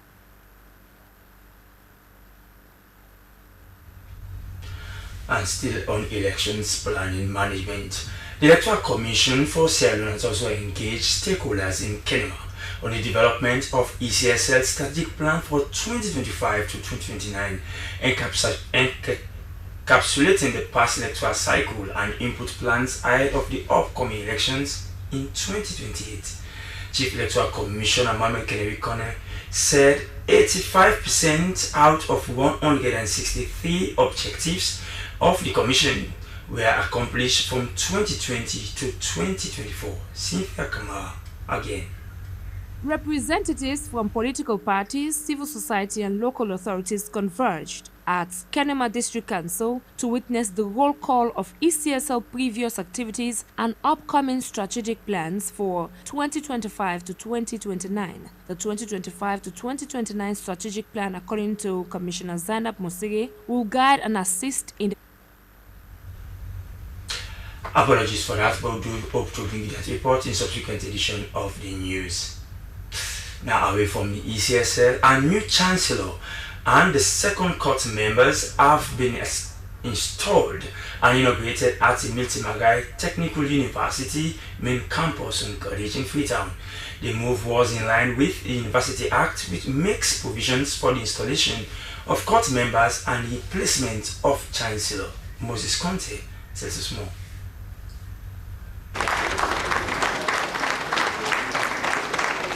It was an exciting moment for lecturers and the administrative body of the Miltimagai Technical University, ushering a new era of administration with their new chancellor.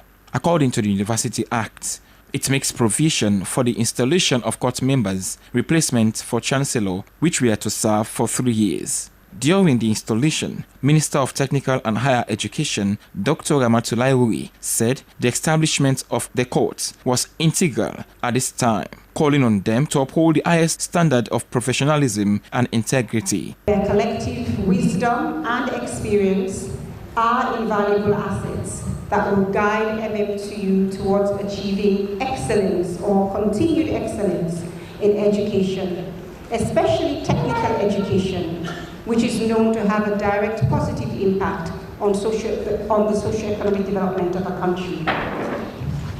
I want to formally congratulate the new Chancellor and urge the new Chancellor and the court members to uphold the highest standards of governance, transparency and accountability. Incoming Chancellor, Miltimagai Technical University, Mohamed Jallo, expressed delight for the confidence reposed in him and promised to link up with other universities across Africa, Europe, America and more. Mr. Jallo spoke of challenges faced by the university, stating he will work with stakeholders to ameliorate these challenges. The institutions has issues. Yeah? These issues will not disappear overnight. It needs patience, it needs pragmatic approach. So we will work as a team, the university court, the ministry and the government will work as a team to see how we can address some of these issues. As a professional engineer, Mr. Jallo has worked in the civil service, serving in various institutions in the country and had been to over 60 countries across the world. The ceremony concluded with an inauguration of over 15 court members who were drawn from different disciplines to serve the university for the next 3 years. Moses Conte, SLBC.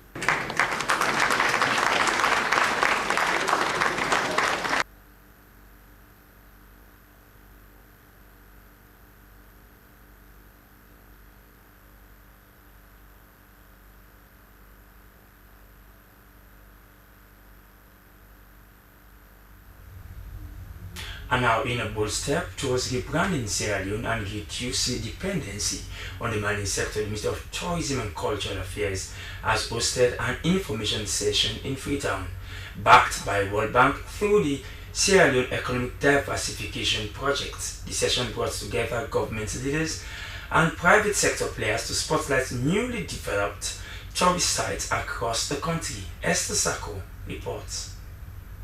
At a recent information session hosted by the Ministry of Tourism and Cultural Affairs, government officials and private sector stakeholders gathered with a vision to building a future for Sierra Leone grounded in ecotourism, innovation and inclusive growth. Minister of Tourism Nabila Faride Tunis said public-private partnership and private sector investment is relevant in the success of the project. She emphasized the commercial potential and a long-term strategic vision for sustainable management. Our primary goal in developing these sites is to enhance the experience of both local and international visitors.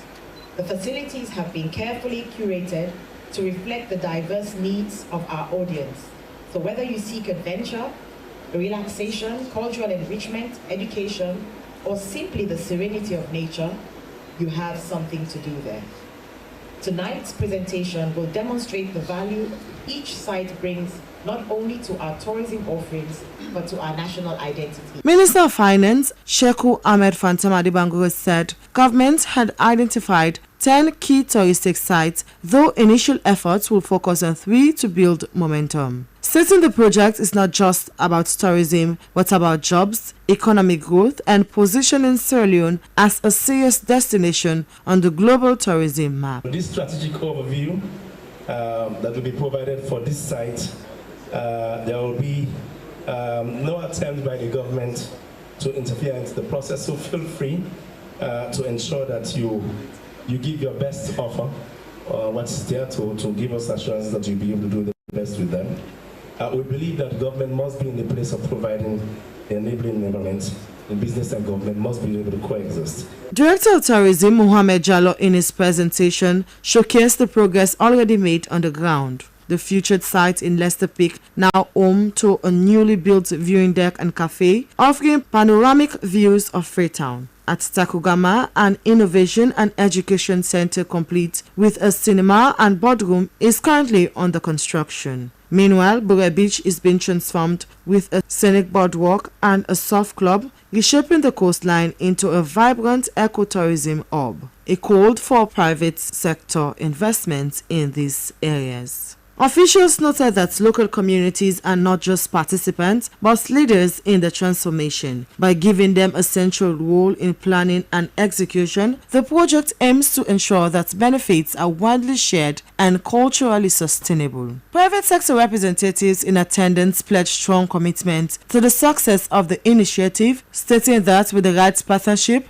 Sierra Leone can compete on the global tourism stage. So together we're going to market Sierra Leone.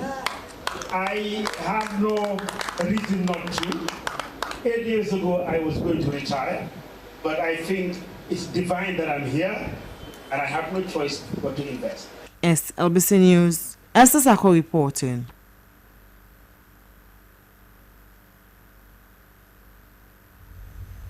From tourism development now to politics, the National Secretary General of the All People's Congress Party, Lawyer Lansina Doumbia, has called for an immediate and technical audit of the institutional and human resource capability of Statistics Sierra Leone. Clearly, and timely publication of all major preparatory activities, among many other things, while strongly condemning the government for the postponement of the 2025 decennial population and housing census. Here's the report I put together earlier on, which he made during a press briefing with journalists held at the New Brookfield Hotel in Freetown. This is a report for the national broadcaster, the Slbc.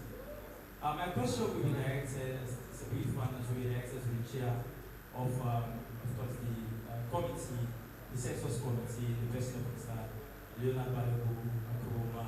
I want to know, now that the party's position is for a technical audit to be conducted, I wanted to know, did your committee do a proud audit on the capability of Statistics Sierra Leone to have conducted the population and housing census this 2025? That's one. And another question I will ask is, judging from the sentiment shared this very room I was seated this afternoon by the chief for UNFP in Sierra Leone, Madam Musuma, in this very hall, during the much talked about high-level, high-power UN visit on the preparedness of Sierra Leone for the 2025 and the senior population census, was the fact that they are not yearning for only accurate but of course valid census data. And if that is anything to go by, even the words of Anubok Johnny, the Statistician General, that they don't only want to conduct a census using seamless technology to conduct it, like we also what happened in the 2021 midterm census. They want to conduct credible census data. So if you have done a prior audit to sense their capability, you think that they were able to do this particular census? That's my question.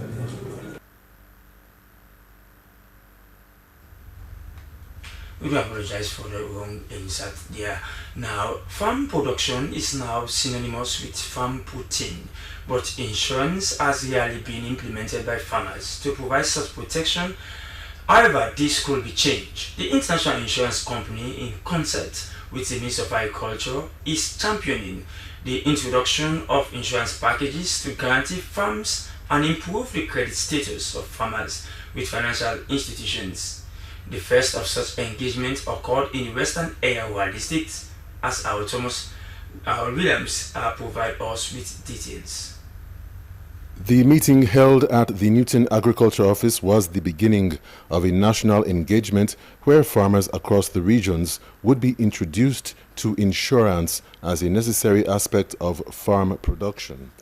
Innocent Ogbu, representing the International Insurance Company, said no country could progress without agriculture, and therefore the IIC offered parametric agriculture insurance. He described what the insurance company would regard as the parametric factors, such as the farm acreage, crop type, and farm location. These factors would help assess the risk of harvest success or failure. He said weather-based index insurance relied on assessments of droughts, excessive rainfall, floods, diseases, pests, and animal invasions to affix the premiums and principals of the insurance package. He said there was also an area-based index that was more specific to crops and cooperatives with a similar crop type, or multi-crop index for more diverse agricultural landscapes.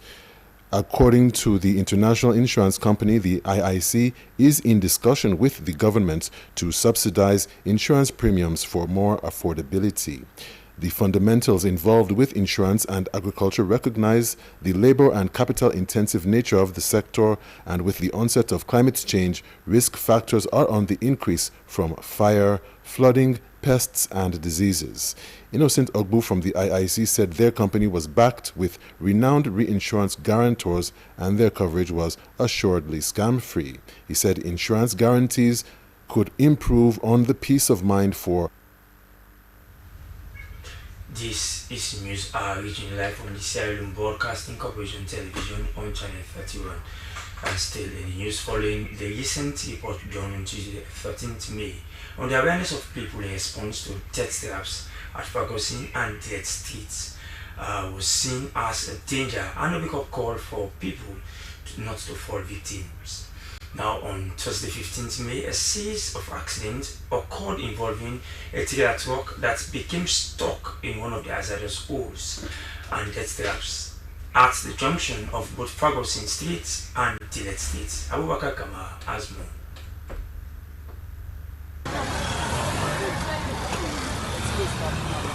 The depth and width of the hole had been previously flagged by residents as a potential contributor to vehicles, motorists and motorcyclists becoming immobilized and posed a significant risk to them and others on the road.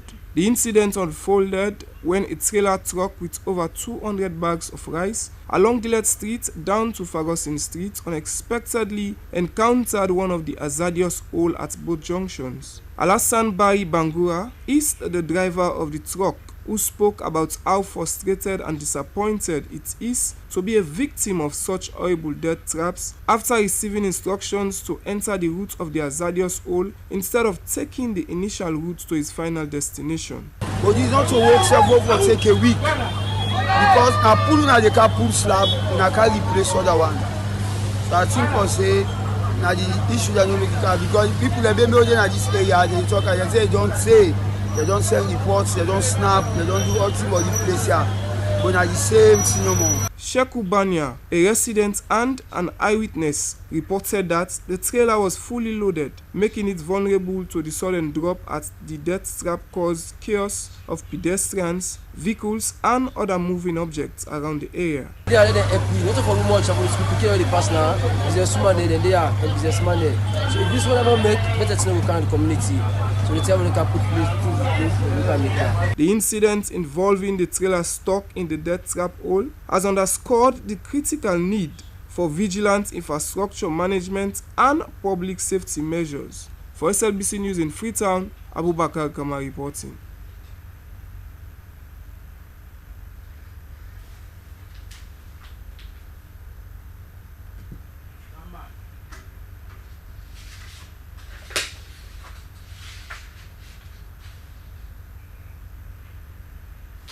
And now in health, fibroid polycystic ovary disease or syndrome and endometriosis are health issues that affect reproductive health of a female and can cause infertility or difficulty getting or staying pregnant, in turn the general well-being of women.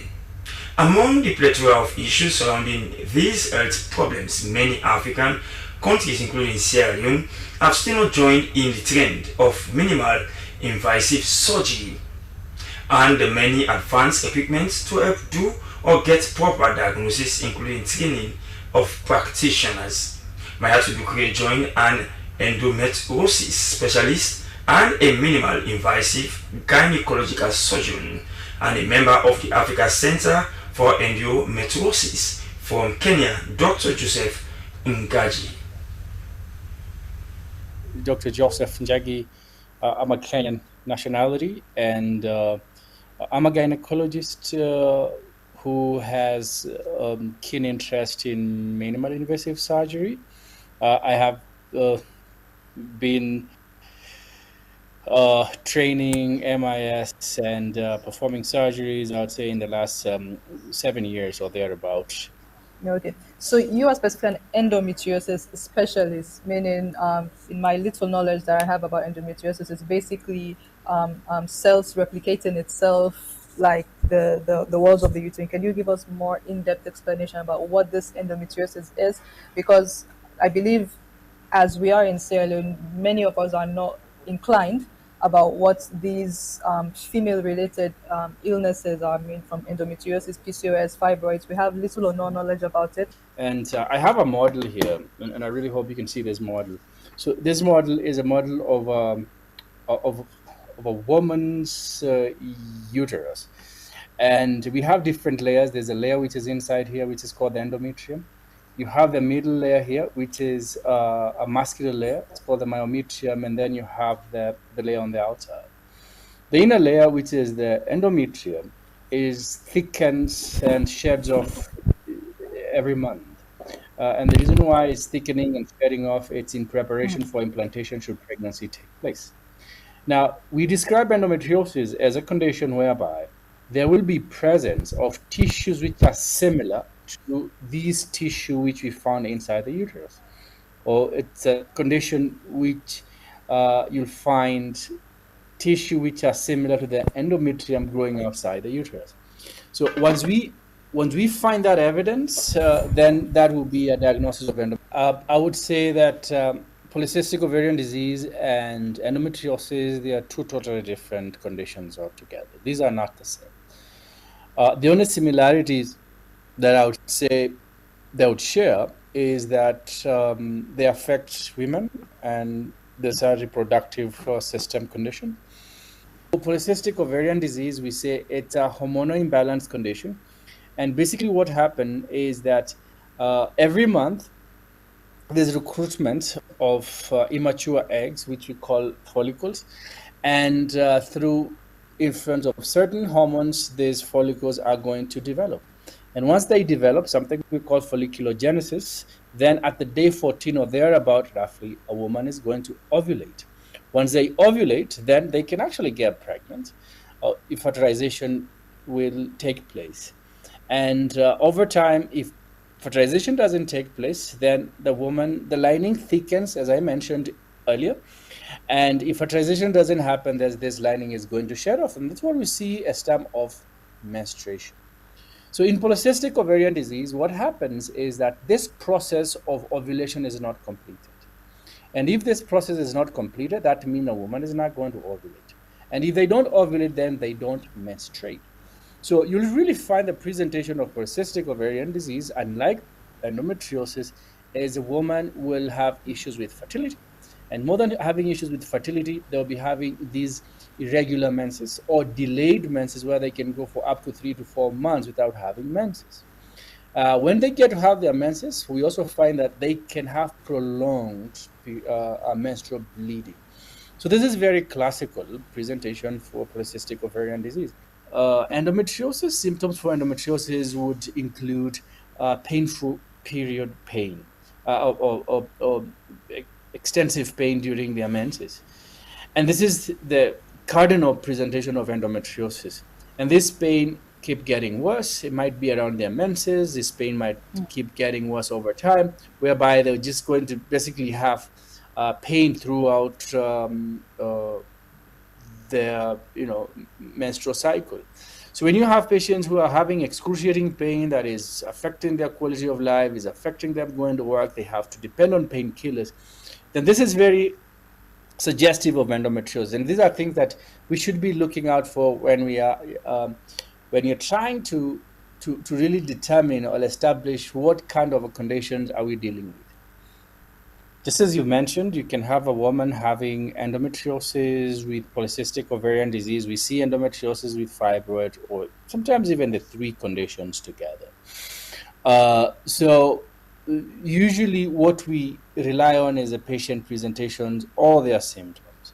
What we know is that some of their symptoms can overlap. What I mean by that is we know that fibroids could present with excessive bleeding or heavy menstrual bleeding. As much as we have seen polycystic ovarian disease might also present with excessive bleeding or prolonged menstrual bleeding. And sometimes this can be confused. So the characteristics of fibroid, let's say with polycystic ovarian disease, is if a woman has fibroids exclusively, their menses is they're going to have regular menses. And the location of the fibroid also would really have different presentation if they have fibroid.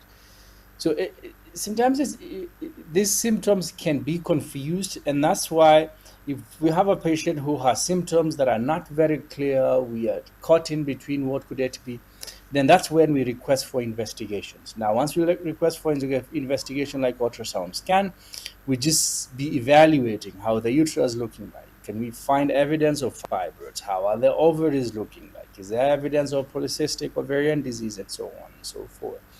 If it's painful periods, we know that both polycystic ovarian disease and fibroid, they really don't cause period pain unless a woman has a fibroid which is inside the uterine cavity and the uterus is contracting, trying to expel this fibroid, which it really can. But in most cases, these two conditions, uterine fibroid and polycystic ovarian disease, usually don't present with painful period. Now, Ministry of Social Welfare has held its first quarterly partnership coordination meeting with over 70 local and international NGOs at the Ministry's Conference Hall at New Granville in Freetown. The meeting fosters an in-depth discussion on the organization's review process, monitoring and funding. Here is the report by Harold Williams.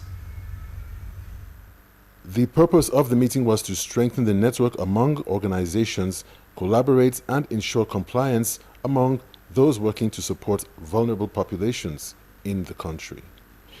Edson Kamara, Head of Policy Planning and Research at the Ministry of Social Welfare, underscored the significance of the gathering. He encouraged organizations of persons with disabilities, OPDs, to continue their valuable work in assisting persons with disabilities across Sierra Leone. He made mention of the ministry's welfare grants to organizations providing social services to persons living with disabilities, the aged, and orphanages. He also mentioned the Social Work Regulatory Bill that has passed into law waiting for presidential signature, which entails the issuance of licenses to social workers. He informed organizations that soon the ministry would conduct spot visits. So you can partner with AFC. I'm talking, I'm not looking at your case because I don't want you to deny this demand. Yeah? Talk to AFC, they are here, partner with them. And this is the more reason why I want bigger organizations to be part of this meeting, so that all of us will benefit from it. Yeah? Sheka Osman Sisse from Ministry of Development and Economic Planning emphasized the need for transparency and accountability with organizations' activities implementation and called on organizations to sign the service level agreement. Giving an update on the service level agreements, Mr. Sisse added that it sets clear expectations for service delivery and performance, ensuring accountability and providing a framework for addressing service failures. The education and development of children with special needs emphasized the importance of collective efforts in improving the lives of persons with disabilities and the need to fast-track the revised Disability Act to be passed into law. According to its executive director, this would have substantial provisions for persons with disability in line with sustainable inclusion. Representatives from 70 organizations stressed the need that the ministry should institute a rotational method on its welfare grant so that other organizations that are complementing government efforts will benefit, and also appealed to other MDAs to allow organizations to carry out their projects implementation for the benefit of communities where they are operating.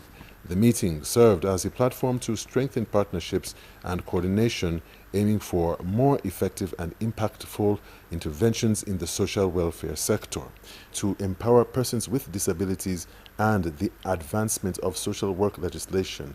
They are also working on a religious tolerance policy. Now, the Electoral Commission for Sierra Leone has engaged stakeholders in Kenema on the development of the ECSL's strategic plan for 2025 to 2029, encapsulating the past electoral cycle and inputs plans ahead of the upcoming elections in 2028. Chief Electoral Commissioner Mohamed Kenema said 85% out of 163 objectives of the Commission were accomplished from 2020 to 2024. Cynthia Kama reports.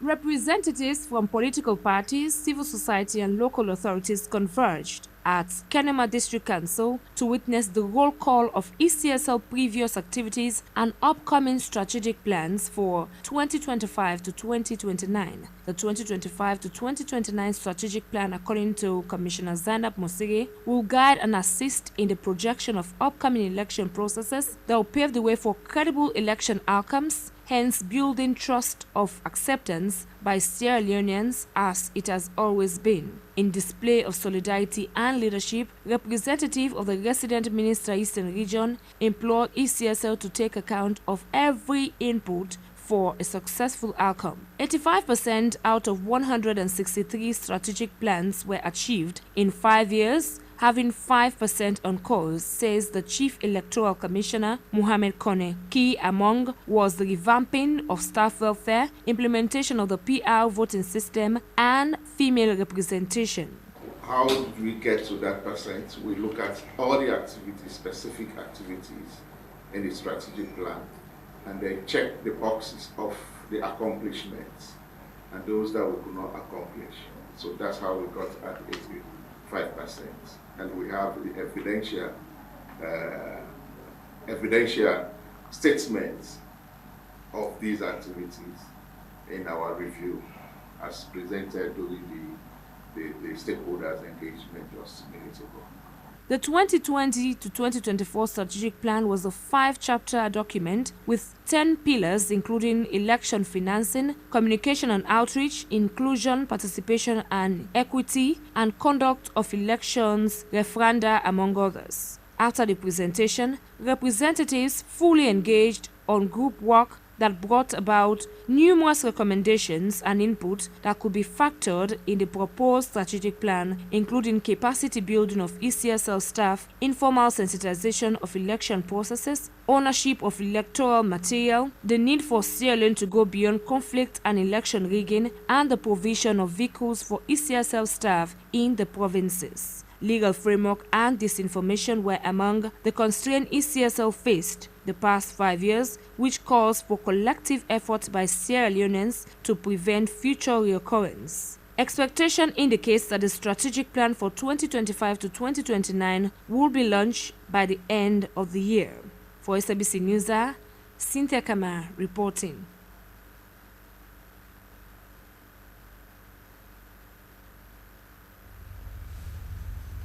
You are still in News Live on the Slbc Still Ahead. The Indigo Center for Justice and Protection of Human Rights have joined the global community in commemorating the International Day of the Boy Child with a special event held at Buxton Primary School. It was a day of inspiration and learning aimed at raising awareness about the challenges facing young boys and promoting positive values among them. Esther Susanette Passy now reports.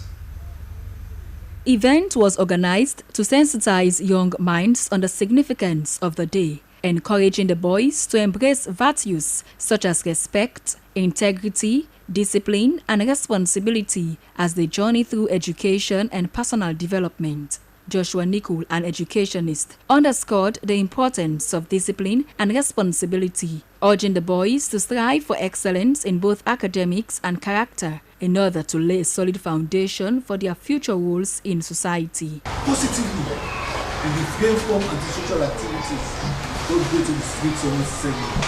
Stay at home, read your books, go over your notes. Those who can afford it, ask your parents to take you to Balanta Academy so that you can learn to play any of the various instruments they have here. So that by the time school reopens for secondary school, you are fit.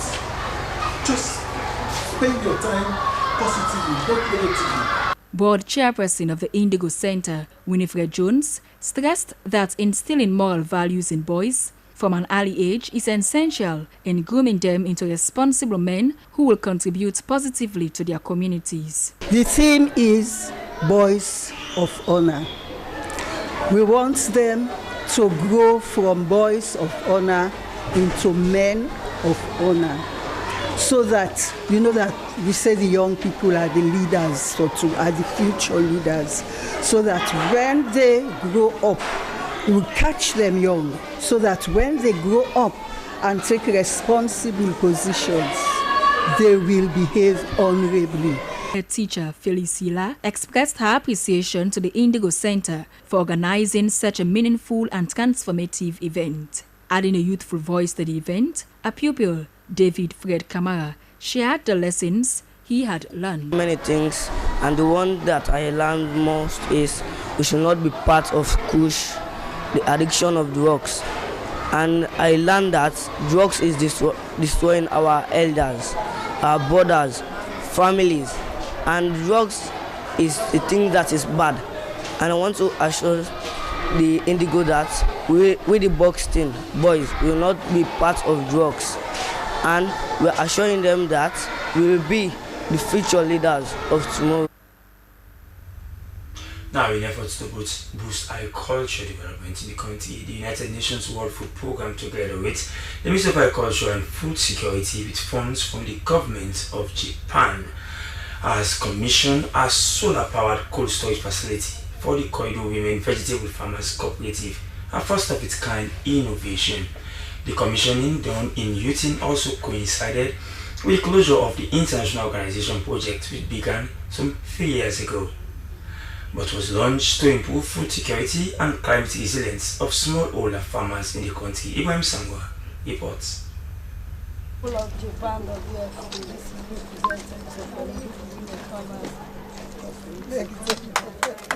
Thank you. Thank you. This facility will drastically reduce vegetable spoilage and expand market opportunities for female farmers. The focus here is to improve on vegetable production, reduce post-harvest losses, and enhance market access, particularly for women-led cooperatives. WFP Country Director Yvonne Forsin underscored the project impact on food security and women's economic empowerment. She said the government of Japan was more than a donor, but a partner who believed in the vision of Sierra Leonean farmers and in the power of technical precision and local ownership. With Kenema, another Japanese company, a new kind of power was introduced, solar-powered cold storage. And today, right here in Newton, we are launching the facility that is more than just a structure. It is a symbol of what happens when innovation meets inclusion. Japan Ambassador Yoshimoto Hiroshi reaffirmed Japan's government's commitment to sustainable development in Sierra Leone, noting he was pleased to witness the official handing over of a solar-powered cold storage to the Konadugu Women Vegetable Farmers Cooperative. He described smallholder farmers as the backbone to Sierra Leone food system, and despite challenges such as lack of access to market and modern storage facilities and post-harvest losses, which he said has stifled the work of these women in undermining their productivity and income. He said the solar-powered storage facility would be a game changer, adding Japan government believes in providing practical support to bring hope to vulnerable communities. It is so encouraging to see that WFP has partnered with Kenema to provide a solar-powered cold storage facility to the women's group and Satake, Japanese another agriculture processing machinery company, to install state-of-the-art millet and rice milling machines. All these initiatives show Japan's determination to make sure our partners, including Sierra Leone, are equipped with the necessary capacity to boost production in the agriculture sector. Deputy Minister 1 of Agriculture and Food Security, Dr. Theresa Tenedick, praised the collaboration and called for further investment in agricultural innovation. The support, she went on, reflected Japan's long-standing commitment to Sierra Leone's development, particularly in the food and agriculture sector. He said the solar coal storage facility adds to an overlayer of progress by responding to a long-standing bottleneck, perishability, and it provides a buffer against unnecessary losses, particularly for women cooperatives. Voices from the field, featuring testimonies from women farmers of the Konadugu and Takodi cooperatives, shared how the project has transformed their livelihoods.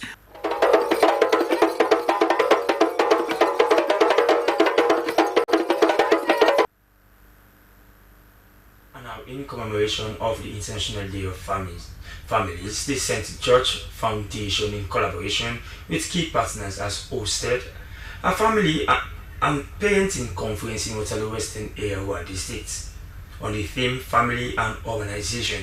The event brought together community stakeholders, parents, development partners to highlight the crucial role families can play in surmounting the pressures of growing urban communities. Esther Nenekama tells us more. Held at the Western Area Rural District Council Hall in Waterloo, the Family and Parenting Conference was a vibrant gathering aimed at celebrating the strength of family unit and addressing the increasing pressures brought by urbanization. Organized by the St. George's Foundation and its partners, the event marks this year's International Day of Families under the global theme Family and Urbanization. Executive Director, St. George's Foundation, Justina Zainab Conte, said, "Family is the bedrock of every society, and without family, there will be no society," noting that it is important to celebrate today because for the past 20 years, they have been working with women and vulnerable children. The child and the family, if not, that child will end up to be a broken child in the future. And so the pattern and the cycle continue. So we want to see how best we can continue to support, to raise awareness, to coach, and to help. So that at the end of the day, we'll be able to have good families, better society, good parents, positive parenting, families that will be here to support one another and to support their children. In a keynote address, the Executive Director, Foundation for Rural and Urban Transformation, Boy Jenna Jallo, emphasized the significance of maintaining strong family bonds. We for sure to provide and plan. Since then, we will overcome all the challenges and the big turn they hold on and life go back. Panel discussions and breakout sessions during the conference explored topics including responsible parenting, youth development, gender roles within urban families, and the importance of communication between parents and children. Participants were encouraged to share their experiences and best practices in nurturing resilient family units. Representatives from the Ministry of Social Welfare and other child-focused organizations also took the stage, reaffirming their commitment to supporting families, especially those living in vulnerable urban communities. Parents present expressed appreciation for the initiative, describing it as timely and empowering, adding that they need more of these dialogues to learn and adapt to the changing dynamics in their homes and communities. The event concluded with a call to action for policymakers, civil society groups, and families themselves to work collaboratively in creating a safe, supportive, and sustainable environment where families can thrive despite the pressures of urbanization.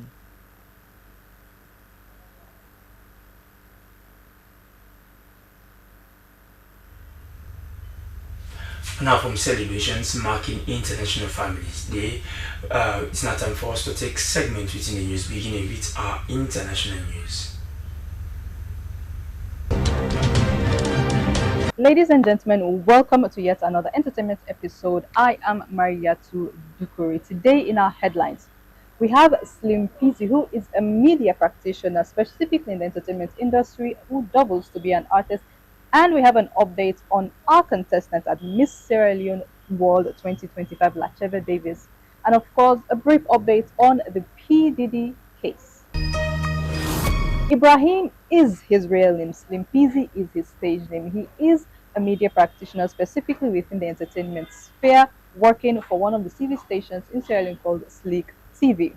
Now, he has just dropped this song called Peace of Mind, P-O-M-N. Let me tell you, I personally love this song because it has a message, the beat is sweet, and everything just comes together beautifully. Let's take a listen to the song and then join in with him for his interview. Give me reason why I fall the stress. I do me best and let God do the rest. Me only competition na myself. So nobody go kill me happiness. Alright, I told you the song is cute, it's nice, everything comes together beautifully. Of course, he spoke to us about, gave us some background about himself, the schools he attended, what he did, and everybody has a struggle in life. And pretty much, I don't get this passion for music and art since growing up like as a kid. I remember going back to primary school days. I mean, I've been so into practical arts, that CPA thingy. Whenever they give people and stuff for do, I prefer for do miming and stuff. So I attended the government Rokel for secondary school, JSS and SSS. And then for primary school, I go Tabernacle School. Some people know that school around Sakila Road for scientists.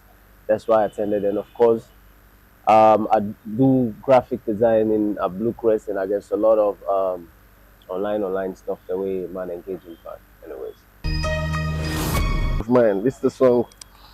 Yes, Peace of Mind, POM. So yes, Peace of Mind is my latest released song, and it's out. It's been out for almost like 2 weeks now, and it's making massive numbers, which I'm proud of myself for.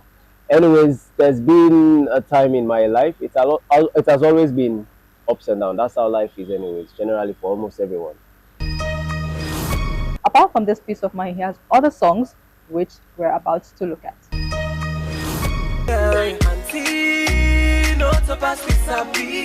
Before I get me there. Let me go. She calling me. She said busy, oh. She telling me. Alright, that's Slbc with his final message to all of the fans. So make sure that you follow him on all social media handles, and of course subscribe to his music on all music platforms there is out. And finally, we know that Puff Daddy or Sean Combs or P. Diddy, was or still is one of the biggest biggest music moguls in the music scene internationally. Now, he is the owner of Bad Boy Records.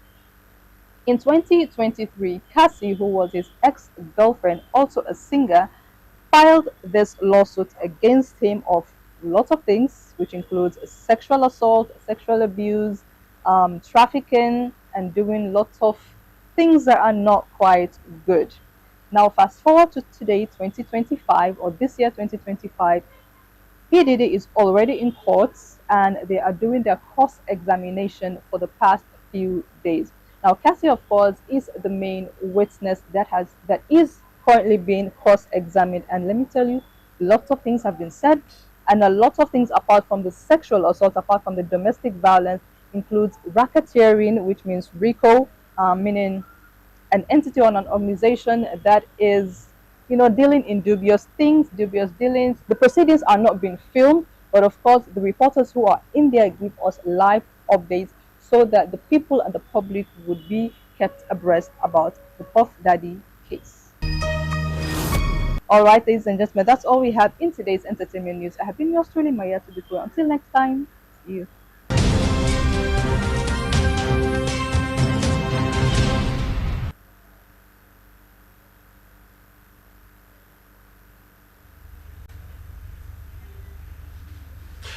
Well, from the entertainment news, we bring news to a close, but before that, a recap of the headlines. A new chancellor and the second court members have been installed and inaugurated at the Milton Margaret Technical University main campus college in Freetown. The move was in line with the University Act, which makes provision for the installation of court members and the placement of chancellor. Minister of Tourism and Cultural Affairs has held an information session to spotlight newly developed tourist sites across Freetown. And Director of Research, Monitoring and Evaluation, Electoral Commission for Sierra Leone has reassured stakeholders that the recommendation in the 2025 to 2029 strategic plan will be implemented to the fullest. In the statement, as they just concluded ECSL's stakeholders engagement in the southern region of Sierra Leone. And that's all we can share in this edition of News Hour. Many thanks for watching as you stay close to your public service broadcaster, the Slbc trusted news source and the authentic voice of Sierra Leone. Keep watching. Good night.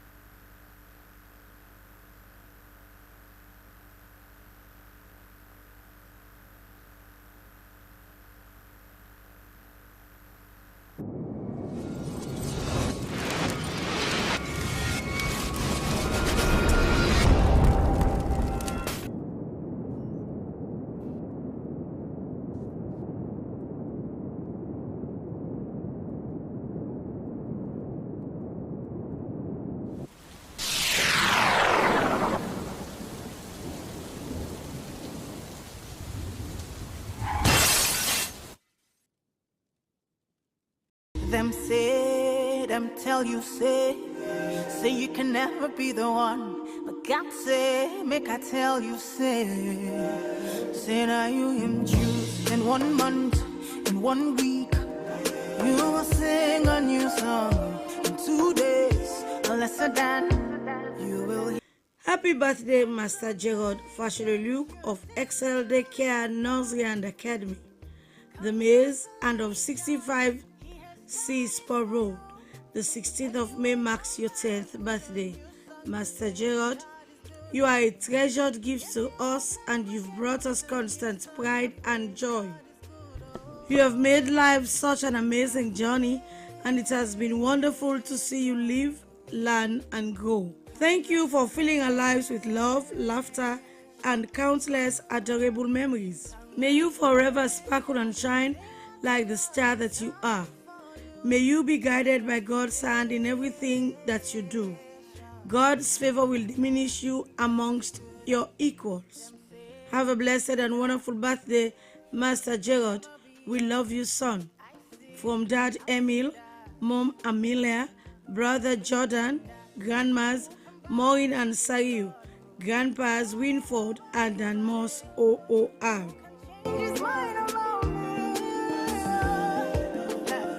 Through many years, in many ways.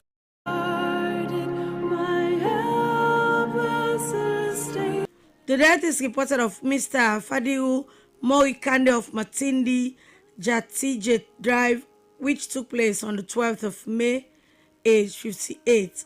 Funeral arrangements will be announced later.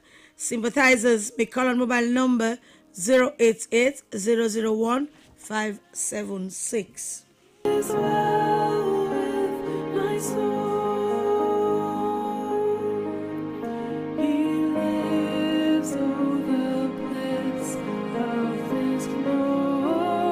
The death announced of Mr. Jaya Kalon of 13 Macaulay Street, Gasfield, Kisii. He died on the 9th of May. He survived by his wife, Mrs. Asatu Kalon, children, Mrs. Mame Babai, Jalahan Kalon, Zainab Dauda and Abibatu Dauda.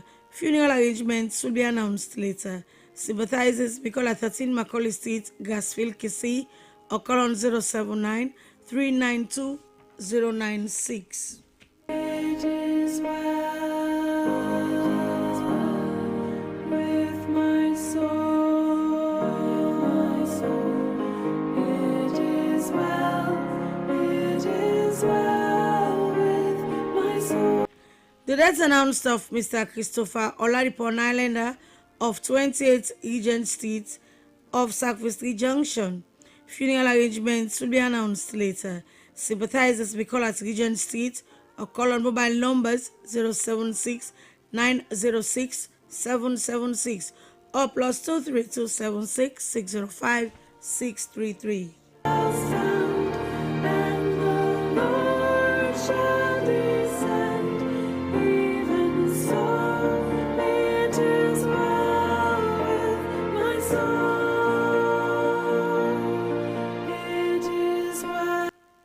The death took place on the 15th of May of Daniel Labor of 7 Yamson Lane, Kisii. Funeral arrangements will be announced later. Sympathizers may call on 076 626 086. It is well with my soul. It is well. With gratitude to God for a life well spent, the family announces the death of Mr. Andrew George Salu, formerly of 54 Mila Lower Allentown by Mabore Junction, and of 9 Boris Street Bo, who died on Monday the 12th of May, aged 50. He survived by his son Joseph Andrew Salu, sister Catherine T. Salu, brother Sylvester Salu, mother Mabel Salu, in-law Mr. Augustine Momo Kamare, grandmother Mama Haja Mami Sware, several aunts, uncles, cousins, close friends, and other relatives at home and abroad. The body will be conveyed to Bo on Thursday the 22nd of May. A vigil will be held on Thursday the 22nd of May at 9 Boris Street, Bo at 7 p.m. Laying out is on Friday the 23rd of May at 9 Boris Street, Bo at 10 a.m. followed by a funeral service at the St. Teresa's Parish Church, New Jalanhu Road, Bo, at 12 noon. Burial at the Kenema Family Cemetery.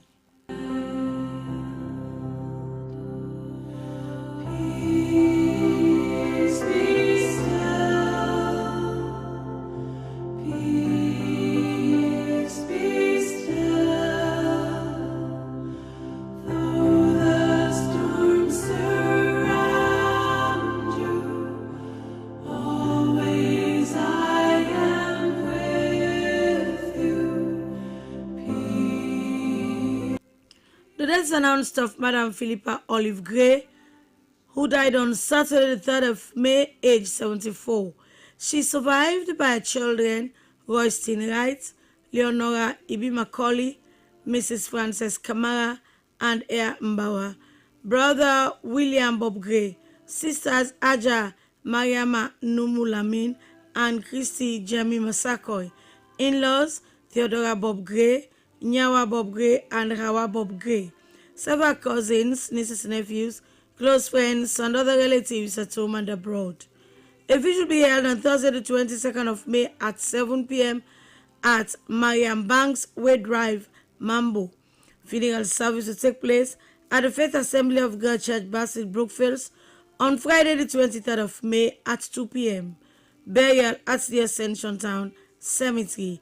Sympathizers may call on 078 485713 or 099 007 359.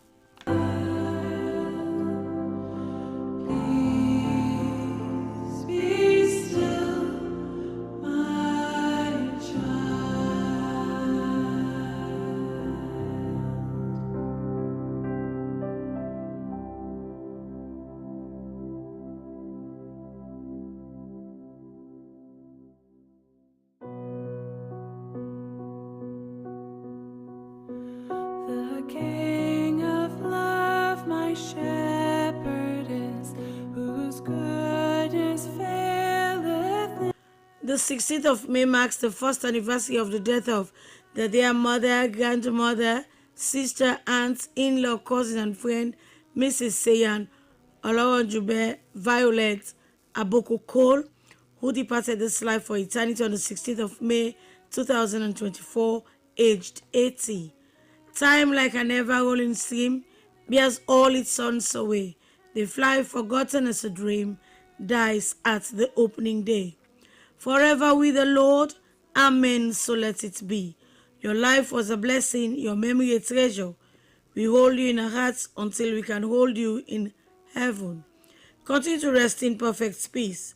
From children, grandchildren, sisters, brothers, nephews, nieces, cousins, and in-laws at home and abroad. And home rejoicing brought me. In death's dark veil I fear no ill, with thee, dear Lord, beside me. Thy rod and staff my comfort still, thy cross before to 10 years have passed just like yesterday. Since you left planet Earth, your thoughts and smiles still linger in our hearts. Therefore, continue to take your rest as son, brother, father, uncle, and nephew. A memorial service for the late Sidney H.E.D. Buck, also known as DJ Clef, will take place at the St. Thomas Anglican Crew Church, Stewart Street, off Freetown Road, on the 23rd of May at 2 p.m. Sadly missed by your father, Mr. Sanami Bokul, mother, Mrs. Victoria Johnson Davis, brothers and sisters, Mr. and Mrs. Alexandra Bokul in the USA, Daphne Bokul, Kashob Bokul, Benjamin Cooper, Grace Cooper, Amos Cooper, Alimatu Johnson, Michelle Brown, Eric Cole, and Mr. and Mrs. Aaron Masako all in the USA, Gloria Che, Miss Augusta Dixon, children's Sydney Jr. and Monica Bokul. Uncles and aunts at home and abroad, the entertainment industry, DJs, musician friends of Big and Small Waterloo Street and Little Crew Street. We love you, but Jesus loves you best. Sleep on, sleep and take your rest. gather at the river, where bright angel feet have trod, with its crystal tide forever flowing by the throne of God. Yes, In loving memory of Honorable Alex M. Kouma, who passed away in Abuja, Nigeria on the 19th of May 2005. 20 years on your passing to eternity remains a blow for the men you cared for. Today we remember you for your charm, selflessness, discipline, honor, and integrity, your ability to unite people from all walks of life, the positive energy that lit up many spaces you graced. Your legacy is a source of inspiration for many. The years may come and go, but deep in our hearts will always remain. Within the hearts of those who care, your memory lingers on. Yours is a face we shall always remember, and an infectious smile that lingers, a voice we shall always recall, memories we will forever cherish. We will miss and love you forever. Till we meet again, sleep under thee. Sadly missed by children Moses Alex Jr., Melvina Mimi in the United Kingdom, and Melrose in Freetown. Brother Junisa, cousins, parent chief Charles Cocker, Mr. and Mrs. J. Sanfa Koma, Maite Cocker, Mr. A.B. Kamara, and Haiti Williams, several nephews, nieces, relatives, friends, and well wishes, all in Bumpe and the Chiefdom and abroad. May your soul continue to rest in perfect peace. That flows by the throne of God.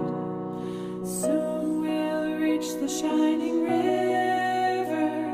Soon our pilgrimage will cease. Soon our happy hearts will quiver with the melody of peace. Yes, we'll gather at the river, the beautiful river.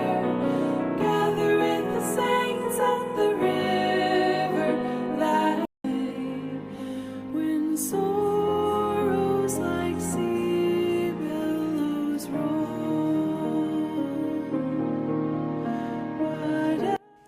To the glory of God for a life well spent, the deaths announced of Mrs. Florence Abike Elinor Wenzel, which took place on Tuesday the 13th of May, aged 80. She survived their children Mudupe, Alice and Brenda in the USA. Funeral arrangements will be announced later. Sympathizers may call at 24 Vidal Street, Wellington, or call on 078 022 944, 077 686527, or 099 952 924. May her soul rest in peace.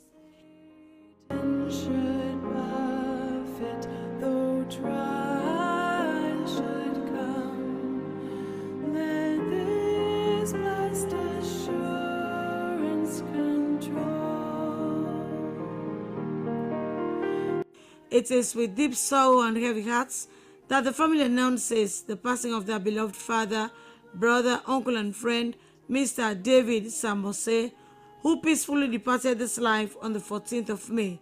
Funeral arrangements will be announced later. It is well with my soul. It is well. The death took place on Thursday the 24th of April of Mrs. Stacy Safikoma Nilansana, a BSc nursing student of commerce, formerly of Dixon Drive, Jerusalem Avenue, Goodrich, aged 37. She survived by her husband, Reverend Canon Daniel Bokil Koma, children Angela, Emmanuel, Isaias, and Janet Koma, father CPO Danley, Jagbandi Lansana, LUC Falaba, mother Hannah Ami Bangura, brother Sylvester Lansana, several loving uncles, aunts, nieces, nephews, cousins, in-laws, families, and friends at home and abroad. A vigil will be held at the Benedicta Countess of Huntingdon's Church, Lumley, on Saturday the 17th of May at 7 p.m. Funeral and communion services on Sunday the 18th of May at St. John's Countess of Huntingdon's Connection Church, Oba Funkia, Goodrich, at 2 p.m. Burial at the Adonkia Cemetery, Goodrich.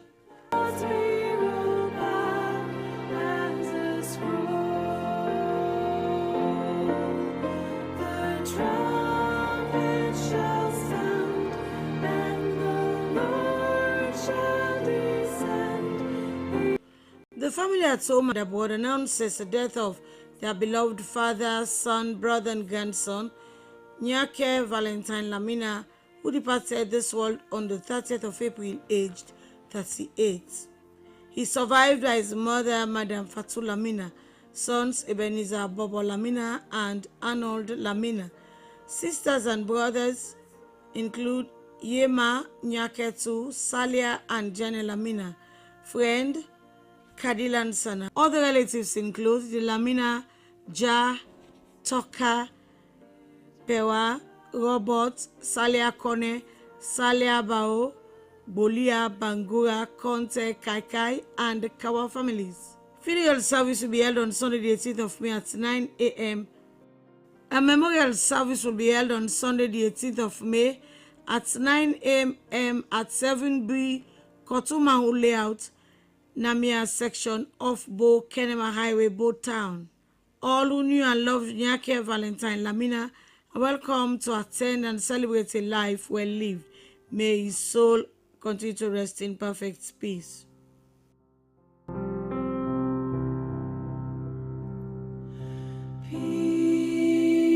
Like if I am his, and he is mine forever. To the glory of God, the family announces the home call of their beloved Reverend Simeon Silihinga Kainesi of 5 Cyprus Section, Grafton Village, who died on Tuesday the 22nd of April, aged 81.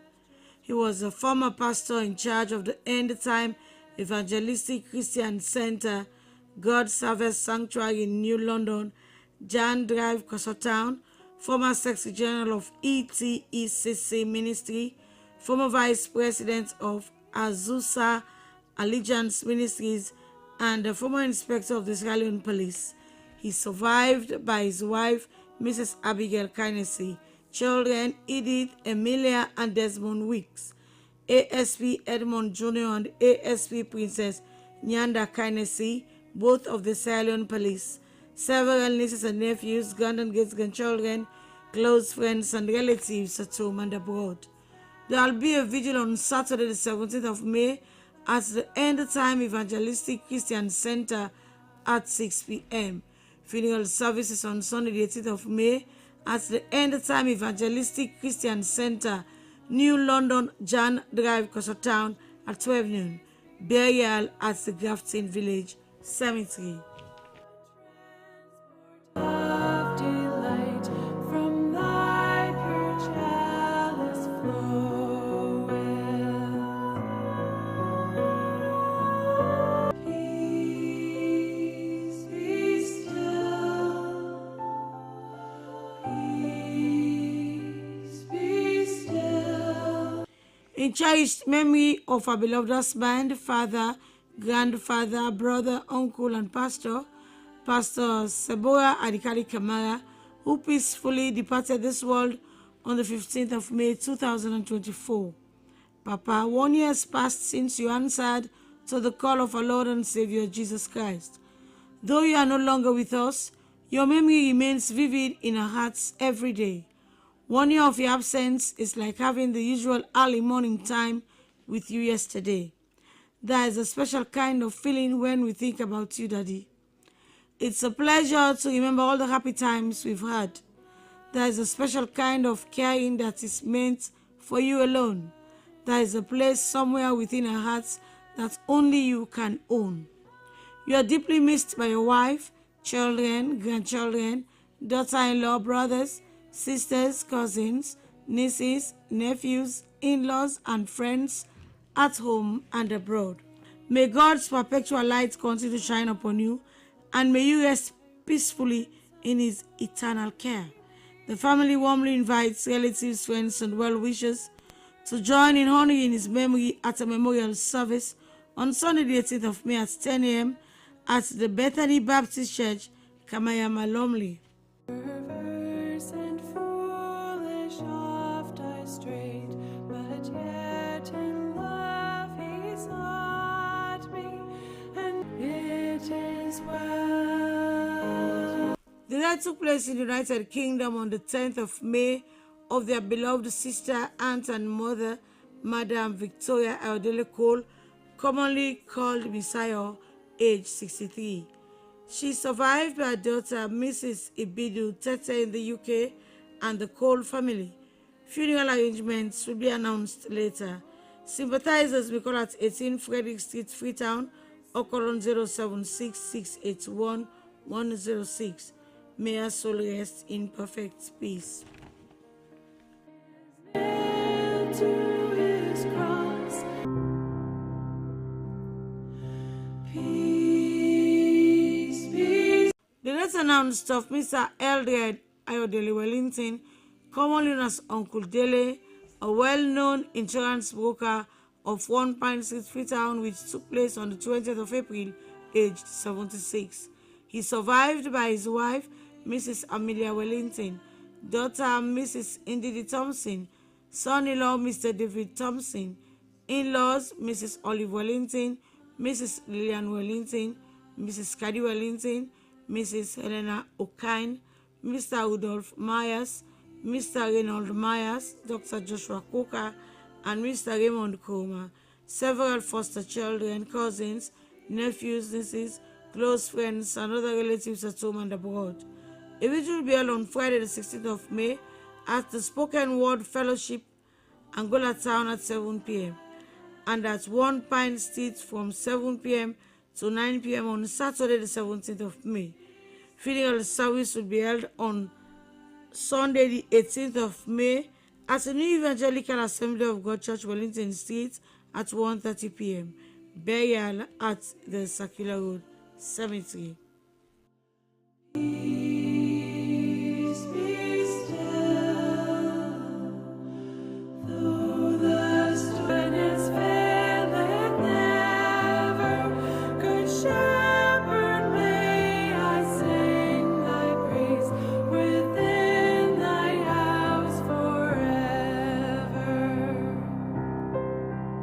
In loving and affectionate memory of the dear wife, mother, grandmother, sister, aunt, grandma, in-law and friend, Mrs. Aisatu Jallo, who died 1 year ago on the 16th of May, 2024. Mommy, we love and miss you each passing day, and your place is still vacant in the home. We miss your smiles, soft voice, and kind words of advice. We never know you would leave us so soon, but we continue to trust God that your presence will always be with us. We love you, but Jesus loves you best. You are too good to be forgotten, as you're always in our minds. May your soul continue to rest in perfect peace.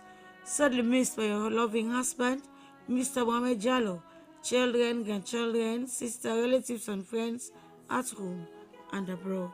May your soul continue to rest in perfect peace. The beautiful river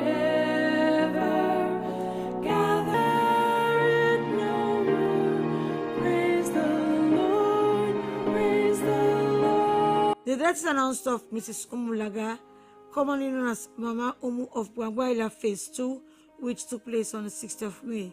She is survived by children, Mami Laga, Fibian Laga in Nigeria, Mr. Samuel Laga, Mrs. Zoe Nancy Asirifi, Mr. Gabriel Sheku, and Madam Manifi, several grandchildren, great-grandchildren, in-laws, Mr. Kofi Asirifi of DSTV, and Mrs. Fatmata Sheku.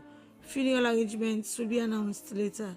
Sympathizers may call on 075 090 882 078056361 or call at 12 Cabo Drive off Ijet Road, Malamalom.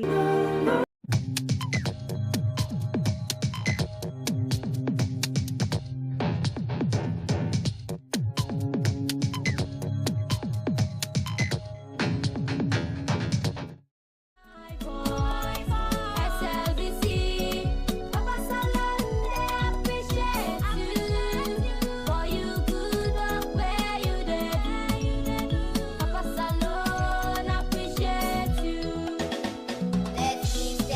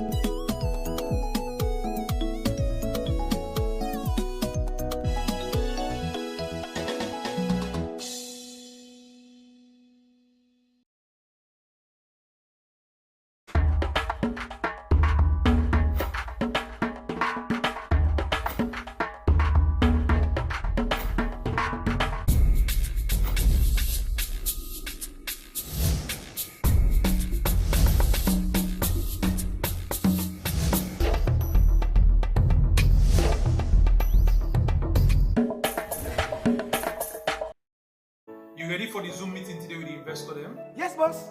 I'm ready for the meeting today.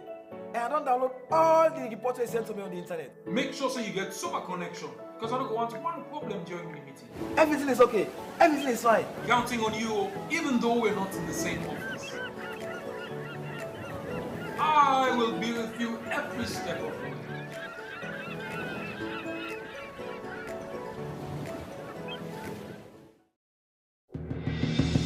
Highwoods Institute, looking to advance in accounting, business management, or digital proficiency. From ACCA to ICB qualifications and workplace proficiency, Highwoods Institute sets you on the path to success. At Highwoods Institute, we offer a diverse range of programs tailored just to meet the needs of today's professionals. So, join the ranks. Achieving your career goals has never been more accessible. Take the first step toward a brighter tomorrow. Enroll now at Highwoods Institute and start a secured future. Visit us at highwoodsinstitute.org or at 92 Pademba Road, Freetown to learn more. Highwoods Institute, the premier destination for career-focused education.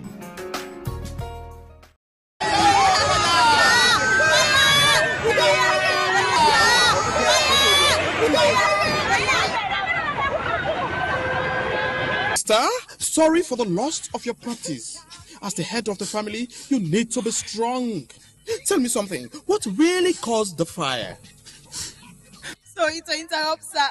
He won't be able to say anything for now. Why? Because he just lost thousands of dollars he collected yesterday, standing by for a business transaction tomorrow. It happened right in front of me. I was watching TV when the light was taken, so I turned off the TV and fan from the switch. Few minutes later, the light came again, and I saw cable caught fire and started burning.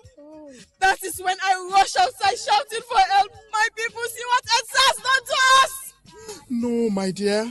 Not all fire accidents are caused by EDSA. There are many factors. Sometimes it could happen as a result of the substandard second class or third class cable we normally use to electrify our buildings. If the cable you use is 80% aluminium and 20% copper, within a short period of time, it will develop carbon and turn to dust. So when the light goes off and comes on again, because of the low quality and less copper, it will catch fire. So that is why it is advisable to use KMB cable from Bisomola Enterprises at number 59 Shani Apata Street, Freetown. For easy access, enter from Eastern Police Station, just a few meters to your left-hand side, opposite the church. KMB cables, a high quality and original cable which is 100% copper, and if bought, 50 years warranty will be given, which can last you almost forever. So rush now to Bisomola Enterprise sales agent and get your high quality KMB cables for a reasonable cost. Excuse me, my brother. Please take me right away to Bisomola Enterprise. I was on my way to purchase cables and different electrical accessories to electrify my new house. Are you really ready? Oh, yes. Then enter my car. Let's go. Wow! Most recent electrical rechargeable fans. Big fans, 8 hours recharge, and small fans, 4 hours recharge. That is just the beginning. Take a look at the first class original UK energetic bulb with different size and colors. And it's also durable. Quality Sikelo, durable with best prices. Standard socket and extension with 2,500 watts. 100% original from the UK. What? Unique high-quality solar street lights of all sizes and original changeover from 32 amp to pole 63 amp, to pole 100 amp, 3 pole 100 amp, and 4 pole 100 amp. Look here. They also have fridge guard voltage protector to be used as stabilizer. Different types of chandelier light like wall light, LED light, moonlight, megaphone, electric kettle, AC switch, and many more. So, for all types of recent electrical products for your homes and offices, come now to Bisomola Enterprises at number 59 Sanya Abacha Street, Freetown. Easily accessed, few meters from the Eastern Police Station to your left-hand side, just opposite the church. If you want to buy at wholesale or retail prices or need more information or inquiries, call us on 072-817-196 or 077-739-363. Bisomola Enterprise, the sole agent for KMB Cables. Bisomola Enterprise, your home for all original, quality, recent electrical accessories for a reasonable cost. You can't see it, it's electric.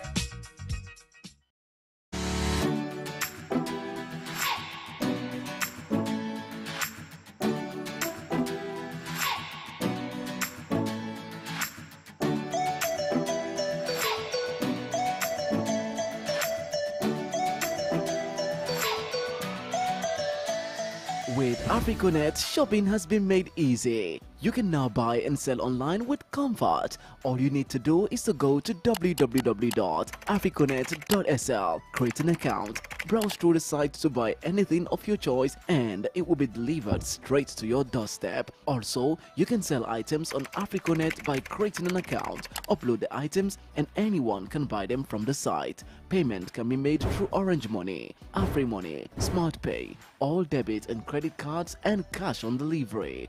With Africonet, you can be your own boss. Africonet, shopping made easy.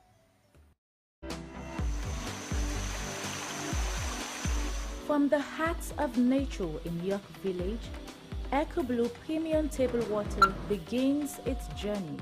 Sourced from Princeton Springs, every drop is pure, refreshing, and packed with natural goodness. Carefully filtered and bottled at our state-of-the-art facility. After a heavy workout, Echo Blue helps me stay hydrated and energized. It's the best water I've ever heard. At Echo Blue, we are committed to bringing you the purest water. Our advanced filtration technology ensures each bottle is free from impurities, and our eco-friendly packaging reduces environmental impact. I love how refreshing Echo Blue is. I feel confident knowing it's safe and natural for me and my family. Echo Blue Premium Table Water, from source to bottle, refreshing, pure, and always the best for you.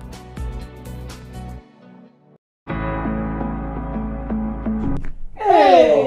Me, for can go na junction for go buy EDSA credit. It want more than say you want for bonus because the last EDSA credit when me buy na ya asidom where I buy am. This one hard for believe. Na true. Dial *363# with QCell and tell me what it say. It say buy Q Power, get last 3 tokens, register meter, and exit. Easy. But I no get QCell money. Now it make it sweet and easy. Just top up your QCell and buy EDSA credit. No mobile money, no problem. It will be one day na salon. Okay. Pass with QCell. Make a try, man. Hey! Lights don't come! Yes, use the QCell top up and buy EDSA Light anytime, any size. Just dial *363# and follow the instructions. Make sure say you register your meter number before you continue. For more information, dial 111. Terms and conditions apply. QCell, Salon Pride.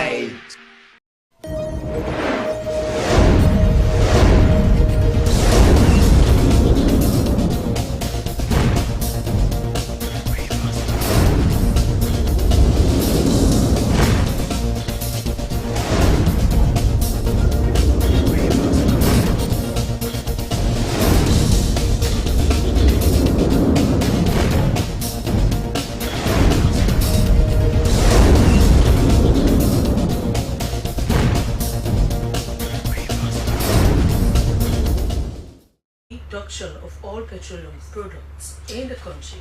Sorry, I'm pleased to update the public on recent security matters in the country, and MBSSA and CORE Sierra Leone support vulnerable primary cards with direct cash. These stories plus more are lined up in this edition of the program Good Morning Sierra Leone. We ask you to participate by sending your comments and views to the number on your screen, or you find us on our Facebook page, Slbc TV Live. You can also do so by searching for us on all social media handles. This is Good Morning Sierra Leone, and we are broadcasting live from Broadcasting House, New England V in Freetown.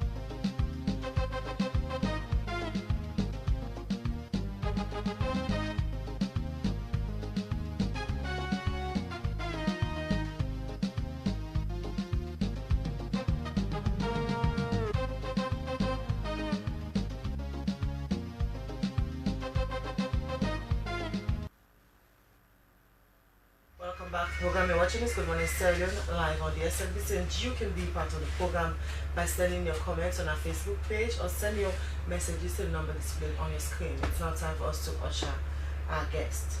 In keeping the public updated on security issues in the country, the Sierra Police has not only provided updates on recent happenings, but also addressed critical issues ranging from infrastructure development, medical services for officers, and criminal activities.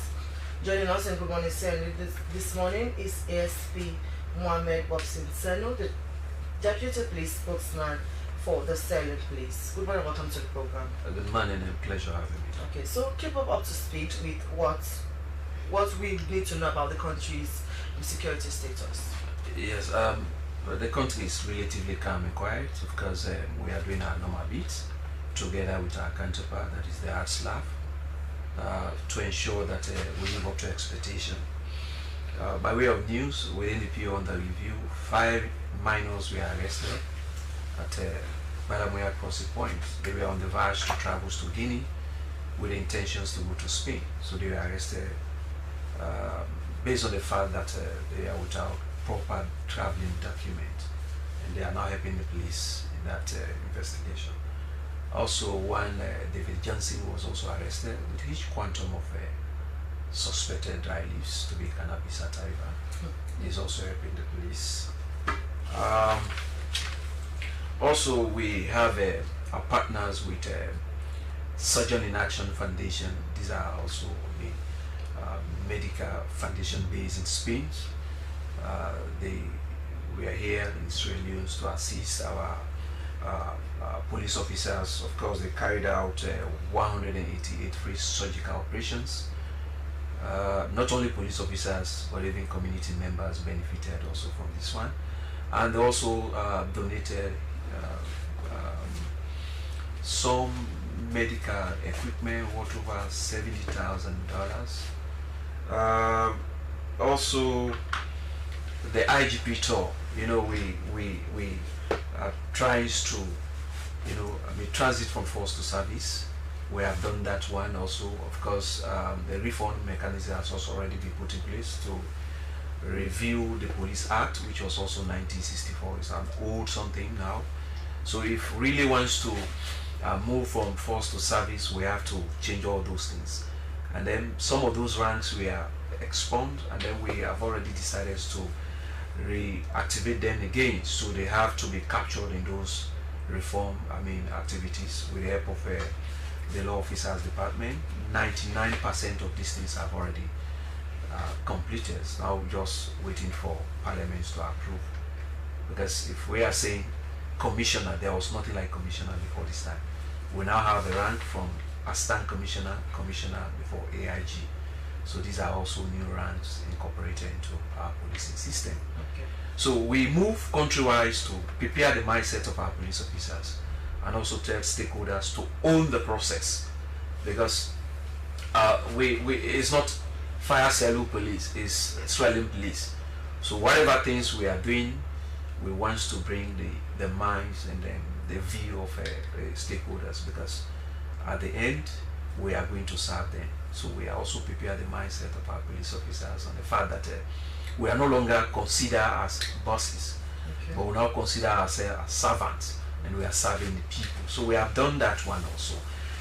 For us to position ourselves where a lot of reform activities and a lot of developmental activity has taken place. One has to do with the police headquarters now.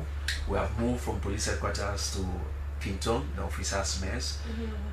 We have the IGP office, and also all the administrative heads to ensure that the activities out there is carried out within the shortest possible time.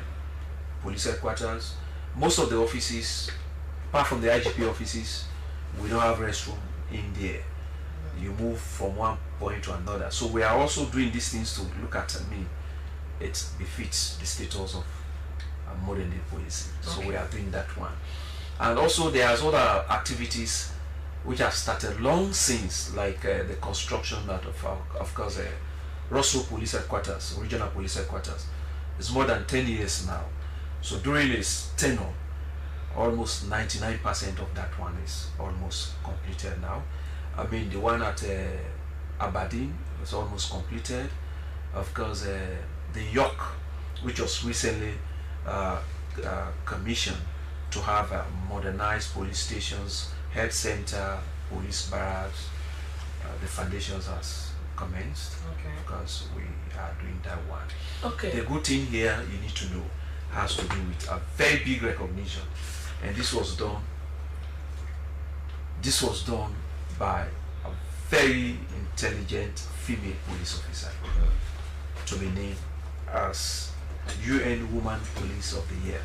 She's the 14th person to earn or to win this particular award, and she will be given the award on the 29th of this month. Who is she? She is Chief Superintendent Zainab Balu Black. Okay, so congratulations to the Sierra Leone Police. Now let's also the nation. And yes, so let's talk about this restructuring that you are about to bring into the Sierra Leone Police Force, because now you want to move away from the force to a service, and you have been working round the clock. You went to Ghana the other time, or you even have some Ghanaian police coming here to, I don't know, vice versa, but you've been working on it. Let's look at where it is now, progress you've made so far, and when are we expecting a total change from the force to the service? A total change has to start with the completion of the Police Act. I told you we have done that one with the help of the lawyers. It's now with the law officers departments for them to table this one at cabinet level, parliament for approval. Then we kickstart the program. The good thing here is it's just a matter of the name, but we have been doing these things. Continuous community engagement is the pillar of the whole things. Continuous community engagement, wherein you create a platform, you help the community people understand that we alone cannot provide, like the quote you read, we alone cannot provide security, but the collaborations, from other angles, other partners, we're able to provide necessary security. Okay, for so everybody. just now you spoke about Sierra Leone being very peaceful at this moment, and we have issues that are threatening. For example, the issue of Yenga, and also you just spoke about why arresting those people who are going about their business. Are they security threats? Yes. I mean, it's an offense. If I want to move from here to any other country, there must be a proper documentation. Okay, is it because of the lack of proper documentation? That's it. That's it. And besides, they are minors, so we are investigating them to know if their parents are informed. I mean, they are aware of their movement or not. Ages ranging from the highest is about 17, 14, 15, 12, 5 of them. So it's worrisome. Okay. So whether human trafficking or other things. Yes, Yenga. It is on course. Of course, I told you, Sierra Leone is relatively calm and quiet and peaceful. We have been doing these things through diplomatic issues, and that one will be solved. Diplomacy, and yet the Guineans are still advancing into our own territory. It will be solved. How soon? How soon? Pretty soon. Okay. So let's talk on. Many a time when the Sierra Leone police holds press conferences, we get to hear the issues of people arrested of cannabis sativa or other drugs. The issue of drugs is alarming in the country. So most of the time when you arrest these people, we don't get to get updates on what happens to this set of people that are arrested. So how far are we? Because I've been covering the police and we don't get updates in return of these people that are arrested. Okay. How far? Yes, let me just help you understand one thing. The issue of drugs is a little bit quiet now as compared to when you used to see people, we move from years to that point, you see people dancing like zombie. It's no longer happening because of the sensitization. Now coming back to the arrest, in the justice sectors we have what we call tripartite issue. The bulk of the things start with the police. We detect, we arrest, we investigate, charge to court. In courts, we don't have domain there, passionately to say. At the end of the whole things, if there is fine levy against or whether to send the persons to court, to prison, the bulk now, the issues now goes to the correctional, officers to handle that one. But we have what we call court returns normally. Those who are there to tell us, for instance, like our prosecutors will tell us, we have committed this matter have been committed to high court, or the matter is under investigations. But the bulk of the things, when we arrest, we investigate, we charge to court, it's now with the court to decide whether you go for this year, you spend or you pay this fine or these things. You understand? But our rule starts right from that point. We detect, we apprehend, we investigate, charge to courts. So the issue of drugs, sincerely speaking, you are a journalist, you move out there, you see, prior to this time, what you used to see is no longer happening. So maybe it's you are talking about Kush and the others, but we are talking about drugs that are not as popular as Tramadol, 225 and the others. In recent times, you see on social media people saying Sierra Leone is slowly becoming a hub for drugs in the regions. Well, drugs is everywhere. It's everywhere. And you recently we help the symbolic burning of Kush and other drugs in Kono after the verdict of the magistrate. It was done in the view of many stakeholders. That is also another steps taken to allay the fear of the general public without transparency in what we do. So these are the ones that are, you understand, under the public's view. Any major arrest like this one is also major. We also follow the outcome and the final verdicts. We help the public understand. So talking about drugs, what's the current status of the investigation on Umar Sheif? Well, this one, for now I don't have any things here to tell you because we have a lot to do. I was just contacted to talk about recent happenings, so that was why I did not further probe into the issues you asked. Okay, so let's move away from that. Quite recently you had a workshop, a security coordination meeting. Yes. Let us know the relevance of that. Well, this is also another steps taken to ensure that we bridge the gap. This was issue started long since 2010. The police-military relationship. So the IGP decided to say no, let us reactivate this one here because it's good for that prison officer or the correctional officers to understand the role and responsibility of the police, equally the role and responsibility of the military and that of our force. So they bring everybody together in a one-day security workshop. We started this one in the provinces, Bo, and here again in Freetown here, of course, the CDS was there, the IGP was there, and even the security coordinator, National Security Coordinator representative was also there. So we are doing these things to ensure that we build trust and confidence and trying to cement the good working relationship among the security sectors. We are also going to cascade this one northwest, northeast, because we started in Bo and of course Kenema, to ensure that all other police officers as well as military and other security apparatus benefited from this one. All right, thank you very much. He is ASP Mohamed Obson Senu. This is Good Morning Sierra Leone. It's coming to you live from Broadcasting House in Glanville. We continue with the program. We now go to another issue that has to do with education. Research conducted by Chorus International, one of the leading global international development and humanitarian organizations, aimed at providing assistance to end poverty and building healthy communities in the world for vulnerable primary school girls, shows that huge numbers of young girls drop out of school as a result of lack of financial support. It is against this background Chorus Sierra Leone, in partnership with Ministry of Basic and Senior Secondary Education (MBSSE), is supporting vulnerable primary school girls with direct cash to keep them in school for future opportunities. To talk more on the importance of this move taken by Chorus Sierra Leone and MBSSE in the program, we have Augustine Bami Anthony, he is the PRO, MBSSE, and Stephanie Melo, Communication Specialist, CGA Technologies, Chorus International. Good morning, lady and gentlemen. Good morning, Francis. Good morning. Congratulations, you pronounce your name very well. That's fine. Okay.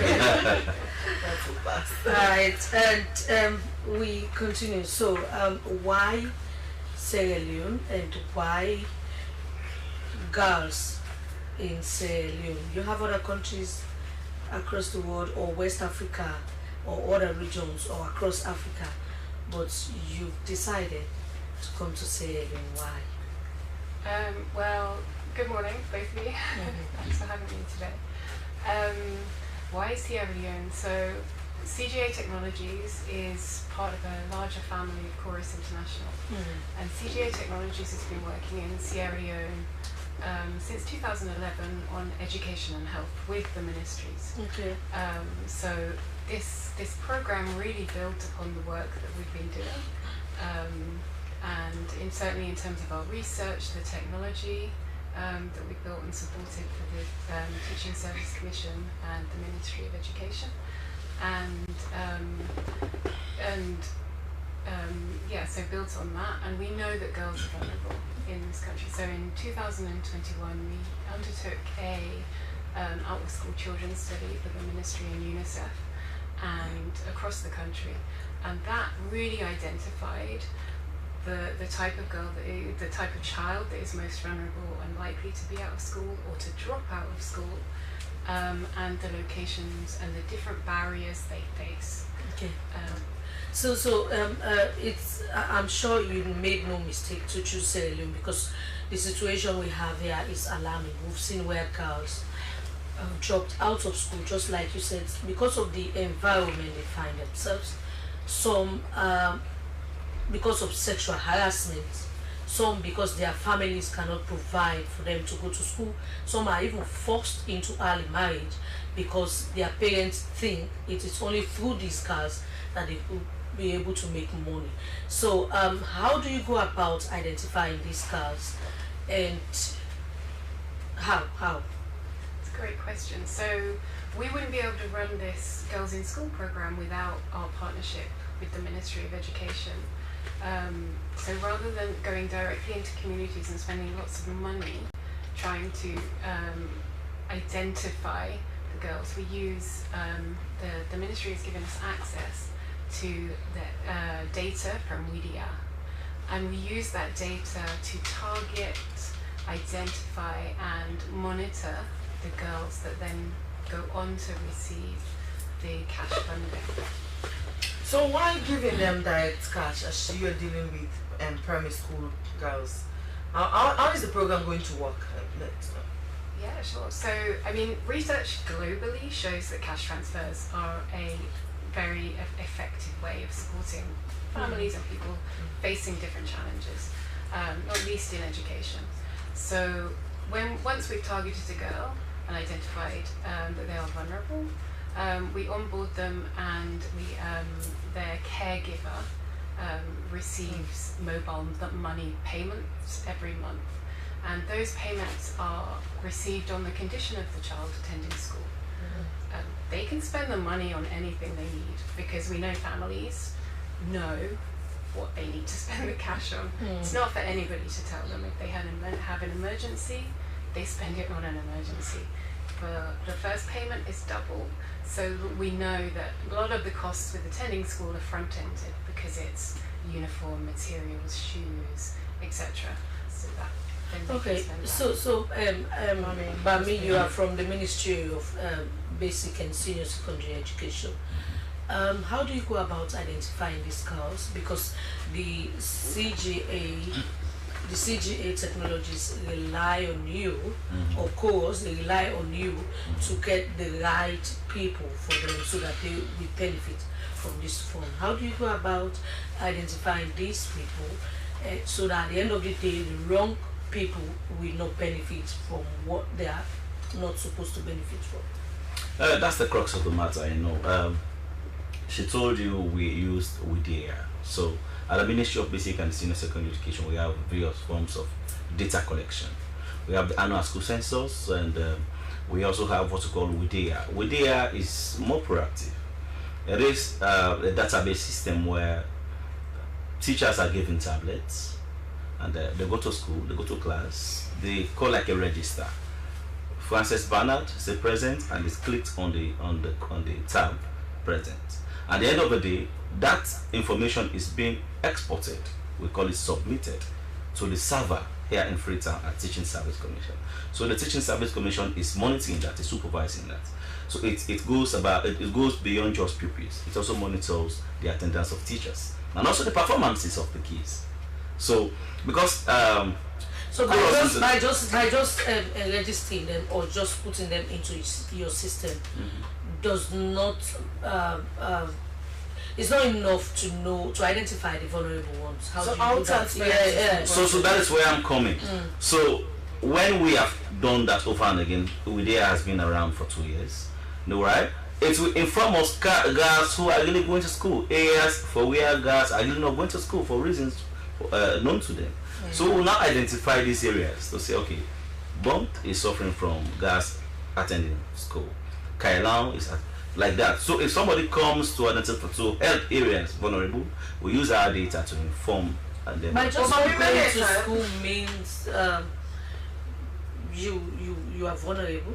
Okay, if you are going to school and you drop out of school, there are a lot of things to look at for. One, maybe you're pregnant and you've gone out of school, or maybe your rights are violated and probably nobody to talk about it. So because you are absent, it informs us in a lot of ways what has happened. So when Chorus came around, they realized that there are girls 13 years of age that are pregnant learners. I mean, they are parents learners, and they are supported. There are girls that are 13 years of age that are pregnant. For example, they just concluded primary, the NPSC. In Bont alone, we had 15 pregnant girls writing primary school exams, the NPSC, in Bont alone. So we have issues of such nature.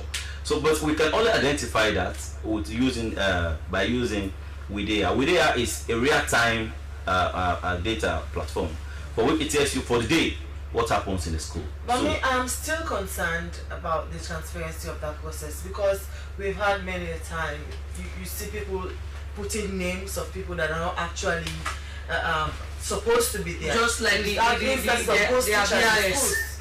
So how transparent is the process? That is what so we are not supplying names. We supply the information, the data, right? So when they go to the schools, they will identify these vulnerable kids. It is not that the ministry has to say it is Esther that is vulnerable. No, we identify the setting, the location, to say this area is suffering from girls dropping out of school. So they have to go into the areas now and see, and they identify. So let us know, as the Ministry of Basic and Senior Secondary Education, what direct impact will this drive by Chorus International have on this set of children? as they are directly targeting vulnerable primary school children? That is a brilliant question. I want to levy on what Frances just said as an intro. Across the world, we have over 400 million kids dropping out of school every year. And UNICEF's report, yearly quoted, is saying 122 million girls drop out of school every year. And it is also saying, the same data is saying, 34 million of that are from primary school. So you see the reason why we go big on primary school. So as a ministry, there is a cushion for us, because even before the arrival of Chorus, Sierra Leone, International and Sierra Leone, we have been supporting, or we are supporting girls at primary school levels in peak time.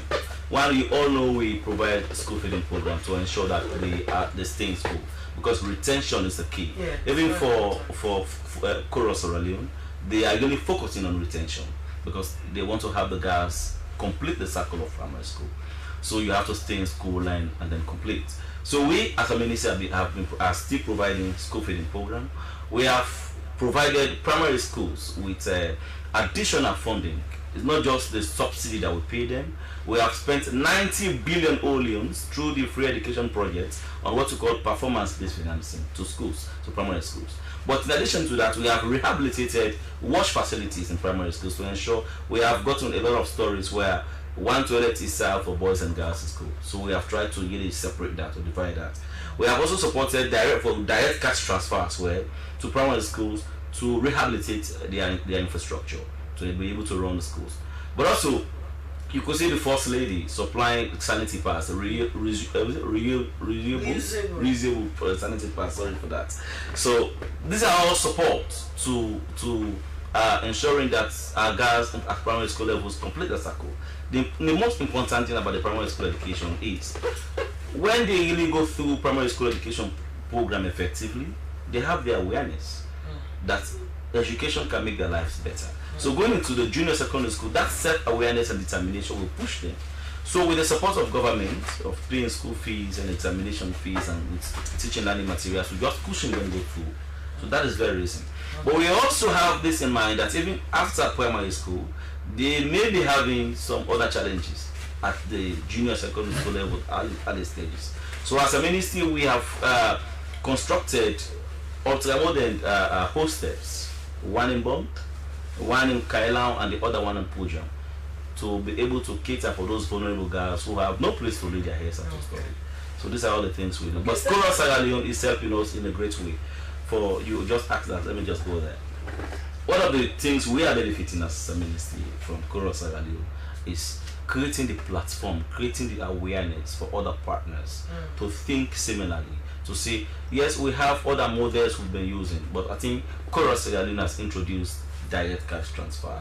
So maybe we'll see how this will impact the girls and see how it comes. So for us, it's a platform that has been prepared by Chorus Sierra Leone for other partners to support. Okay. So it's an opener. So we Stephanie, I saw you wanted to comment on what Bami was saying about how these girls actually identified. Yeah, absolutely. So as Bami said, WIDIA collects a number of data points and information, different information about the learners, and we use that to identify and target the girls. So for example, as we said, the maternal status, whether they're over age in their level of school, in their class level, because that indicates that they've likely been out of school for a number of years, their disability status, and a number of other things, including if they live with a family member or not, if they're a single parent household. So all this data is there, and we're just using it to identify the girls and then target them, and then support them with these monthly cash transfers. So why only at primary level? That's currently where we've started. This is a pilot year. We are already planning for next year to expand. So as we scale the program, we hope to be able to go to more primary schools and then higher. All right, thank you very much. Well, continue to stay with us. She is Stephanie, and she is a partner with the Ministry of Basic and Secondary Education, PRO, Augustine Bami Anthony. This is Good Morning, Sierra Leone. We now go for a short commercial break, and when we come back, we continue with the program.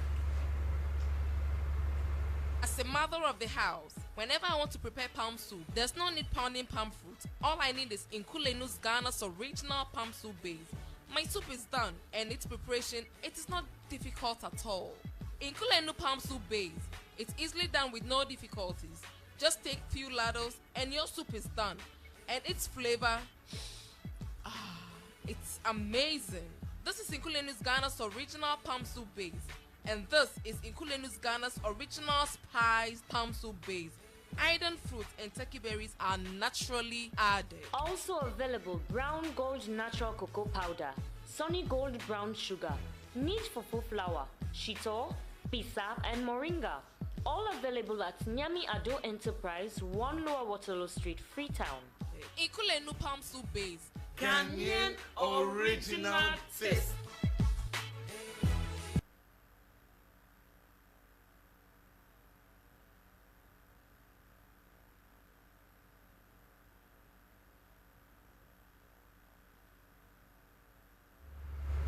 Welcome back to the program. You're watching this Good Morning Sierra Leone live on the SLBC, and you can be part of the conversation by sending a text message to the number displayed on the screen, or send your comments on our Facebook page at SLBC Live. Well, we still have ASP Mohammed Bobson standing on the studio as he has been taking us through security updates in the country. So before we went on the break, we were speaking on the security coordination meeting that you had. So, what was the highlight of the event after the coordination meeting? What are your plans for in the area of coordination to ensure that security is actually improved in the country? So you have been fighting for it. Yeah, well, the issue has to do with mutual understanding, mutual relationship among security, institutions. For instance, there are issues you say, no, this is not my responsibilities. But you are the first contact person, you know what to do. And you know the reporting mechanism put in place. For instance, this has been like a code. POMIC, if I meet any military officer as a POMIC, you know how to respond to me directly because of that mutual relationship, trust, and other things. And this is also the unique nature of our security sectors. In other countries, it's very difficult for police and military to sit together, plan things together. It's not happening. But we are doing this because of the security architecture that we have, right from chiefdom level, district level, provincial level, and national level. So these are all mechanisms put in place to ensure that we are there, some of those things, rather than it become looming, or it become develop to a level wherein we cannot handle it. In the situations we are in, we look at military aids to civil power, the MACP, you bring in the militaries to assist the police. Also a lot of other topics. We are also lectures to ensure that we build that bond among ourselves.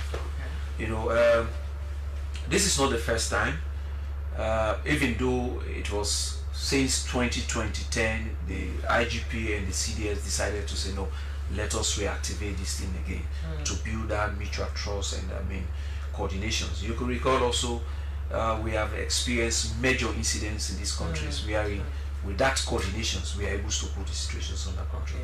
So we are just trying to build on that one. So speaking of coordination, the Sierra Leone Police does not only need to coordinate with your own sector as the security sector, but also with the citizens, because you heard from our quote of the day, it has to do with security does not work alone but also work with citizens. So let us know how has the relationship been with the people of Sierra Leone, because many times when we have incidences of drugs in a particular community, it has to do with the community people coming on board, calling the police to like stop it in their community. What's the level of coordination with the Sierra Leone police and also the people of Sierra Leone? That is I mean, is a kind of collaborations, because if the people are now saying let us call the police, simply because they now understand, they know the level of coordinations, right? And that is why we have a directorate, community relations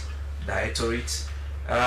We have the local policing partnership board, and this local policing partnership board will also have what we call area policing partnership, the APP. These are also levels put in place to ensure that if you cannot reach that police station to report your issue, there is also another level where you can report issues. If that issue is not solved at that peak, we have the community relation, the local policing partnership board. These are also civilians. They sit, interact, plan together with the policing and carry out activities. We have also established town hall meetings among stakeholders and community.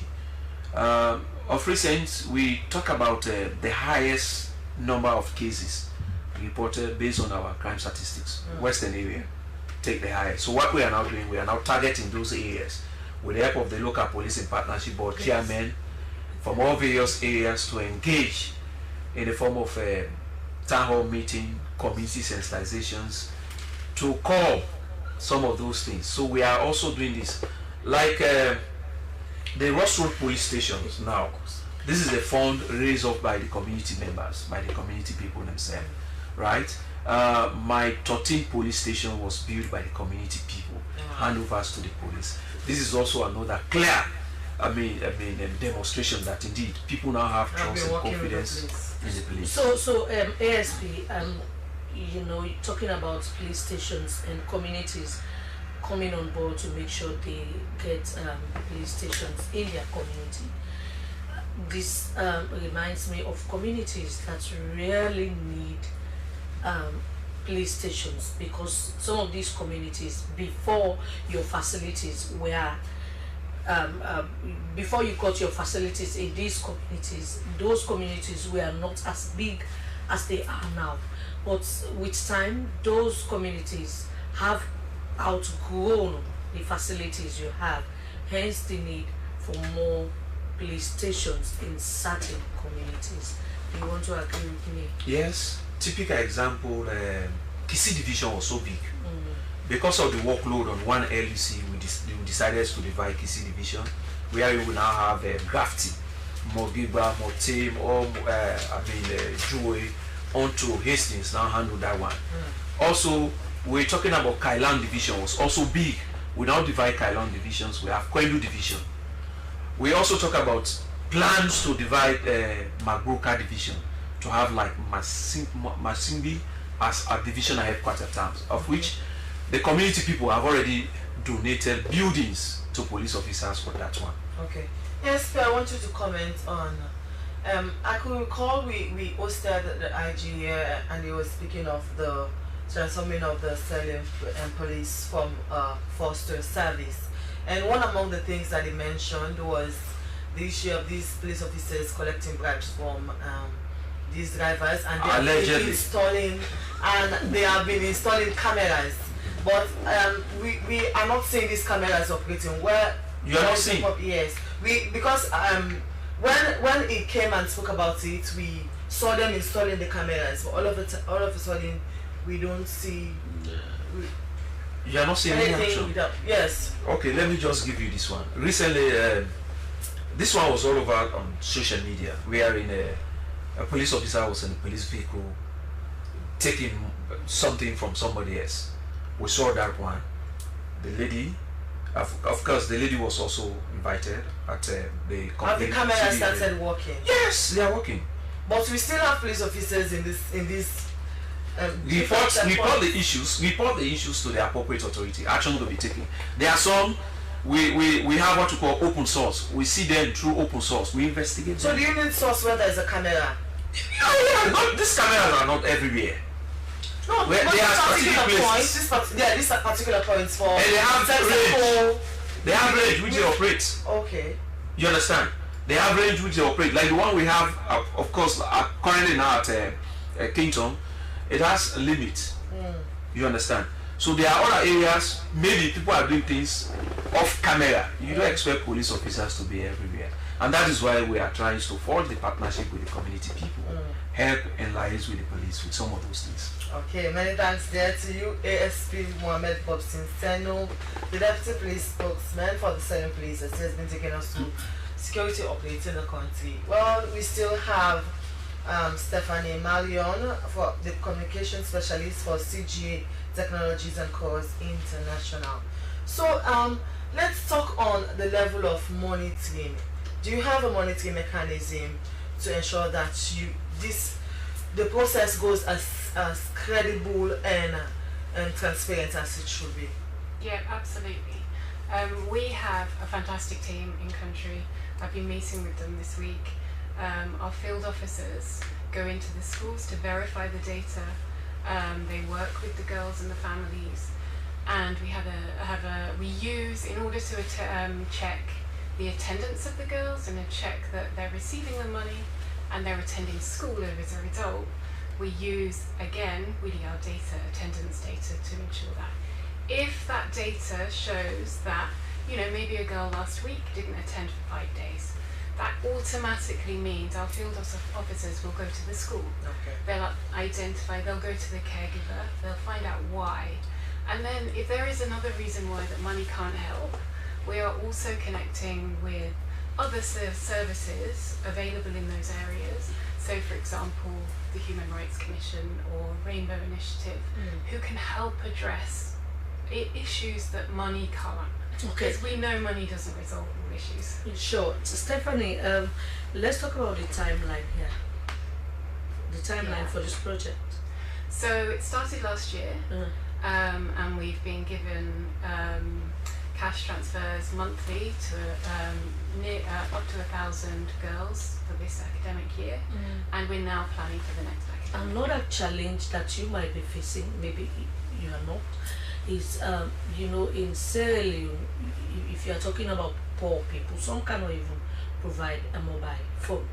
So how do you go about that? Because you really notice this girl is supposed to be a beneficiary, but even the mobile phone for you to transfer the money is not available. Or sometimes if it's available, electricity for them to charge that phone so that they will switch it on to be able to access this money is another concern, especially when you talk about the remote areas in the country. How about that? Yeah, you've identified one of the biggest challenges we found this year, and that is that certainly the vulnerable girls come from vulnerable families. They don't necessarily have a phone or have a mobile money account on that phone, or on that a SIM card. So we've been, as a pilot, we've been learning from that, right? So that's the importance of running this and learning from the pilot program. So to address that, our team has been supporting families in how to use mobile money, in a lot of cases, providing SIM cards so that they can have their own mobile money SIM card. So there's been a lot of work on that, and we'll be, but going forward, we understand that's an issue, so we're building that into the program. Okay, Stephanie, you made mention that the program started last year. So how has it been so far since you started the program last year? Honestly, this last couple of weeks, I've been going around and meeting some of the families, caregivers, children, school leaders, and although we haven't, at the end of the academic year, we will assess all the data because we'll have all their attendance records, but what people are telling us is that it's making a real difference. Just this small amount every month is helping them. The girls are able to have their uniforms. Girls have reported that they're not going to school in tatty, torn uniforms anymore. They have new uniforms because they can afford it, and so they're not being stigmatized by their peers because we know what kids are like. So now they are much more active in school, and taking part in more activities, speaking up. They're able to supplement their lunch, so they can add some more additional nutrition to their lunch, and so that's helping them be more active in school because they don't have empty belly, or they don't have they have a more nutritious lunch. So the areas that you've targeted, which communities have you been targeting since last year for the pilot phase? So currently for the pilot phase, it's Cambia, Port Loco, Western Area, Urban and Rural. Okay, Mami, I think we now bring you in now. So what is key in the success of this project is the area of monitoring. So as the ministry, I'm quite sure you have a role to play in the area of monitoring to ensure that this project succeeds, because if the project succeeds, it helps the ministry, it cuts down the burden of the ministry. So how do you come in the area of monitoring? Okay, so we own the schools, so the teachers are there to help Sierra Leone to succeed.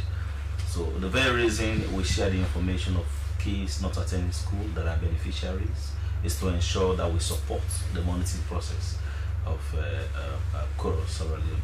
So they also give us some form of reports to be able to know the status of the activities or the implementation of the activities.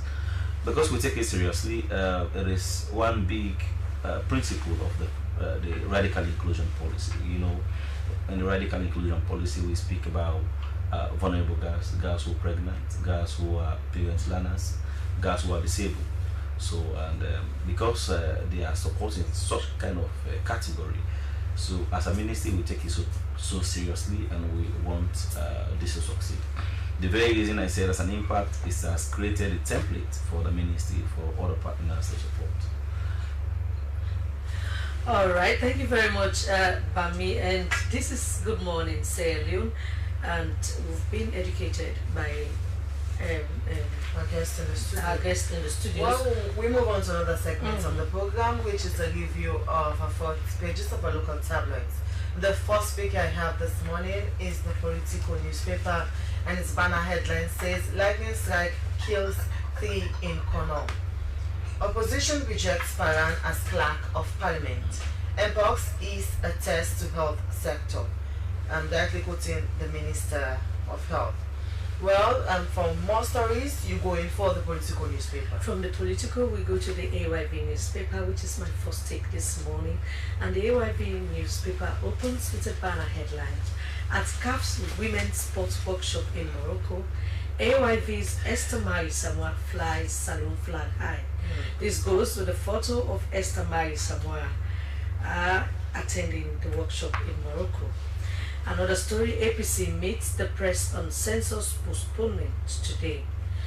And Deputy Ambassador Asma James receives new boss. This goes with Asma James with her new boss, Ambassador Philip Bokchusu. These stories plus more, and for those of you who are interested in sports, you go out there and grab the AYV newspaper.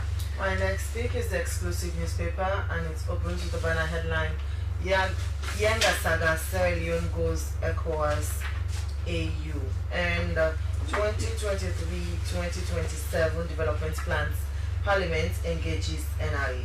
These stories and memo you can find on the exclusive newspaper. From the exclusive, we go to Awareness Times. The Awareness Times newspaper opens with a banner headlines. Although that grammar played for him from London to all around the world, frustrated Penny Stimets cries over his jail term.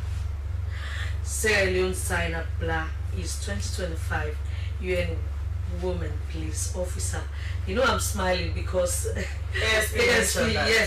ASP mentioned it, and Deputy Clerk of Parliament, okay, NPPA and IPRP forge unified path towards accountability.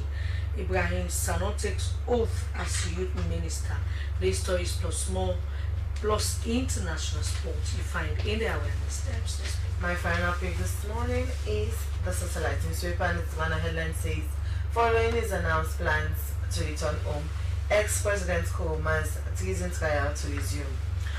As May 18, 2025 is deadline for OSVP application, Orange Sierra Leone exciting and attractive OSVP prizes are up for grabs. And 4 years of procurement oversight, NPPA report reveals urgent reforms in public spending. For many more stories, you go in for the Satellite newspaper. Okay, and our final take for today is the Calabash newspaper. The Calabash newspaper resident and the work permit to be digitalized by Construct Systems Limited. First Lady files 50,000 United States dollars million suit as Kwedu Limited faces security scrutiny over labor crisis and defamation. And ECSL concludes consultations in Kenema to inform new 2025 to 2029 electoral cycle. These stories plus more you find in the Calabash newspaper, but you must be reminded that views expressed in these newspaper do not in any way reflect the views of the SLBC